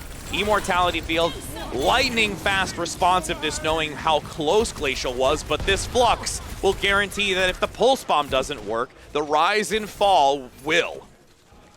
We've made some progress, though. We're getting closer towards the objective. Skarm a little bit further behind their team, so they're not going to be able to brawl with the rest of the tanks on Durpee cheated, so that's going to slow down their progress, and that enables Mongoose to get their players back and ready to go. They've also got that Transcendence. Durpee cheated just don't have anything to force that out or get any leeway in this fight. Oh my goodness, and you've got Z-Man getting collapsed on once again. These immortality fields are always on cooldown. It is constantly aggression from Mongoose. They are just slashing through Durpee and are unable to really gain any bearings since they have gotten to this point of progression. That bridgeway is just a sacrificial passageway that they just take so much on the way in. I mean, it takes a lot of time to set up a team fight on Rialto point B. It just does on the offense, but we're taking too long. When we have the advantage, we get a kill if we're Durpee cheated, and then we're just not doing anything with it. That's a good start, though, killing the Jishwan. Yep, Flux as well in synergy. Halt pulling them in, able to get them just around the corner. Gunther goes down, and that opens up a marginal amount of distance to cover. They're going to be one last opportunity, and they've got Bob even to contribute into this. That's a good ball. That's going to initiate Mongoose into the fight. Supercharger plus Amplification Matrix, but the Supercharger is acted upon immediately. They will not allow that much damage to funnel through the choke point, but it still actually aids a lot of this harassment from Census. The focus onto the Supercharger, then looking to maneuver past that coverage. Won't be able to do enough. They walk into Skeleton Key and everything they have laid. Yeah, Little Red Riding Hood, indeed. I'm sorry. That lion is Durpee and able to consume Mongoose. Bob did summit. Bob did summit. Yep. Skeleton Key at the end just dies as soon as that compliment and cast occurs. Really important play. We've seen some important plays in this series. First time a player on Durpee Cheater has really stepped up there. We need more of that from Skeleton Key. Opia up front mitigating quite a bit of that damage with the kinetic grasp, but that shield goes down. Look at both of these shields. There is so much damage coming out from a Mongoose, and Jishua leads in once again with a Flux. Despite them losing an inch, they are able to just come right back into it and be able to bolster their morale to hold for multiple fights afterwards. I hate to bring up this player again. Infected is so good. Like, yeah. You see these ults, set up the flux for Jishua in the previous map. Tried to set up that whole pulse bomb from so far away. Infective's having a really, really good series. As we said, he needed to if they were going to dominate this series, and Infective is doing so just now. And it's probably nice for them to get the halt back into the mix since they've been playing on Overwatch 2 this recent past week. So this is a little bit of a homage to their old gameplay style. Abyss now gets a shutdown onto this harassment, the Tracer into the back, eliminating and basically not allowing them to do or play this game. With 30 seconds to go, a Mongoose is in this final moment to prevent a full completion on this map of Rialto. Durpee cheated. If they lose this map, they're out. Their series is on the line. They won't be going to grand finals. I think they need to get a little bit more progress on this card. They have the tools to do so. I'm looking at their tank heroes. They're looking at Opia, looking at Zeb. They have the ultimates. They have the tools to keep Durpee cheated alive and get some more progress. They're playing this side room at the moment, looking to peek out. Flux comes through. Bob is there, transcended to mitigate. Supercharger active up front, but again, instantly shut down by Infected, knowing that that's going to be contributed into the fight. John's like leading in with Bob for that extra player who's already generated from the previous engagement. It will be Durpee cheated, stopped and halted just past that final archway. And Mongoose, I'm actually really, really impressed because I truly felt that a Mongoose was not going to allow them to complete. And that is a significant distance still to have covered by Durpee. And now as we take the swap of sides, the goalpost has been set. And Mongoose know exactly what they need to do to move on to these grand finals. They know what they got to do. They got to keep playing the way they're doing. Yeah. 100%. They've been really good. In that last team fight, Durpee cheated. They had the tools to do so. They had the tank ultimates. Supercharger, the Gravitic Flux, super definitive ultimates in this scenario. And the reason they lost the last fight, not because their tank played bad.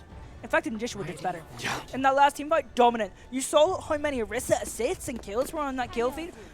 I mean, I love talking about Infected, and I hate bringing his name up so much because it gives him his ego, but well then, let's spin it then. Okay, let's talk about the others who are coupled with it. One specific moment, again, it didn't get the most reward up front, but the halt into Glacial's Pulse Bomb and forcing out cooldowns. That's just one specifically big highlight moment, but there's also micro moments that are happening throughout the entire round that it just amasses over time, and there's nothing that Durpee can do. Nothing, really. Mongoose has just improved so much over the weekend. I think Durpee, realistically, I think they could be playing a little bit better. I think I've been a little bit surprised. I think they've been quite poor in this series relative to how they've been playing in the tournament. I think they've been really good this weekend. Maybe it's getting tired. I mean, we're on day 2. Yep. It's getting quite late, but some players on Among Us are really stepping up and making this series. And fatigue is truly a factor in this environment. Your opponent playing to their strengths in this just live event space as there is this 3 minutes and 30 seconds opening into the courtyard. This is a chance that where they can break open and find some angles to work with to get these initial picks. Durpee on this defense cannot get surrounded or collapsed, because if they do, it's going to be Glacial finding an execution or Infected clustering them together for a follow-through by Jazza. I'm looking at Opia right now. Opia, I think, is the star player on Durpee. I haven't seen much from them tonight, and they've just went on. Yep. I mean, unlucky. There was a really, really great, well-timed support assist from Z-Man. The Immortality field is coming through, and at this point, they really have relied a lot on this AoE effective healing, but even with it and how fast previously we've seen Z-Man be able to accumulate this, Gunther at the present moment is actually far surpassing them. Yeah, I mean, Gunther's used that matrix already, right? So they won't have it for the next fight. So that's a small advantage for Durpee cheated, but look how much space Mongoose has taken. They're going to catch this point. Bob is going to be the point of contention. Beautifully timed halt. They almost get the checkpoint guaranteed, so there is still some contention at the moment as it will manage to dash out of the way. Rez from Skarm comes in, brings new lifeblood to Durpee to hold underneath this position. You can even see the lobbing healing from Gunther. Nobody harassing. Finally goes down. They address that it's this infected fusion driver continuing to dominate, and will just abandon ship, jump into the canal, and say, let's just finish it up, come back in. We've got a stacked ultimate economy, and we're just going to lay waste. Now this is the opportunity Durpee cheated have been waiting for, to get some momentum back in this series. Now we're in a situation where Among Us have to travel so far to the objective. We're now looking at players to step up and make plays, because this is the moment where Durpee cheated can get back in this series. Ooh. And it's all on the line. Couple of shots come out from Skeleton Keep. Don't get the elimination.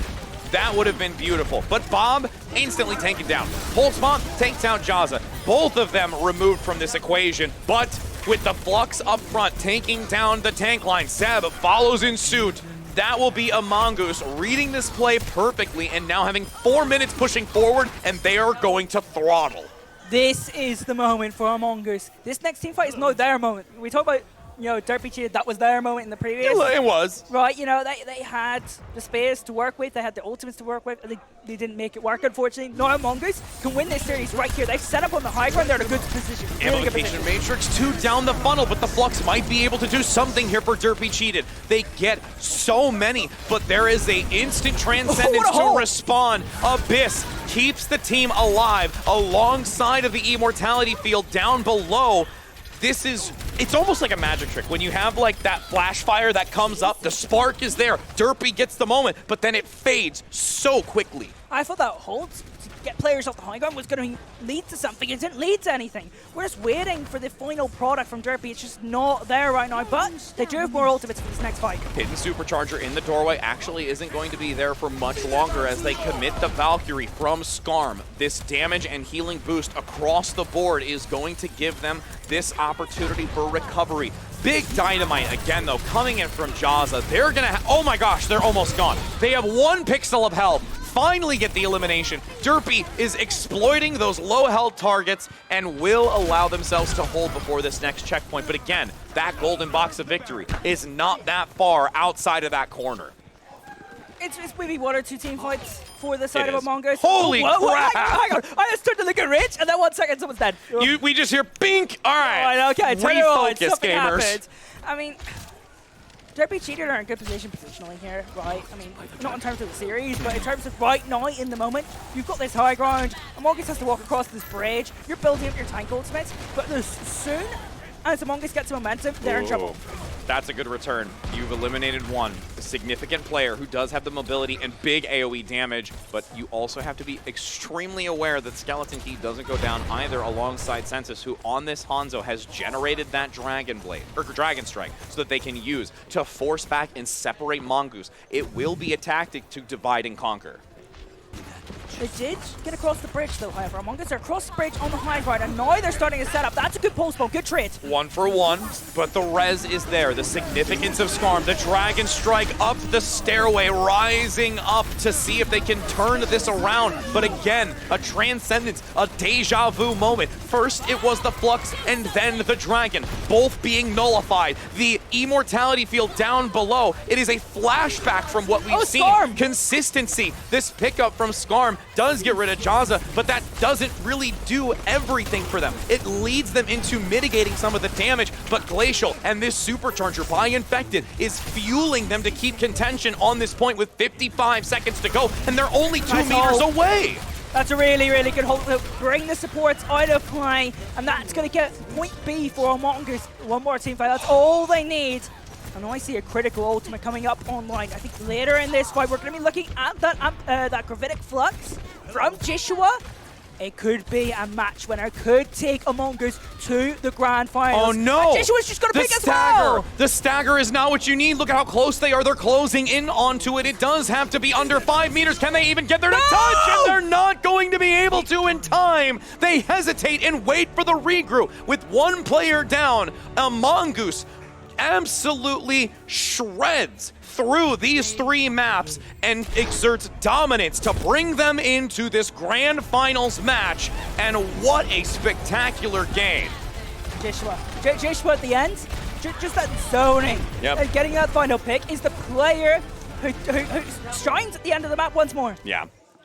This is leading in to be one fiery grand finals match. And again, 2 teams that I think we are really, really looking forward to see match up. And we do have to wish those so far who have managed to move on to this, but also who have had to bow out. They have put on such a performance over this weekend in this LAN environment, and I know this is still an experience for them that they're not going to forget, but we will be actually able to hear words from a Mongoose to see how they're feeling after not only this match, but how they're looking to go into the grand finals. So don't go anywhere, friends, because we'll be seeing who is going to claim the title just after this break.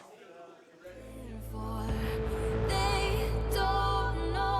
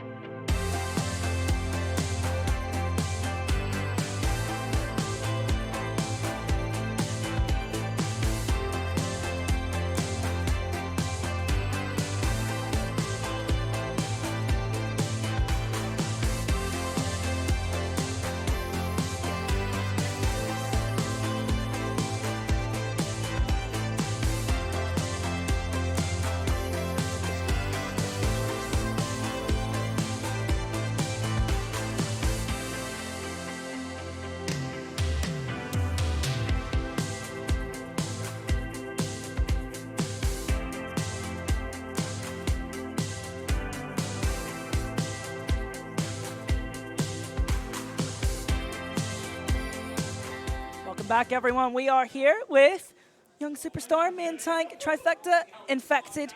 We were talking about how important you were going to be in that series because you're like one of the more flexible main tank players here. But before we talk about the actual match there, how has the LAN experience been?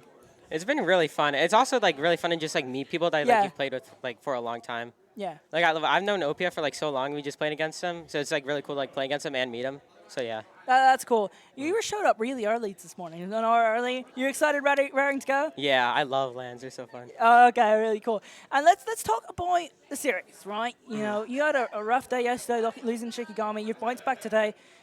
What do you think gives you the edge in the series today? I think today, like as a team, like this morning, we just talked about how we wanted to play and like what our communication like errors were like yesterday. And I think we just like fixed up on a lot of mistakes. Okay. Yeah. Well, we were kind of leaning towards the tanks being the superstars, right? I thought you and Joshua would play really well in this series. Talk to me really about Joshua as a teammate. No, Joshua is like, in my opinion, like the most flexible tank I've ever played with, and he's like an insane leader. Like it's not just like me like shot calling because like I'm the main tank. Like he has like in my opinion, I think he has better comms than me, honestly. Like he calls like a lot of the engages and like what we should do. So like I really look up to him as a player. Awesome. Yeah. And we have to talk about grand finals. Into the grand finals, playing against Dilate. What are your expectations for it? Easy 3-0. Easy 3-0? I really want to beat them. Okay. Yeah. Well, let's hope you can make it a good series. Is there anyone you want to shout out? Anything you want to talk about? Just shout out my parents for watching and supporting me through this. Oh, they're watching? Yeah. Okay, well, I want to tell your parents they've raised a very fine, young, cool main tank player. He's been awesome at the venue, a really good, pleasurable person. I don't know how to give compliments, all right? I don't usually thank you. I appreciate it. I don't usually talk to humans, okay? Well, anyways, thank you. I'm going to let you quickly get on and prepare with your team. Good luck against Dilate, and we'll see you soon. Yeah, thank you so much. Awesome. You can cut now, Emma. Come on.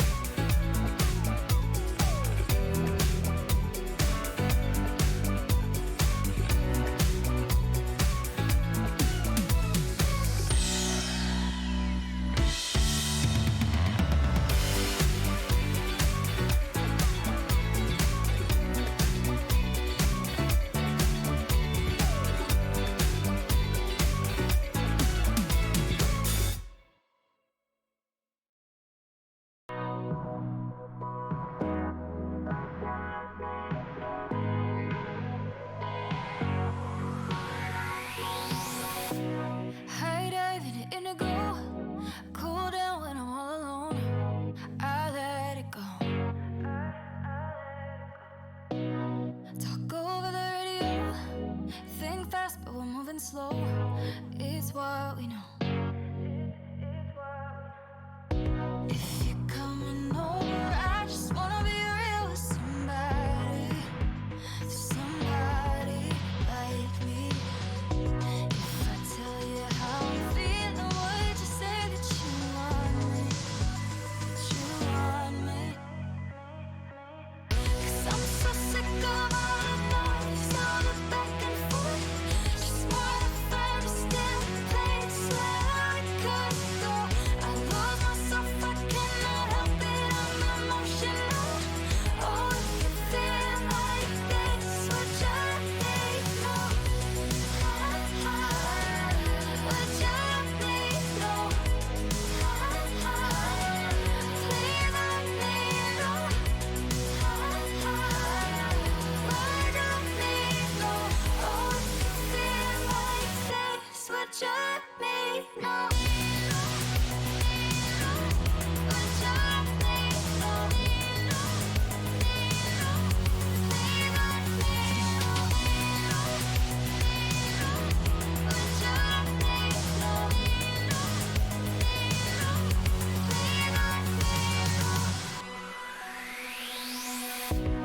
White noise on the telephone. Fall asleep to TV shows. It's what we know. Gets too comfortable. No space for the tangible. We get lost in the virtual.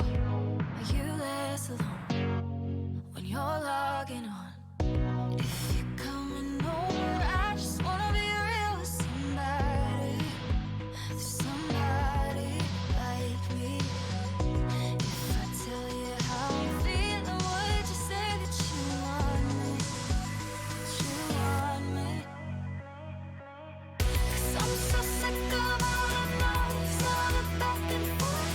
Just wanna find a still place where I could go. I lose myself, I cannot help it, I'm emotional. Oh, if you feel like this, would you let me know?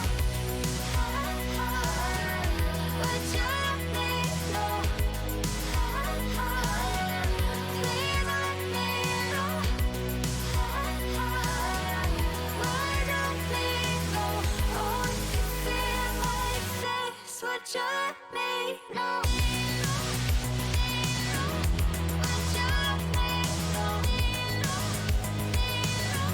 Please let me know. Would you let me know? Please let me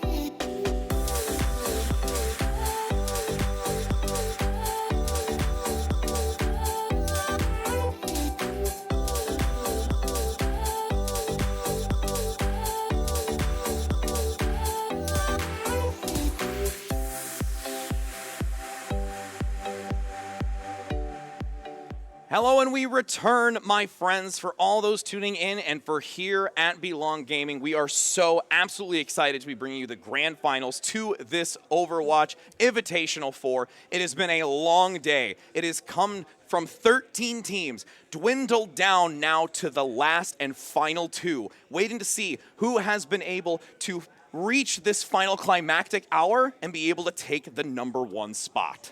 We've got some interesting stories, Rich. I want to focus on that in a second. I don't know how to smile. I'm looking at myself What like are you over there. talking about? I'm trying to smile. I can't do it. We did just literally take a selfie, smiling, moments It's ago. not working. My mouth isn't functioning. It's okay. Just, grinning to ear. Grinning to ear. We're just going to really big. It's okay. It's time to talk about the teams, though, Yes, right? So absolutely. Lit coming from winners finals. They haven't dropped a map the entire tournament. Yes. I talked to Jay Venom yesterday. The coach of Dynamite, they don't want to drop a map in a single tournament. That was their goal. They literally said they want to have a goals in tournament, but it's going to be difficult because Mongoose are on a tear right now.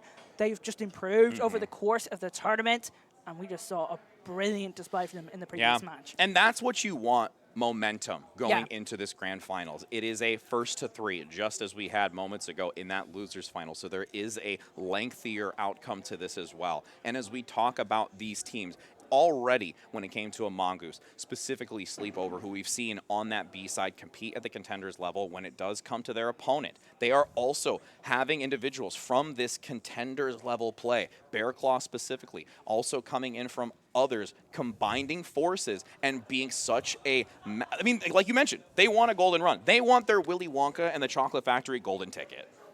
That was a really clever way to do that. I really That was tried. I really tried. good. I get my one good. I was gonna say I get my one golden ticket, and I was. Yeah, gonna you cycle. already used that That was one. too much. That was too much, and I overstepped my boundaries. But let's take a look at the grand scale of this bracket and what we've had. As I mentioned, starting with 13 teams, dwindling down to these final 2, and it is an absolutely spectacular outcome thus far. It does not show as we had our conclusion on that losers round 6, but again, it is a Mongoose going against Lit. These two teams are going to erupt like a volcano, and I cannot wait to see what is going to come out these gates. I want to focus on a matchup, though. I have something noted, right? We just talked about the tank line for a Mongoose. Infected and Joshua, I think they're still players to watch out for. But I'm not looking at a mirror matchup, okay? I'm not looking at tanks versus tanks. I'm looking at something different. I'm looking at Bun and Zera. The DPS line for Lit, I think they're fantastic. They really are. I've always been a big fan of Bun. I don't know why she doesn't get more attention. I think she's a really good Sombra player. She was great on the Ashe. And in my personal opinion, Zera is the best player in this venue, by far. I think Zera is a really, really good player. We've seen it in contenders recently. This guy is cracked. So I want to look at the DPS line of Lit against the tank line of Mongoose. And we'll be able to see that battle coming out initially on Control. Again, we talk so highly about how it can be absolute and utter chaos when it comes to Control versus the other type of maps that we're going to have over the course of this first to 3. And we have confirmed that it is going to be Busan first. So again, this, through a lot of these different rounds, multiple options for verticality, more tightly compact regions such as Mecha Base specifically. There is a variety of things that we can have come out onto this, and what we've seen more significantly from Lit at least has been more Lijiang Tower. They've utilized a variety of things such as the Symmetra, a Doomfist, a Reaper, a Sombra. There are a lot of things in their kit to use and to really try to lean into, at least to the Control map in and of itself. What's really interesting here is these are probably two most flexible teams here. I think they're both very, very flexible. So I think there's a lot of options here. And Busan's a very flexible map. So this is just going to be really interesting. We're going to see lots of different heroes, lots of different compositions. And it's just going to be who's the better team overall. Who can touch their toes? I Because can. they're flexible. I mean, I can too. You know, in my older age... I can! Hey, look at that. You can touch... Yeah, I can too. They say, though, that there is a statistic when I talk to my doctor that when you're over 30, like 85% of people can't touch their toes. And I'm just like, that's unfortunate. And I need to do more stretches. So You know what's really bad? I was trying to think of a joke there so we can continue banter until we get into map. I was going to say, but I can touch your toes. I mean, I know if don't really can say think, that. I don't know how that's going to read nor be interpreted, That's but why- that's can why I we was please about to get say back that. on camera? Can we please, we'll just do that. It's okay. I'm just harping on prod. They're probably going to do it now. We're going to be high again. Yeah. They actually are. It's okay. I'll just like pick my foot up and put it on cam. I'm really not going to do that. I can't do that. I can't stretch my foot up that I can't high. do it either because I haven't got shoes on. It's okay. That's, you know, to each their own when it comes to these grand final matches. As we have an assortment of things, as we do take a look at this match in the venue again here at the Long Gaming Arena in Schaumburg, this facility that has been able to house so much value into this, and that is Lit coming in here, getting ready and prepared. The lineup, this significant opportunity to not only claim the grand finals match, but do it without ever faltering at a moment. And if there was ever a team that could put them into a position of rethinking what that golden ticket looks like, it is a Mongoose. You know what I just noticed there? I saw Lil Lucio, who's managing a Mongoose today. Just with the Dilit gamers. What's going on there? Betrayal right here as we go into the finals. Utter betrayal, but it's okay. You know what? We're all gamers here. We are all amongst the community, and we are all a part of Belong, and that's what makes this even better. As we are entering now into our first round of Busan, starting off this grand finals game. I want to highlight Bun instantly on the Sombra. Could be a really good defensive tool against the Wrecking Ball of Infected. That Sombra isn't available. Jaza is going to be on the Ash for the other side of things. So, as well, we're looking at a Tracer duel between Zera and Glacial, two very good Tracer players. So, DPS lines to watch in this first team fight. The TVT is always a very, very rewarding thing to watch. When you get those close encounters, it is just fist to fist, like two boxers going at it, but also we're going to get to see two tumblers going at it with Infected and Astro on these Wrecking Balls, seeing who can gain the most value with this harassment, utilizing the grapples, the pile drives like that with a hack and a follow-up on the Discord orb as well. The target focus here was so beautifully done by Dilit, and they take this control first. I'm really glad I picked Bun to highlight, and then Zara as well, winning the Tracer duel. So that was good job by me. We're in a really weird situation where both teams are engaging. Astronex is really low right now. I mean, the other thing that I really look at, too, is when we talk about Bun, the Sombra. There is so much in regards to tempo and control and understanding that you do lose a little bit of the throughput worth of damage and more focus on the control that you can have. Glacial gets rid of Astra. There is that negativity for the way that you've had a little bit more of reservation coming out from Dilit, allowing a Mongoose to take this over and swap it over. I think you're okay with this, though, if you're Dilit, because you're in a position where you're going to be EMP next team fight. So if this is a well-executed EMP, you're just going to take the lead right back. So we're kind of just waiting for Bun to build that up, and that's going to be the win conditions next team fight. But we're also then going to see Bun versus Abyss, we see that Transcendence, Zenyatta versus Sombra EMP War. It's so reliant on your positioning and making sure that you are outside of the radius for that Sombra. Bun approaching and eclipsing this ultimate to utilize to make sure that they can swap this back. Jaza barely gets out, but as I say that, Astro finds a flanking maneuver, gets the pick. Pulse Bomb actually blocked, shielded, and cornered, so it doesn't hit their ally. Surpassing in percentage, the EMP comes out, only hits Gunther. It's going to be Abyss maintaining survivability for this to keep them going. But even so, Graham finds the elimination with the Flay. That whip shot shutting down the Tracer engagement. Graham comes in now with a rally to give them the armament necessary to compete against a Mongoose and will be able to swap this back, but still a decent 60% has been accrued by a Mongoose. I think a Mongoose will be happy with that team fight because they got percentage more than they should have got, really. Yes. Especially because that should have been Dilit's fight to win because of the EMP. It wasn't a great EMP. I mean, they win the fight anyway, so I guess they're happy enough as well. So it's a good fight for both teams, really, in that scenario. I think both teams have good ultimates for this next team fight, but I want to highlight Gunther's rally. I think that support ultimate is going to always be critical, and Abyss is always at that Transcendence once more. So there's a bit of more sustainability advantage for a Mongoose. You can see this engagement, self-destruct, actually not going to be needed for the time being. You've gotten rid of Abyss. Gunther has to commit in with this rally to give protection for the team, but with that loss of the Discord Orb and this Harmony healing, it makes it so much more challenging to stick in the long run. Glacial holds onto the Pulse Bomb. They're waiting to find synergy into this to not be completely out of it just yet. Astro gets that additional takedown onto the supports and staggering them out. They've yet to be back as a solid 2. 77%, maybe one more fight for a Mongoose. Who's going to step up? Who's going to keep them in this series? Glacial's got the Pulse Bomb, but if Glacial goes aggressive, they're just going to get matched by Zera, right? So this Tracer versus Tracer is something I want to focus on heavily in this next fight. But look at Bun all the way in the back, finding an angle onto the supports to prevent that opportunity. I guarantee you they've tracked it for this Transcendence. Hesitant upon entry. Zera gets this close proximity to engage, but does not yet commit that Pulse Bomb. Big stick comes out onto Jaza. Glacial also almost picked up the pile drive, ensures that it will no longer be available. Abyss still gets the Transcendence, but it's a 6 versus 4. The EMP comes through. Bun manages to get it in time. They want to swap this back and keep it in their favor, but it is becoming such a challenge when Dilit has just overwhelmed them and managed to control the final moments of this first round, able to take the advantage. Pink getting the kills at the end, but that opening from Zera is why they, in my personal opinion, are the best player in the venue right now. Yesterday they were on red hot form, And in that first round of Busan, they were in red hot form yet again. Smoldering. The hammer shall be smashed time and time again, folded over and over to make a solid blade of steel. And that is what Zera has been and become from this Lit team. But we also have to really acknowledge that there are so many other moving parts that are influencing and giving so much advantage for an individual like this to continue gaining and taking space and truly making these moments exciting.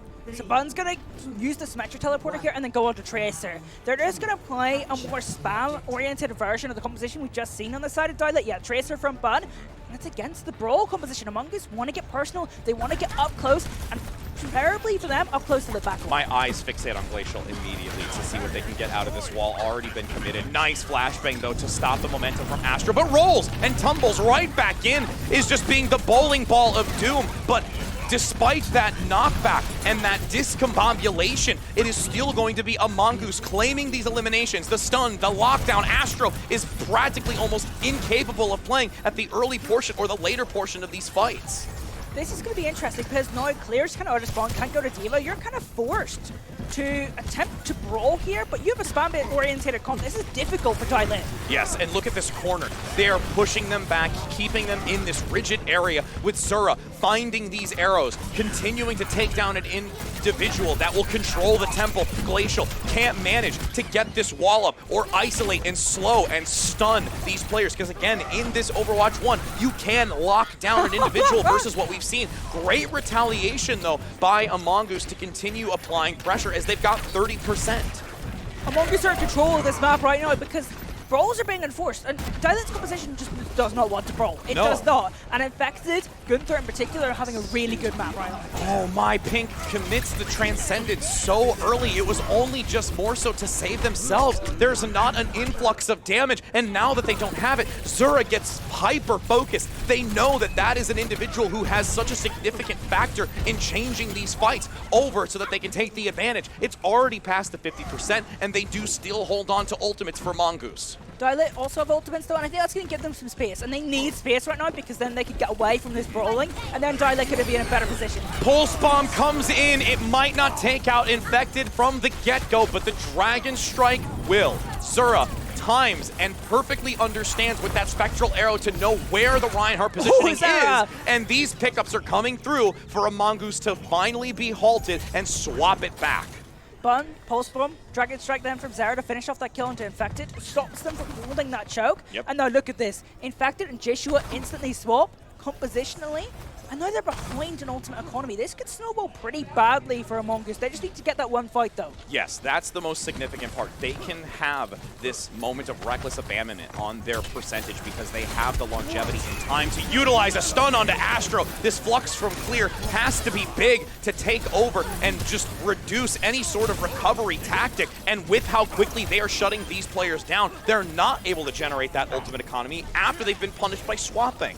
Although you do get 2 ultimates out of Lit. You get the Gravitic Flux away and you get the Rally as well away. That's 2 ultimates gone. So, I mean, you're still behind an ultimate economy, but not as bad as it could have been. And it keeps these parallels between the two. So there is going to be this neutrality that comes out to a degree, even though there are still some that can be active in this next engagement. Glacial commits in with the Pulse Bomb. Can't find any sort of recovery. And there is a great shielding as well. Graham is really keeping these juice packs onto this allied round nature up on this catwalk. Bun gets domed by a sphere, though. Abyss finds an angle. The harassment now dwindles, and you've got Zura with this Dragon Strike still playing forward. Lit has really been able to hold this for quite an extensive period of time, and Mongoose still playing recovery. Ooh, almost going to flip on the objective, so Lit under a little bit of pressure right now. Their tanks are getting low. Oh no, and they swap it. They shut down Clear on the low ground and will be able to eliminate that frontline tank. Astro is not going to have enough to give back into this fight. They will fall back and look for one last attempt. It's 10 seconds now for this last final percent. Astro's going to have to touch. If they do touch, there's ultimates online for Doyle, but Astro needs to stay safe and get on the objective. Astro get knocked back, does come over top and commits the minefield. They are making sure that anybody that transitions down to the low ground is not going to be able to have full control of it. There's an attempt to swap it back, but look at this agile, lucrative movement around it so they aren't picked up. A Mongoose still finding the picks. Jaza in the back, free to farm. Triple kill comes through, claiming this position. The shouts in the corner give way to making it a 1-to-1 map score. They are not going down without a fight. We're going to 3 rounds of Busan, and if this map is any indicator, we've got a hell of a series on our hands. We've already seen multiple different compositions. We've seen multiple variations of bowl compositions from Dilit. We've seen Brawl from a Mongoose. They seem very flexible at this moment. This is going to be one hell of a series. If you want to watch some good Overwatch, stay here. Yep. Tell your friends. There's still a lot. This is the first 3. Go out, go on Twitter, tell your friends. This is where they should be right now. Do it. Hashtag IV4LAN. There you go. Making sure you're using it, and in this case, consistently tweeting it. As we are having these two teams open up onto downtown, the skybox is quite high and lucrative, but I don't feel we're going to get anything elevated here. The one thing I look at, though, is Bun on this 76. That is a very, very unique call. I guess you get the healing. That's kind of helpful here. You can heal for your supports better. I like this composition from Mongoose. It was a late call to go on to this rush composition. And I'm looking at Jazza right now. How can you build up the CMP? How can you be direct onto the backline? I think that's the idea. Get onto the backline and dial in. Gunther's taking quite a bit of damage on entry at this moment, getting the movement speed and getting a boop onto Bun, putting them close into the wanking arms of Glacial for a shutdown. But when you've lost Infected and have a demeched Diva, a Mongoose is in a very detrimental state. Jaza at least gets 1, but this is still Dilit able to take the early advantage. They need to get onto Graham. Graham is the key player to kill. They just killed him. This could flip for a Mongoose. Oh, in the corner, look at the Moira playing so close to the inner segment, but there's still sightlines free for Bun. Packed in the back, will be able to recover. It doesn't last for long enough, and now at this point, Dilit is looking just to hold as long as possible to accumulate and amass they a get kills percentage back, Bun that and is Zara. reasonable, and they're pulling it off. Zura and Bun actually turned this. These two, the best DPS of the tournament. I don't need to say anything else. Glacial and Jaza could play and just win the series for them, but it doesn't matter. These two players, Bun and Zara, are so damn good. And those kills win a team fight and are very, very good one at that. Now they're going to get to 40, maybe 50% at least. Jaza, though, has the EMP. Minefield on the high ground here gets a few to drop down below to block both this elevated and lower position. Astro shuts down Infected. There's so much being put on to this scientist that he can't even sustain in these engagements, and there's not enough that's coming through from Abyss and Gunther to keep them alive. And yes, the stagger is not what you want to see. So we're going to wait another 10 seconds before we get another team fight at least. So we're at like 75%. Maybe another longer team fight, so maybe 85. Jaza's AMP has to be big, and it has to be big now. We are really looking at a Mongoose. We're looking at Jaza. What can you do with this ultimate? Getting spotted out. You can just see the free fire in the flank. Jaza with happy feet gain only 2, but it could be 2 if they can follow up onto it. Bun goes down. The rally is active. They've lost a DPS, but the fact that you've got this extra assistance, as I say it though, Glacial comes in with a pulse bomb that is now solely on Graham, looking with this Brigitte to keep alive. Bun does have the mobility to come back and harass onto this. It is still Dilit. Absolutely on fire for this 3rd round and exerting dominance with a 100 to 0%. And as they shout in the distance, they know that this is just the first step to them being able to take this golden weekend. They are looking to do it right now. And you know what? If they do it, Bun and Zara better get the biggest hugs from their team. Those 2 kills in the end of that first team fight essentially decided the round. Yeah. Really, really good from them. So I highlighted them at the start, and there was a reason I did that.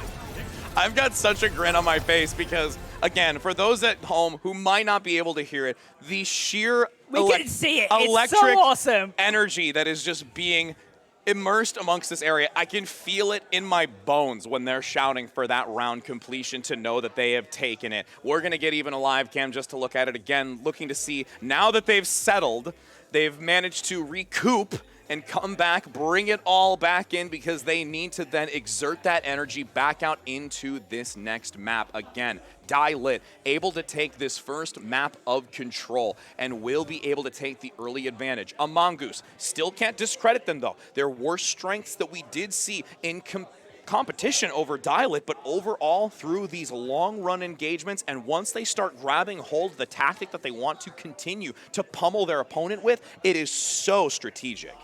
We are going to have a strategic battle for the rest of this series, and we have map picks, right? So it's loser pick. This means that Mongoose get to decide the next map. It's going to be interesting because that will probably decide what composition they want to play. If it's King's Row, it might be Brawl.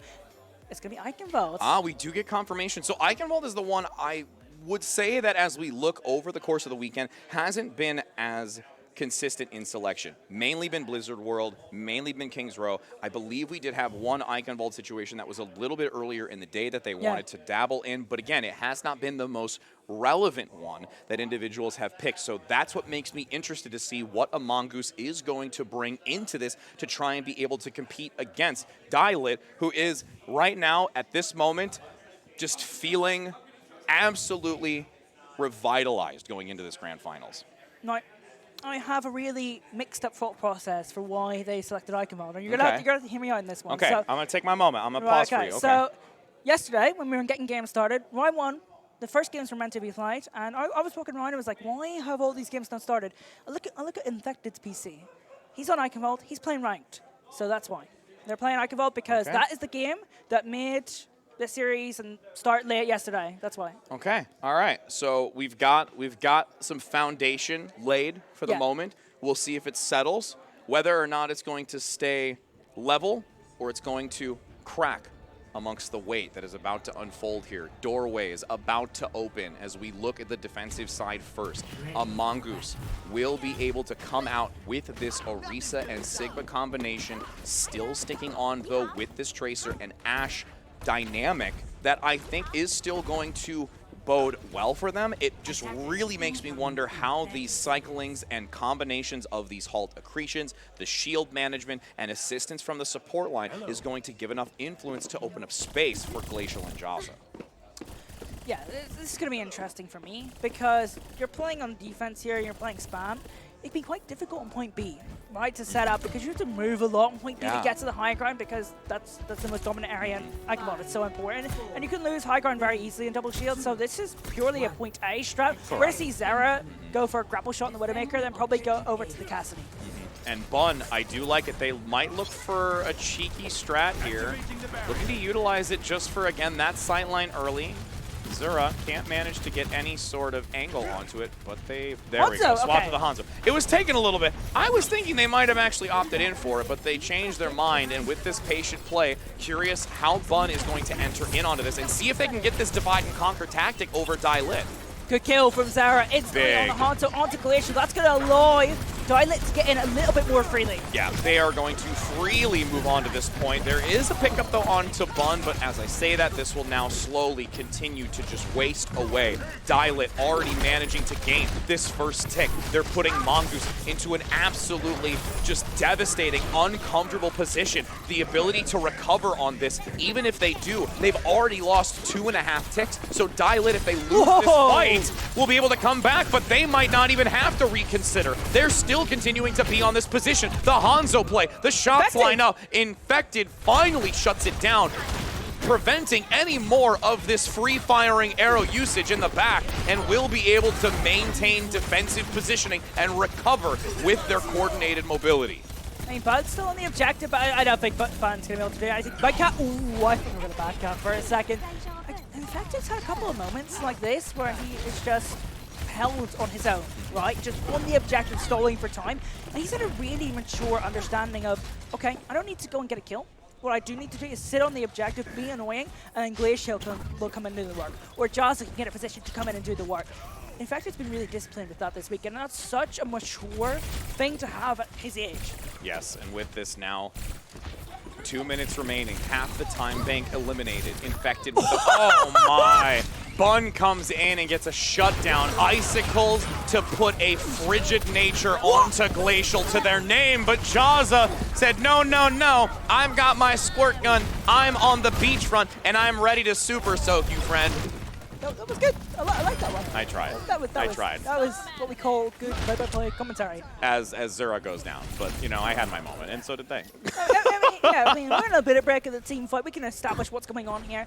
But had enough of the main. Gonna go over to the Sombra. I like this because if we do get stuck here, you're probably gonna build an EMP in 1 minute 26, right? You're gonna have that for a last chance if you need it. But you got 3 ultimates here. You got a sound barrier as well. So I mean, they don't have limited options. They're at a pretty good spot. Leading with Dragon Strike 2, making sure that they can have safe passageway onto this as a self-destruct claims one in the back, but it is still a Mongoose defensively able to hold, utilize what is necessary. I do feel that they've committed a lot into this to make sure that they can hold on to it, especially with Bob being contributed. It's solely now onto the sound barrier and the minefield to hold out towards the later minute of this map. So Joshua here is going on to Reinhardt. So we've got 2 main tanks on a Mongoose.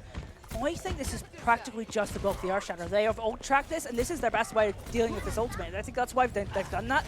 And interesting to know, Joshua used to play main tank. So they're going to be okay on this hero. I just have to acknowledge that you said 2 tanks on a Mongoose, and I literally am going to feel that somebody in chat is going to make a meme of that. When it's going to now be a Reinhardt being completely stunned on the front. Astro gets the shatter, a sound barrier to make sure that Lit has enough to push onto this, getting the numbers advantage. They will manage to shut this defensive posturing position down. Mongoose, as much as they had such a recovery with the adjustment in their composition, swapping from this double shield, they unfortunately cannot hold any longer and now turn it into this streets phase. It's good adaptation though, right? Mongoose straight up. They're around D.Va. They're going to try and claim the high ground to prevent Lit from getting it, because that's what you got to do in Eichewalde. They identify we can't run the wrecking ball here. I mean, you can. I mean, they were on poke originally. So they know how important this high ground is. And they're also kind of matching Lit in terms of brawl, because they've already got loads of time off the clock. And if you have ultimate economy, you can just dwindle this time as much as you want. Lit having full knowledge of this high ground position, continuing to funnel massive focus fire up towards that small gap between the castle walls. But now look at this kind of swarming tactical mindset from Lit, attempting to utilize the D.Va to flank from behind, getting isolated, locked down, and frozen as an EMP comes out immediately after. They used Clear as the decoy so that they can get a free Bun EMP, allowing everyone from Lit to collapse and completely consume a Mongoose. Look at all those Sombra assists. Bun going over to Sombra, getting value on that hero once more. I'm not surprised, to be honest. Right. And now I want to look towards the tanks on a Mongoose. I want to highlight the tanks on a Mongoose and the DPS on Lit. I'm looking at the fact that get in here because there's no ultimate on Lit. If you get in and get aggressive, you can get some big value here on the Reinhardt. Now with the bomb being contributed from Jaza, again getting that extra member to slow down this movement forward from Lit. A shatter gets 3.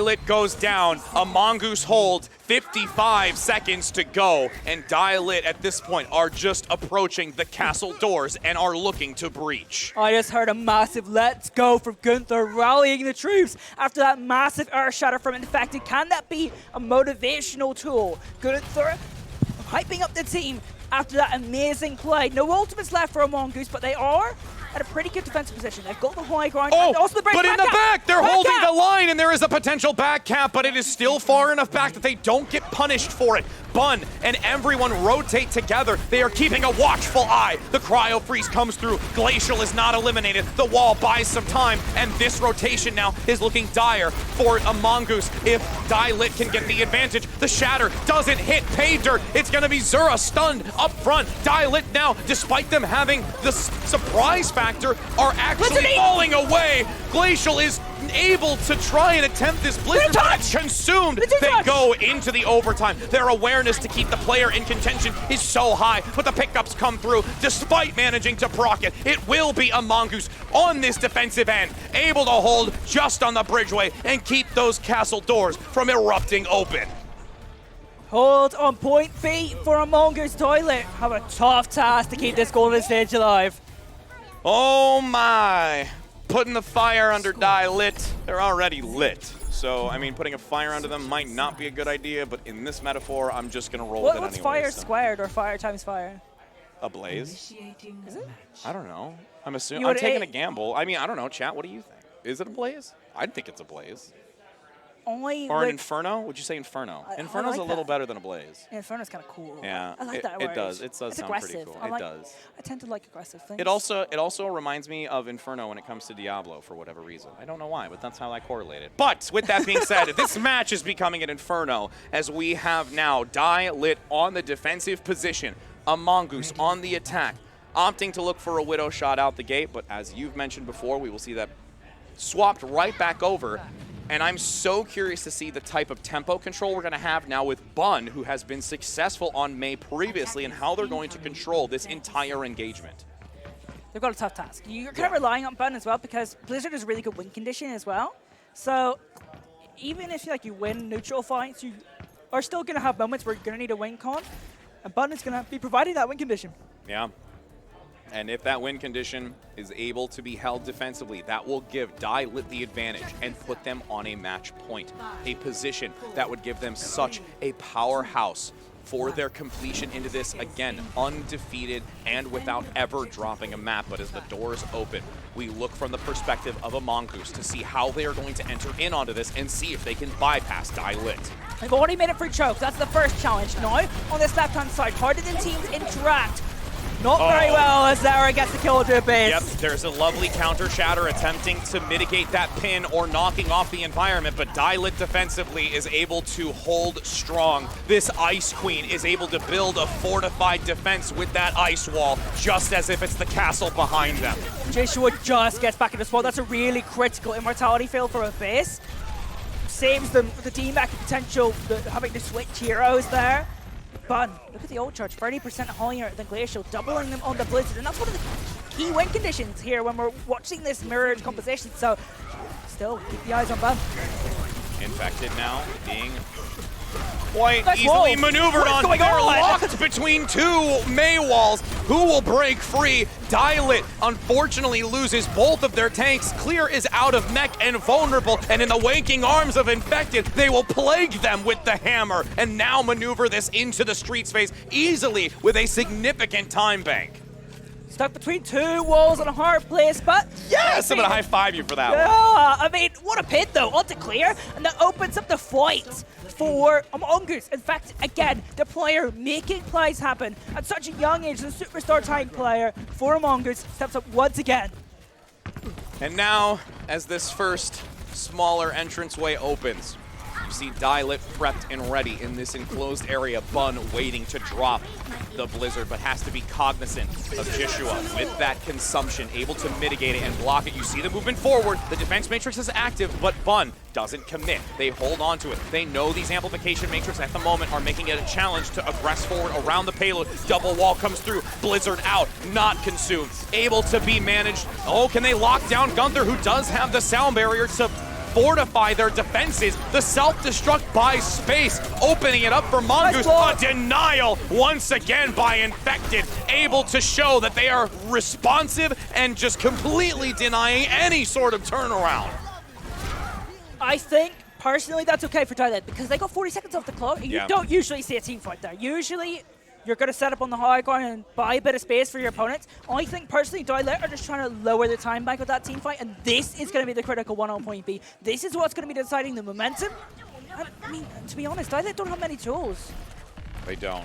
It's solely reliant on this self-destruct as a zoning mechanism to maybe get an early pick onto somebody in the back position. The wall comes through, but again, it's right in the center of that. And with Bun down, and they are eliminated. They cannot generate this Blizzard.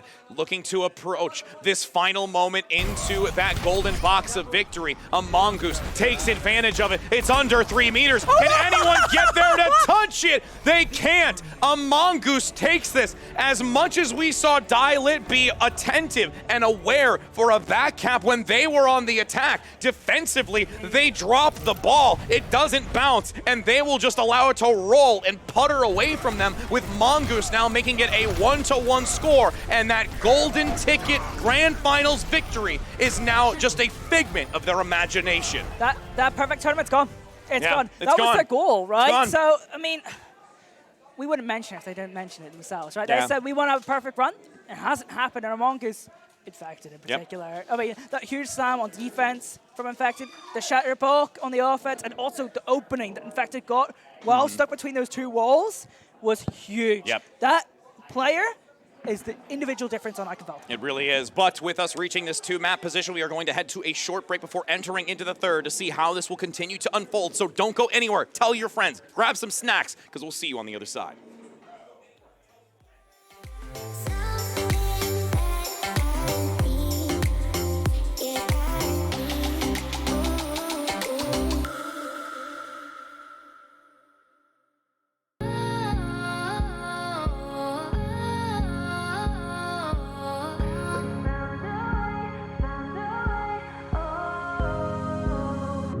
Makes your head spin, pretty as a new star. Take it in.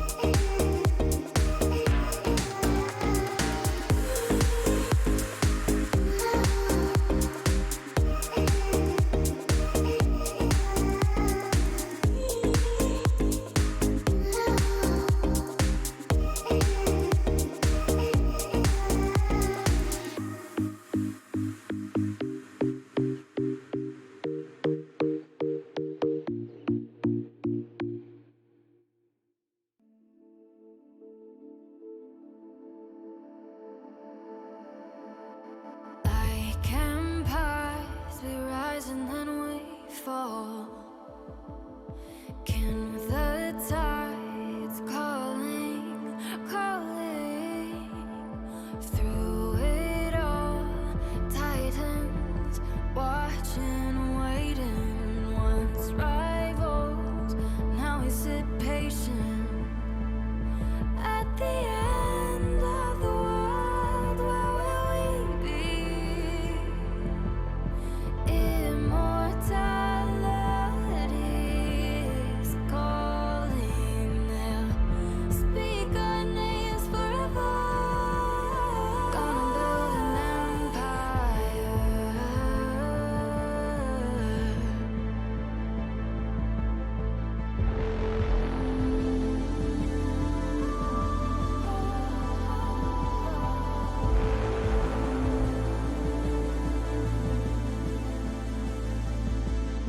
Twin pillars, the east and the west, scorch our names in the dirt. They're calling us in. Can you hear it? Can you hear it? Welcome back, everybody, as we are ready to continue watching this story be told. We are here to continue, like I said, this grand finals for the Overwatch Invitational 4 at Belong Gaming Arena in Schaumburg. It is a 1-to-1 map score so far to this first to three, and the biggest factor that just comes to mind, as we mentioned, they've lost the golden ticket, but even more so is realizing that Die Lit is actually mortal.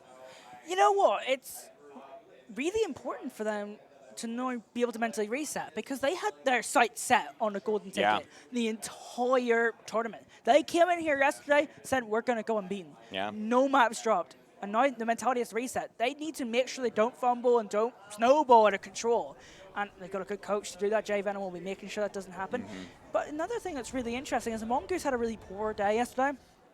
Surprisingly lost to Shikigami. Now, Shikigami were really good in that series. Yeah. But Among Us were expecting to win that series. But today, Among Us are just going better and better and better and better. And they could be on the level of Die Lit right now. So we are set for a really good grand final. They have elevated, and watching how they've been able to develop and just continue over the course of just these 2 days. I mean, outside of, like we mentioned, you know, there are players that we've seen consistently in the contenders world, but right now in this LAN environment, playing alongside one another and being able to immerse themselves in this space is truly spectacular, as we will have a Mongoose on the defensive side first. Die Lit attacking. Same feeling once again, where they will look to be the aggressor and set the tempo and the tone, and how a Mongoose is going to be able to respond and respond effectively. We're going to see Double Shield on the defense from Mongoose. They're going to play the distance. I'm really interested in the interactions between the Orisa and the Wrecking Ball. Obviously, Orisa's quite static and Ball is very mobile, so you would think Oshronix has the advantage here, but if Oshronix can't push Infected around to annoy Infected, Die Lit could be in a bit of trouble. You can see so much damage coming out already from Pun onto that shield to remove it, and the second shortly after. The Dynamite does give a little bit of a tension point, so they have to fall towards that lower position, wait to get topped up before they can peek this corner again. Nice initial shield that does come out from the low ground. Setting also the Orisa shield up close and rotating effectively with Joshua, and Fun at this point really can't get much value. It's all onto this Astro engagement, gets instantly crowd controlled and has to bail out of this. I'm surprised Zera's not on Tracer to actually make this more awkward for Infected on this Orisa. Infected's just kind of sitting pretty on the high ground. Yeah, they really, really are. And now as we have 3 minutes still to go, only 1 minute off the clock, and this payload is approaching this checkpoint already. And you see a Mongoose playing so much more receptive and being defensive and attempting to be proactive here to deny any sort of engagement from Die Lit. Bun almost getting this Dragon Strike, but as we say that, these takedowns come through. Astro and Zura managed to get so much here that this time bank is going to be massive entering into the next checkpoint. 5 minutes to work with. It took a while to set up that engagement, and I was being harsh. I was like, why are we not getting this set up? Why are we not surrounding a Mongoose? Because that's what the conversation is going to be really good at against the Mongoose. Mongoose will probably stay in this competition for a bit longer because they're close to their tank ultimates, and those tank ultimates are good win conditions. Pile Drive comes in now to see if they can deny any further win conditions by taking out the early advantage. 6 versus 5. that denial on the Flux gain once again, really having to just slow this ultimate economy generated. And you can just see Bun waiting until they move up, having the Spectral Arrow, seeing if they want to contribute this Dragon Strike into the narrow corridor, but nobody is sticking close enough. They have awareness down below of the Tracer play, but Glacial still cognizant how to push out. Almost gets dome for Joshua. Bun finds a shot on the dome, but there's still recovery. Mongoose with the Supercharger will be able to buy a few more seconds. Lots of ultimates being popped now. We're getting into the strategic end of the fight. That's a big kill for Pink. Shut down onto 2. Glacial and Joshua go back to spawn. The drawing board as well. Astro comes in from a pile drive on high. Die lit with a team kill and going to pave a lot of way on this Streets phase. In fact, it's going to go over to Wrecking Ball here and try and touch Point. No, he's not. Are they not going to try and get a Point B contest? I think it's too risky. I think they don't want to allow themselves they to have fight better at a deficit. ultimates right now. I think Joshua's win condition with the Gravitic Flag. Are they still going to be able to touch? Okay, Glacial's there in the corner. They need to make sure Glacial gets this touch onto the objective. 2 years to go. They're going to opt. Not. Now, see, this is, I think, too passive. That's Again, way too passive. Personally, from a Mongoose, we saw it in that initial stage, like I said, by the gas station, but this is now hyper defensive. I didn't like that at all. I think they needed just to get another fight in, not just for winning a team fight. They had ultimates to win the team fight, but also for time. Look how much time they have to work with going into Point C. The only thing that I could possibly think of is they feel more confident to play in this enclosed area. Again, you lose the elevation from Zira with this Echo play. They don't have the skybox, but it's still going to be Bun taking the advantage here. They've forced the distance out in the open and have now put all their eggs in the basket for this final stretch.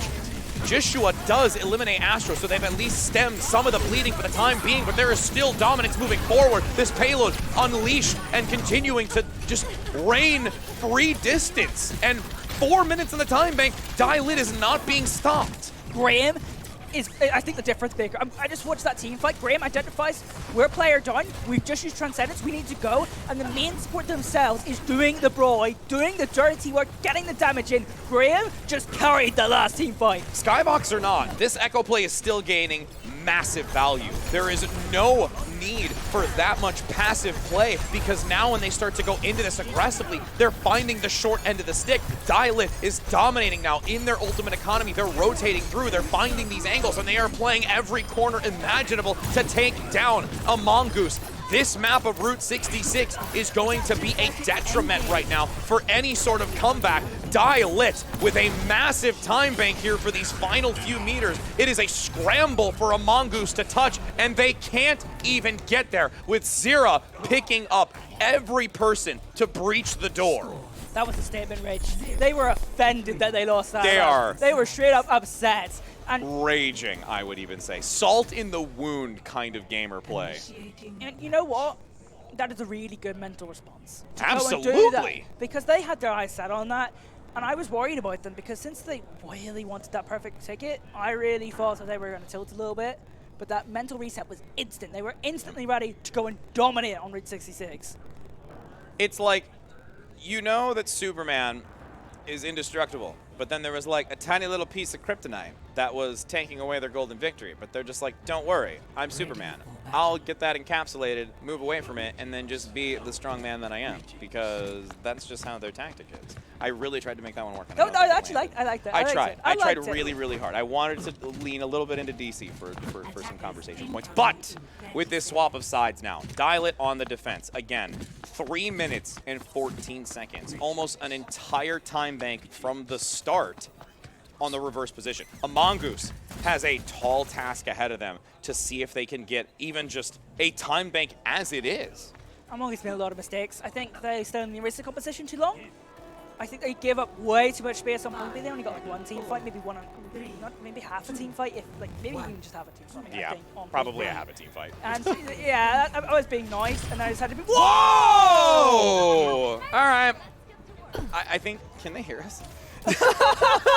Can they hear us? Because I feel like they're going to put their sights on us in about a hot second. But with that shield now active, we're going to see some Widow play, and it's going to stick.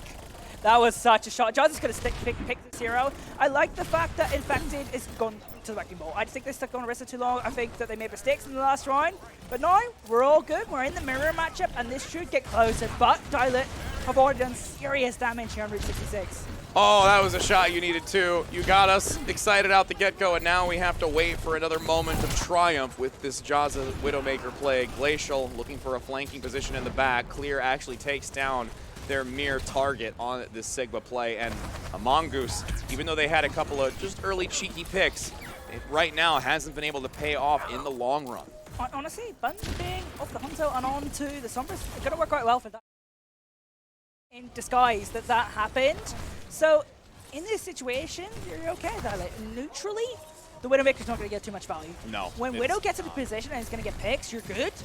But neutrally, I think Dialet's composition is way better than a Mongoose's. Whew, Zura went in for a pulse bomb onto Jaza, barely able to escape it. Now you can see this quick scope action coming in to bring down the Tracer, but all the while when you're focusing Zira and their harassment, Bun is just free to do whatever they want and are just quickly approaching this EMP that can consistently gain value in overall close encounter fights. I like the Widowmaker idea because you're already so far behind in this map. It's high risk, high reward. If you get the kills, you're going to steamroll through the map. If you don't get the kills, you're in a little bit of trouble. And you're already quite far behind in this map. Jazz has had enough of it now. I'm going to go onto the Hanzo. But I think the damage is already done because Bun's at the EMP and the defensive positioning and the time bank that Dialect dwindled down for a Mongoose is so good. This is so good for Dialect, and that's a big kill. Yeah, Infected goes down again. That Discord Orb constantly being placed onto the Wrecking Ball to ensure that they cannot get this free engagement into the back. Bun now hidden with the EMP, waiting to see where they're going to enter in onto this. Most likely going to hold on to it towards the later portion of this to secure the final fight territory. Bun gets harassed, has to translocate out. Nice Zura in stick. the back with a stick, gets Gunther, and this will bring it to a final fight territory. They're now having to flee, tuck tail and run. A Mongoose is absolutely overwhelmed under the bridgeway. They have been broken, and on this map of Route 66, if Dialit can continue, they won't even see the closeness just around that gas station. Jish was not resetting. Jish was just staying there trying to get them manually. I would have reset there. By the time we get into this next fight, we're going to have one battle and one battle only. Bun versus the supports of a Mongoose. This EMP needs to catch both of them because otherwise they've got those support ultimates. Translocating, gonna actually get out. They were sought out and managed to be caught, so they can't use it.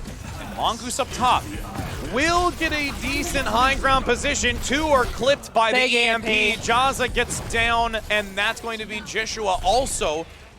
So far basically taken out of the fight here, but while they're rounding the outside, they're allowing the payload to push. 30 seconds to go. A Mongoose at this point doesn't have full force to engage this. The double tap comes in by Clear with the flux to secure that Gunther will no longer be able to aid the allies that are near this cart. Everyone, and just have to swap and make some kind of rush tactic to get here. And when they try to get there, they're going to have to deal with Sarah's post-bomb. Bud seals the last fight. It's going to be a challenge to touch. Can they get past Sarah? Graham now with a decent stun. Flay going to come through. Rally going to be active to make sure they get it early enough. There's a pickup onto Infected. This is done and dusted. The overtime will just vanish in front of a Mongoose's eyes.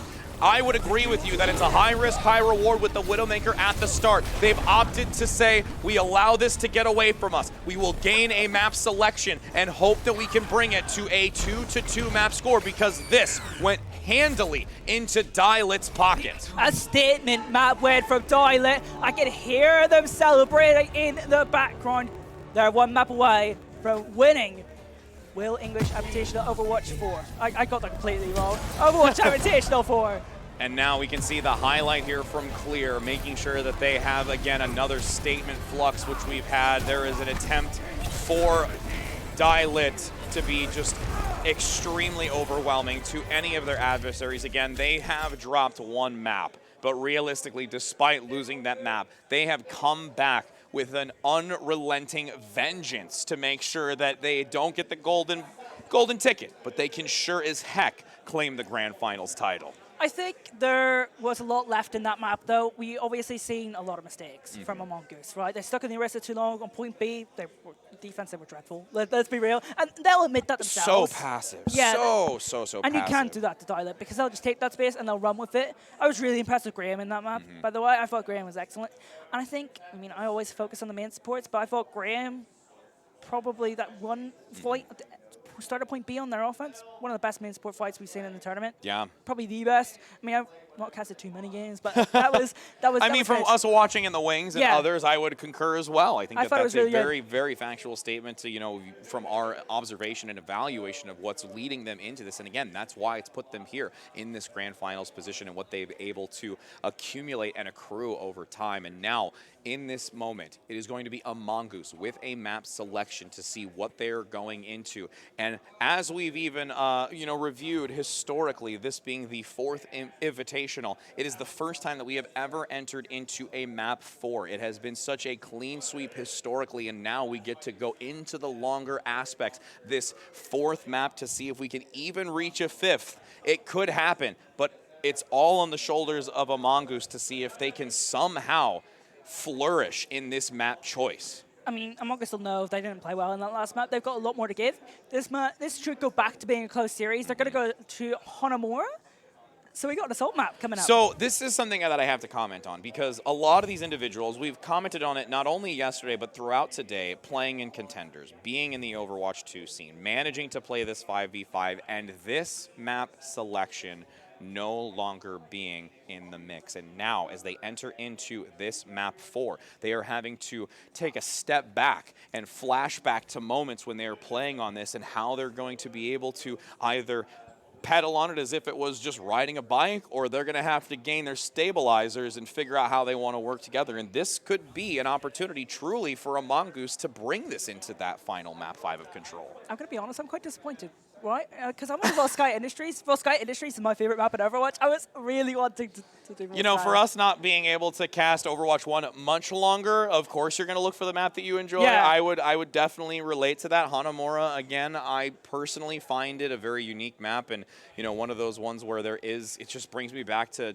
conversing about Doomfists on some cases, or like really, really unique choices. I don't think we're going to see something of that extravagance coming out between the two of them, but again, sticking to the strengths, I would not be surprised if we do see a Mei roll into the mix here potentially, again, trying to see if they can get this tempo control, because once again, Lit always in the driver's seat saying, we want to attack, we want to set the tone. Among Us going for double shield again. This is their map selection, and they've decided to pick this composition. This is bold, because they weren't going to double shield in the last map. They were really poor in their double shield, and this is going to be a very similar matchup. You're going to see Oshanax on the ball versus Infected on the Orisa. Infected, unfortunately, a player I wanted to highlight for this match, have been highlighting all day, didn't have the better of that matchup earlier today. Got to step it up here. Yep, they really do. And now, as we are on these final seconds, the door's about to be open. Will a Mongoose on the defensive side have enough to withstand the onslaught from Lit as they are on match point for these grand finals and title-winning moment? Looking to see the composition here, they're going to have the Somber Tracer and see what they can gain with it. It's going to be difficult for Bun and Zera to get value, though, because of this Torbjorn. This Torbjorn should be zoning Zera and Bun out, but I'm not focused on the DPS right now. For the first time ever, I'm not looking at Lit's DPS. I'm interested in Astranex and what they can do to just annoy Infected. Yeah, if they can continue to annoy Infected and put them into a position of constant discomfort, or keep them in this perplexing understanding of the strategies that are coming out from Lit, it will be absolutely necessary. Jishua's down, Bun gets the takedown, melee to boot, pummeling their opponent as they blitz forward into this. Lit already in the first 45 seconds have managed to dismantle a Mongoose and put themselves in a position of dominance. Okay, so I was incorrect to not highlight the DPS of Lit going into that team fight. Bun, easy hack, easy kill, gets that first final blow and just decides point A, Hanamura. And this could be a snowball here because, I mean, Mongoose, they'll have time to set up, they'll get that turret on the high ground to annoy DPS, but I'm looking at the longer fights here. I'm looking at the supports. Look at the support ult charge. In a longer fight, Lit will be able to sustain a lot better. Yeah, and now as they enter in towards this second phase, we're going to see what.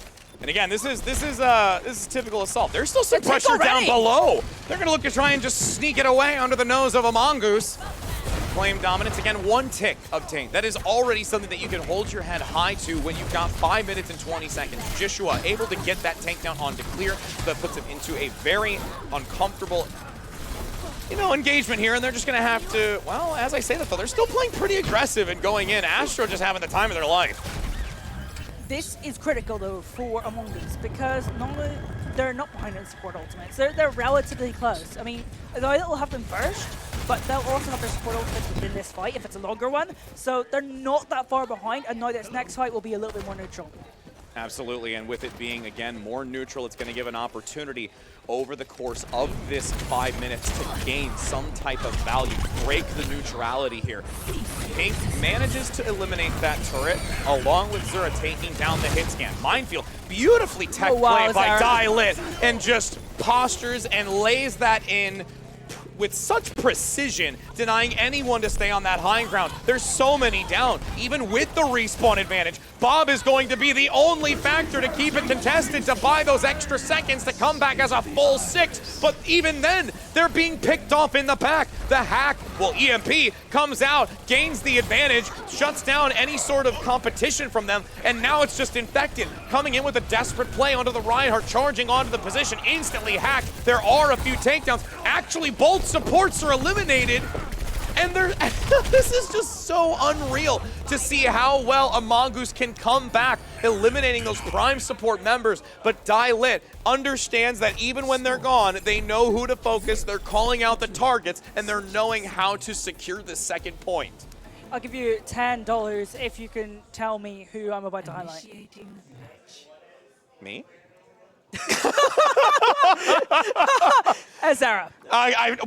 No, I would have never. I tried to throw the dice and was hoping Zara for some got, I think, box 10 cards, so. final blows in that last team fight. Yeah. This guy is on fire right now. Again, I think look, I've already said that, but like he is so good at Overwatch. Be popping off in contenders, popping off now. As I said, I think he's the best player here. Yeah. And proving it.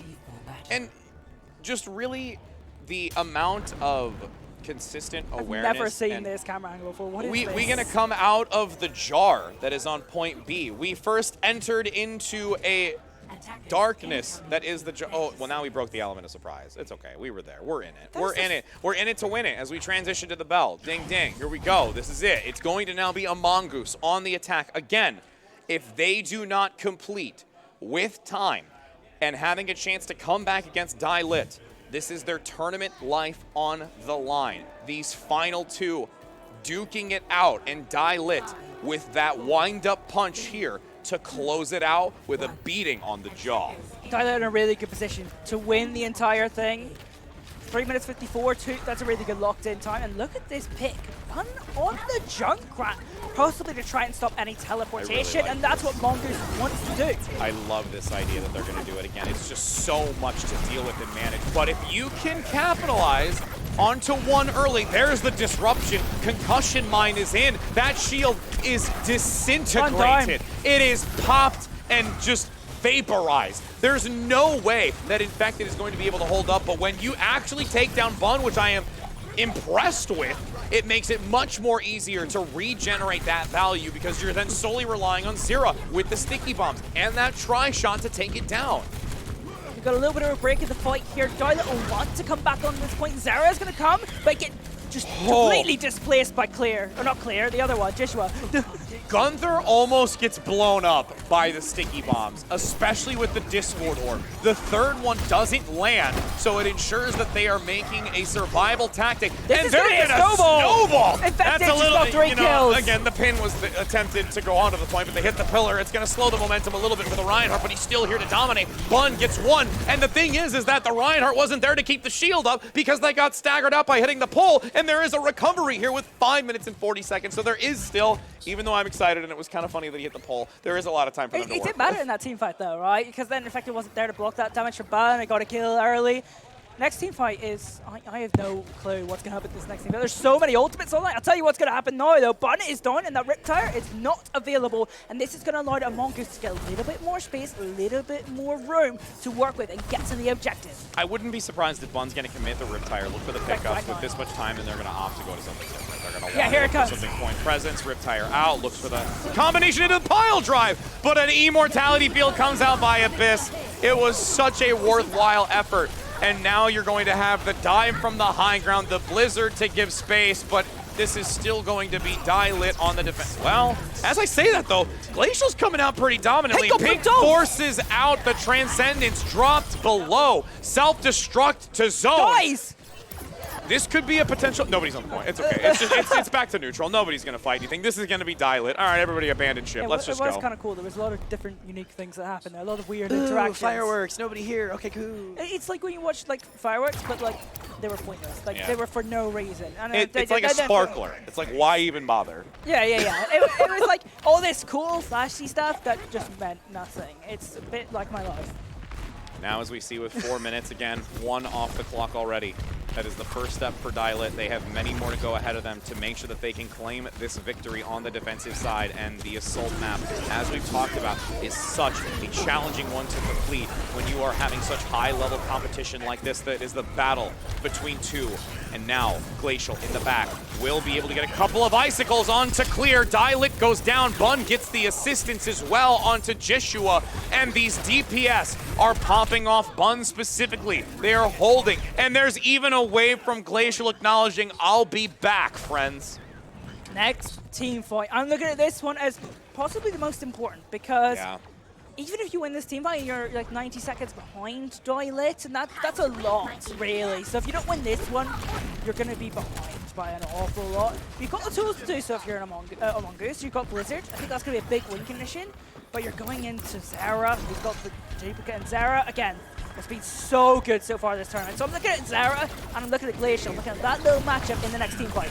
Astro hiding in the corner, waiting to get the pile drive onto the back line, who moves through it. Infected commits the shatter, lands onto Clear, but Clear gets away. The transition down below into the Transcendence is so formidable. But yes, the high noon up top might also cause insult to injury after one is down. Graham is no longer on this position. That will be a full-blown and final opportunity for a Mongoose to clean this up. But again, the respawns in favor of Lit. They chase down up top. The duplicate allows a self-destruct to come from the flank that they're not ready for. A shield comes swiveling out by Infected to make sure that they keep alive after the pin onto Astro. Jazza up top, still uncontested. No one can harass them. The sightlines are there. The hit scan is coming through. They've gotten 1 tick, but unfortunately they couldn't get a second to feel more comfortable with this 2 minutes left.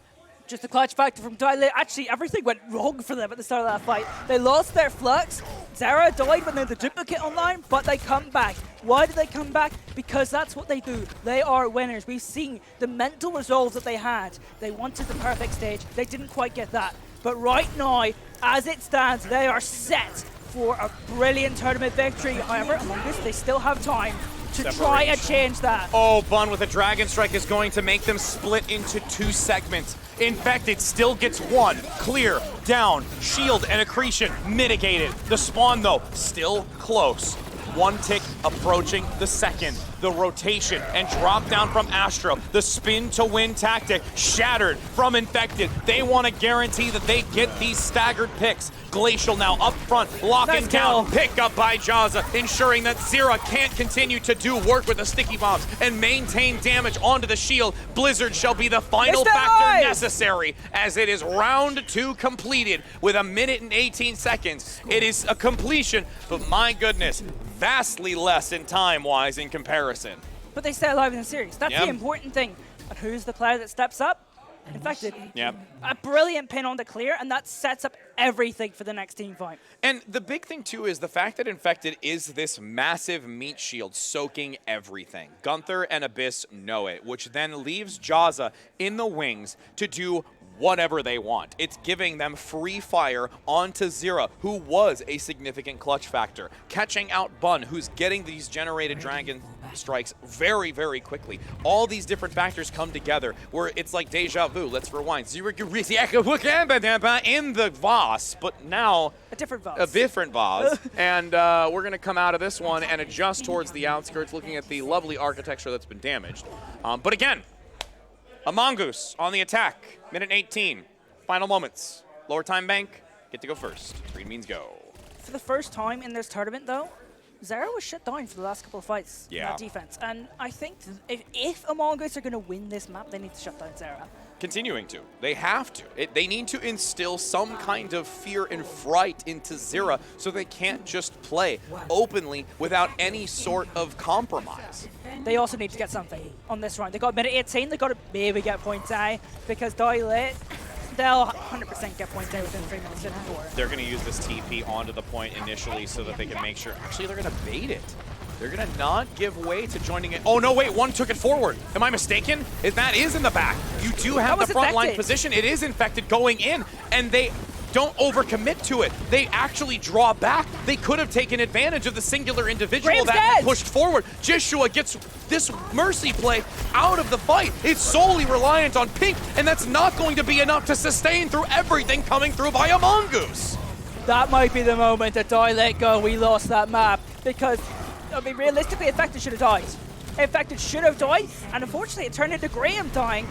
And Among Us will get point A. They will get some ultimate charge. Abyss will have that Matrix for point B. This is very reminiscent of the passive play we saw on Route 66 from a Mongoose, now on Dialit's side. It's the exact same thing. It literally is. It might be grand finals, though. It might be the nerves. They don't want to commit to any major decisions, any aggressive plays, because they're scared to make mistakes. Up, second time around. Is this one going to be much more effective than before? Graham is down. We talked about how the supports are getting picked up early in the previous losers finals, and now we are seeing it resurface for Dialit on a map that is so critical to prevent them from going into a map 5. This was almost a first tick take, just shy of it, and now Dialit on this position are attempting to swing it back. There is still a point completion. The tick is there, and that is fundamentally the foundation that Mongoose is going to be able to bank on, even if they are picked up here with the respawn advantage for Dialit. That tick is everything. That's such a big win condition, because now you don't have to put everything in the basket to win the map on point A. Yep. You now have freedom to work with on point B. That is so big. With that kind of time bank, 100%. This is winnable. We could be going to a map 5 here. Still a tall task, but I'm rooting, at least for a Mongoose. I never thought I would be having somewhat of a compassion for a physical Mongoose. Just to say that out loud. Somebody's going to clip I hate to tell you, Rich, it's an Among Us joke. It's a Mongoose joke? We just made it? Among Us. Among Us. But they have a picture of a Mongoose. Yeah, they're trying to trick you. Don't try and trick me. That's the whole point of Among Us. You're playing into the theory. That's what they're doing. That's what the team wants to do, and they're tricking Dialit into a full sense of security, and that's why they did well there. We are going to let bygones be bygones, agree to disagree, and we're going to enter into this with my belief of a Mongoose and yours as Among Us, as we've got 3 minutes and 54 seconds. Dialit on the attack are just moments away from being able to raise their hands proudly for this title. The Overwatch Invitational 4 is coming to a close, and it is now that Mongoose has to truly put everything they've got into this to make sure it does not escape their grasp. 3 minutes 54 to get point A and a little more than a tick of point B. Among Us have a win condition, Dialit have a win condition. It's just about who plays the better Overwatch and wins it all. Infected at 25% with a Fire Strike. That was kind of sick. That's pretty disgusting to get that kind of gain, and every inch counts here, and that right there is a significant few. And now in the back, Astro rotates to harass, drawing attention away. There is instant responsiveness by Joshua, but drawing that attention away makes Infected more vulnerable. This ebb and flow back onto the point is the strategy for Dialit to just put them into an uncomfortable position, but Infected acknowledges at this point, I don't need to worry about it. I'm gonna pick up my britches and I'm gonna stomp your face in. It's another important kill from Infected. How many of those have we seen today? A brilliant kill. Zera running low and dies. That's a lot of time off the clock. Look at Dialit. They're all over the place. They're attempting to surround a Mongoose on this defensive side. They're not as coordinated. They're playing this like chip away and pick tactic, and it's not working. Astronics looking to get the power drive. I think Astronics is going to look to try power drive top left, and then the rest of the players are going to try and walk in and get something off of that. I'm looking for where Astronics is right now. Let's see what he tries to do on this wrecking ball. This rollout, this engagement is going to be so important, but they're waiting so long to get it done. I'm putting so much props on the support line. Gunther and Abyss has kept that wall is so Infected critical. alive. The wall coming together. Everyone from a Mongoose setting up and definitely putting in the work to claim dominance on this defensive side. They have already taken off almost 2 minutes to the timer. And they just don't have to hold point A as well. They have a win condition on point B. They have room to don't work with. overextend! No! No, they press out into the open. Infected gets overzealous, and they are punished for it. Can they manage to sustain? Gunther is low, goes down. Zera gets it, and now they have to abandon this. They cannot stay here. They need to jump off and reset to come back as a full. And at this point, maybe dwindle some of the time. I get it, but they have to now solely look at point B and that singular tick that is just in the sightlines of Die Lit to claim this title. They did all the hard work, Rich, and they just made a critical mistake at the critical moment. This could be snowballed. 6 ultimates for Die Lit in this next fight. This is where heroes are made. Who's gonna stand out for a Mongoose, or are Die Lit going to clutch the title? Heroes can be made on both sides here. Full pack of ultimates for Die Lit. They have the tools to win it all. Minefield on the point, opting to hold it back into the corner. They've divided the tanks. The Dragon Strike comes through. Pulse Bomb is mitigated by Abyss with the Immortality Field. Clear gets the pickup. Jazza goes down. Clear comes out big. Die Lit with the leading man. Clear on the Sigma comes out. That is a celebratory. Whoa! As I said that though! Infected comes back in with a charge for the ages. Can they rotate back? The respawn advantage is here. Glacial is trying to slow the tempo. Gets picked up. Jazza now with the Deadeye, finding the skulls, but can't quite get it. And you've got Pink now giving nothing but love and joy with their transcendent ways, overwhelming this defensive position. It is a sound barrier now. Gunther giving protection. It's a swap onto the Doomfist. Glacial gets killed. Needs to give some dominance to buy even more time, but the numbers continue to just fry. Everyone putting in effort. You have a Mongoose unable to come back. They had a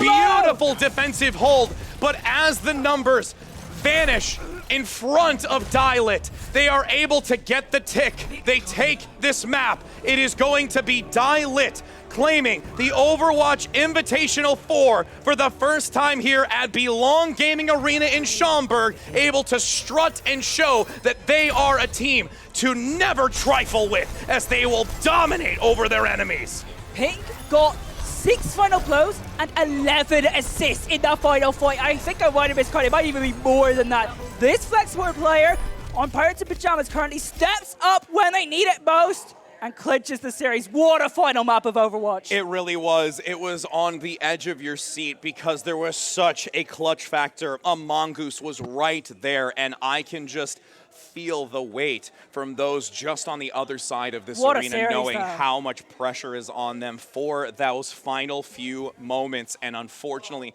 can't clutch it out in the end. Again, they brought it to the first ever Map 4 here for the Invitational. What a game. And it is a spectacular display, and in this Midwest region, to see them come together and compete at this location for this Invitational, I cannot wait to continue. I say it every time. We got to being do a part of more. it. We just have to continue growing time and time again, and with the level of performance that we have in a community that is so well tight-knit, the future is endless. I mean, this event has been something special. It really hasn't has. it? And that finals was something special as well. You saw how hard those players were fighting. Yeah. I mean, Infected, I thought he had turned it around with that pin, and then Pink, out of nowhere. Pink was quite quiet in that series and just absolutely tears it up in the critical moment. I mean, Pink may have been quiet the entire series, but just for that play, it might be my MVP. It's the shark that's looking for blood. Yeah. They just sit idly waiting for the moment to strike, and it was that moment. And again, highlighting so many individuals over the course of this weekend, we finally get to the cream of the crop, the #1 spot of these 13 teams, and they need to celebrate in this moment and know that they are the grand finals winner here. Major, major commendability to the work that they've done leading up to this weekend and over the course of this weekend. It's been super awesome. I actually want to give a couple of highlights before we go to interview, and then we go to talk to Will, the owner, on, the guy that makes it all happen. I I've really enjoyed hanging out with everyone. Like, Oh, absolutely. I got some highlights. So, like Shikigami, they showed up. They were doing rotations at Hollywood earlier. I was just watching them like just run around. They were so well prepared. I really enjoyed watching that. Mercury had like a little notepad to their couch. I thought it was super cool how well prepared they were, how serious they were. It was really cool. That grand finals, that was worth the flight to Chicago alone. 100%. And the biggest thing that I take away just from what you're acknowledging is the community in and of itself. All of these individuals coming awesome. together and being able to share this moment, and many more ahead of us. But with that said, we are going to be able to get an interview in just a moment, so don't go anywhere. We still have some time with you, and we'll be back just after this break. As we're actually going to, maybe we might just transition to it. It's going to be still us. We're going to have a little song and dance for them, as we're going to now be able to cut to break. Because that's why we're still we're here. going to break. Now we're going to break. Yeah, we're going to have that. That's going to happen.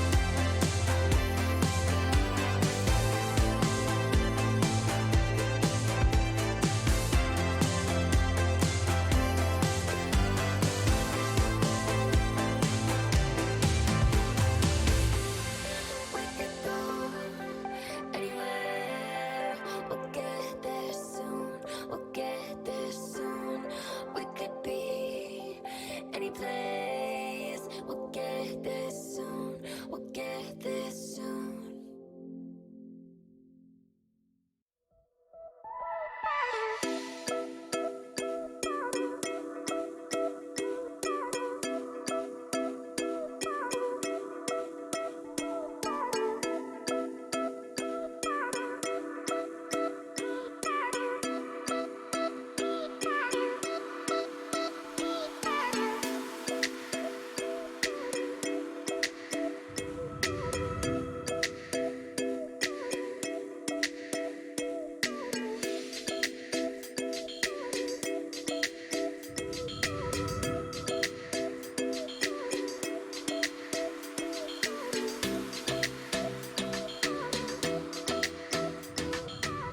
Hello and welcome back, everybody, as we are here to be able to celebrate the winners of this Overwatch Invitational 4 at the Belong Gaming Arena. It is absolutely amazing to have this team here, again, claiming victory for this Grand Finals match. Again, 13 teams all the way down to the final match. And it was a brilliant one from all of you. We are lucky enough here to be speaking with a part of the team and also the coaching staff. We do have Jay Venom all the way on the far outside there. We have Clear in the middle. Then we have Zira as well. So all three of them here just going to be able to have a few words with us after this Grand Finals win.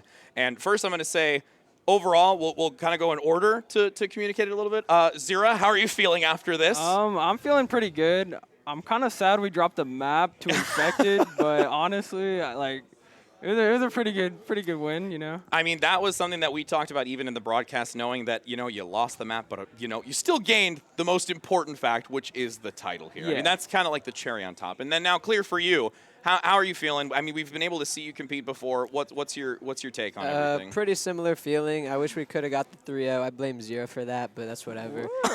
And then, yeah, just pretty happy. My last ever Overwatch 1 tourney. Hope I never have to play this game again. But, yeah, glad we ended on a good note. Okay, ending it on a good note indeed. And then I know we don't really have the headset as much, but I think if we just kind of have you lean in, we'll get comfortable with each other. But Jay Venom, looking, you know, as the individual, watching over their shoulder, seeing what they've been able to do and what they've been able to accomplish, how are you feeling in this moment? I mean, I'm extremely proud of them. I've been working with them for so long, and to see them actually get that victory, it's just, it's something we've worked hard for, and I'm glad we were able to make this happen. Well deserved, and especially in this type of space and environment, being able to just have this become more of a regular thing, and overall just exciting to have you here and participate and compete from what we've even seen outside of the Overwatch realm and Overwatch 2 for contenders and things like that. But so, okay, now going through the process, because I know we don't have too much time, we want to, you know, get to each of you since there is 3 of you. Is there any major shout-outs that you have specifically, and like what you're looking forward to, you know, moving into Overwatch 2 and the future, not only with Belong Gaming and other events and things ahead of you? What's your take on your future? I'd probably have to say shout out to Lep and Icy for taking a chance on me. I'm on their Overwatch 2 team, Pirates and Pajamas. Yep. We kind of maybe did not so good in the contenders, but I mean, we definitely will work hard to bring better results, and I know we can do it because I don't know. I think we're just a good team. And looking forward to seeing you continue to perform and to grow and flourish among those members. I mean, I definitely think I've already grown a lot as a player playing with that team, but I guess I look forward to even more improvement. And then now for you, Clear, like, you know, development, moving forward, shout-outs to those individuals. Yeah, definitely shout out to my parents. My mom actually made a Twitch account to watch this game. Nice! Go, Mom! If you saw Boise Mom in the chat, that was my mom, so be nice to her. And then my brother was watching. He texted me after we won, which is pretty cool. And I already said it last time, but shout out Doc, wearing the Boise repping, you know, bleed blue, baby. There you go. There you go. We're going to have to send him that clip just to make sure that he knows that you shout him out right there, Doc, just being a part of the community. And then now, Jay Venom, I know with you overseeing these individuals and bringing them into a position like this, what is just so I want to change the question a little bit. What is the most important factor of this type of opportunity to you as a coach, but also to oversee these individuals playing at such a competitive level? Like, what does this mean to you? I mean, this, in my opinion, is what the scene really, really lacks. Like, just the ability to actually connect with, like, you know, people you talk with every single day, scrim with, practice. you have the same goals. Actually being able to see them, actually seeing the, person behind the voice, it's, I couldn't ask for a better opportunity. These guys mean the world to me, honestly, and I'm glad I got this land. So, I mean, we can see the emotion, and that's we got to give applause to that because you are so influential to so many of these individuals, and having you be a part of this is just as rewarding to them as it is for you. And it's this consistent ecosystem and this circle that just goes round and round. So, with that being said, and, having you to kind of send it off, we do truly appreciate your time, what you've done here, looking forward to everything in the future. And for all of those that have been a part of it, it truly has been a magnificent weekend and cannot wait to see what else is ahead of us for the rest of this year and years to come. So for those that have been tuning in, we will be able to take a short break once more since we do have a few more things that we just want to make sure that we inform you about coming up in the future. As I mentioned, there is always more fun to be had. So don't go anywhere because we'll be back in just a moment.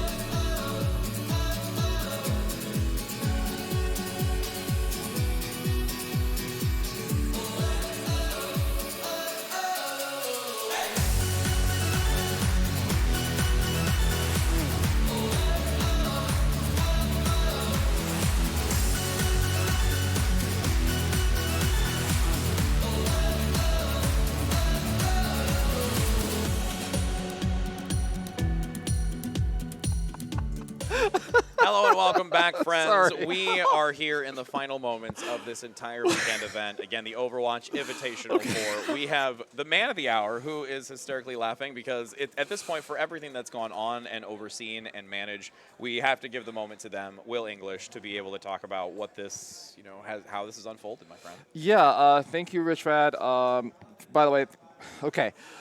So I have to explain a couple of things. Number one, I was laughing because like I'm so not used to hearing Captain Jack do production or whatever. This is kind of his first time on the rig, and so I had to kind of teach him in 5 minutes how to be the producer. So he's counting me in, and I'm like, "Why are you counting me?" Oh, that's right. And so I had to mentally my mind shifted. I was like, "Why are you? Oh, that's right, because you're doing the thing." But thank you, Rich Rad, for coming out. Always a pleasure. You've been here since the beginning. Like what a tournament, right? Like we started with humble beginnings, and then you're on the contenders, and this guy's from the UK, and so something along those lines. And so something along those lines. So this is the part of the program where I break down into a crying mess, and I've been holding back tears ever since Friday, actually, and so. This is it. You're gonna get right here, people. I have a list of people to thank, and also, I'm sorry, Ocean. How was your weekend? Let's start there. It was magical. Thank you so much for bringing me here. Let's talk into the microphone, please. I apologize. It was magical. There we go. I was like, I've met so many people today and yesterday, on Friday as well. Thank you so much for flying me out here. It was a magical experience. I mean, you made all of these gamers' days, right? Every single person here, absolutely loves you to bits because you made this magical event happen. The event staff are excellent as well, and you just helped a lot of kids achieve their dreams. Listen, all I know is that I hired you for the first time in the EU. And you didn't have to do any of that. Like, I will never forget. You came in, you busted, I think, 24+ hours over the 2 days. You didn't have to do that. And all you wanted to do was cast Overwatch. That's all you wanted to do. And I'm like, yo, I wouldn't have done that. I wouldn't not for me, not for some kid, all the way across the pond. But you did that. And so I've told you from that day I was gonna bring you over here. I made that promise. I'm already there. Okay. That's what I'm saying. I made that promise, and I felt through it. So you're welcome. Thank you very much. You've always supported us, and hopefully so forth. So to tie in this a little bit, I know some folks are asking about the EU version of this. We've made an announcement for it here, but we have 0 signups so far. So please hire this man. Let's get this guy on the EU side of things in a couple weeks. But okay, I'm losing. Okay, I'm losing. Okay, hold on. Okay, I've also done something where I've written this down so I don't lose this. Here we go. So first of all, this would not have been possible at all without Belong Gaming Arena. And as you can see, all the product placements and all the names and everything else. This has been an amazing venue for us. It kind of started with a tweet. Apparently, I caused some ruckus in the staff. Justin was my initial contact. He's also part of Kaiju Corp. And so shout out to him bringing us to this. Mary, Max, and...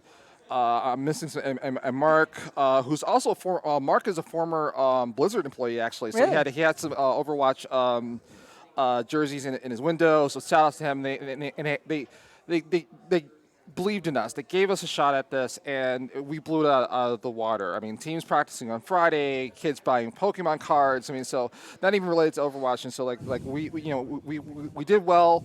Hopefully it's more to come, and hopefully we can hire you both, you gentlemen, again. I'm sure this is going to be a thing. On production, MI Blizzard, also local, worked in IV2s, contenders now. And we actually set up not only a hybrid castle, we had waffles earlier today. That was hybrid in, so she was virtual into the thing. And we set it all up between the two of us, and did a multi-observer today, so I saw some of that. So again, the contenders level stuff. Genius, nice guy. Came all the way from Michigan. His parents, I never got a chance. His parents are so nice. Yeah. I didn't get a chance to meet them, but thank you.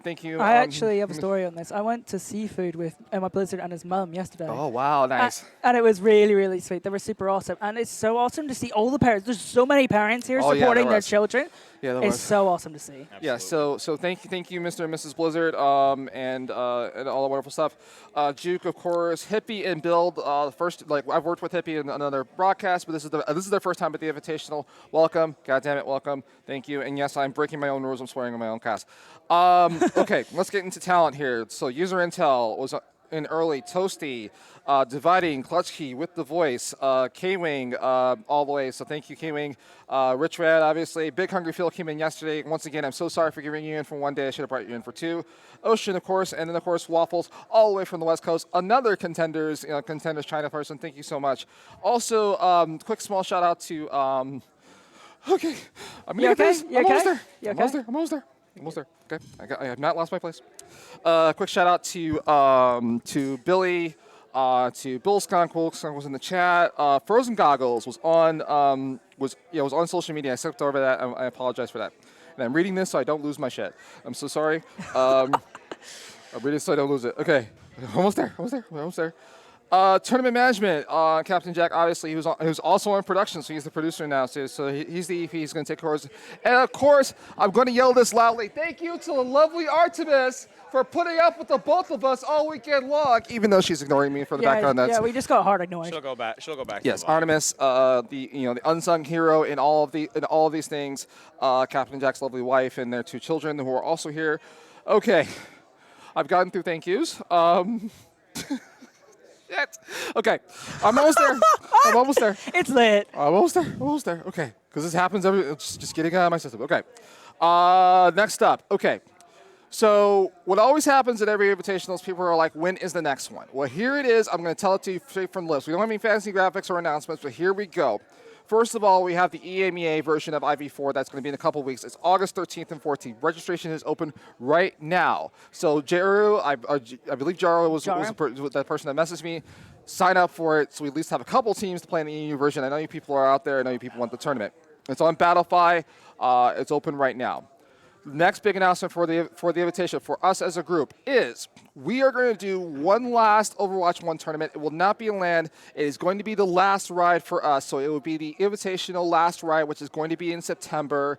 We're planning it just kind of like we're hoping to dodge the beta. We're trying to pick another time where it's going to be broadcast safe because the Overwatch League will be in the break between those times. But that is going to be the final Overwatch 1 tournament we will ever run ever because in October, ladies and gentlemen, I'm announcing this for the first time right here, right now, and I've kind of told people in the room, we are going to do the Will English Invitational 5 right here at Belong Gaming Arena in October. It has already been booked. Dates and everything is come out for it. Yes, in October. Yes. And by the excitement. Yeah. So, by the way, my birthday is October 5th, and the beta comes out on the 4th, and so happy birthday for October 5th. Yeah, right. so so it's kind of like a birthday present to myself. I don't care. I'm going to go for it. Last but certainly not least, thank you to everyone, every single team, no matter what place you came to. We've never imagined anyone, like me, I'm just a kid on Twitter, saying, hey, I'm going to run a tournament, and I had 13 teams and 6 players apiece, coaching staff. I'm sorry. Spectators. Yeah, spectators. Aeroplane, AFK Noob all the way from Montreal, Canada. We had, J Venom, and Aqua, dude. Seriously, like, what? Who are you? What is your where did you come from? Thank you to everyone. This, I've said this every single time, and I'll say it every single year.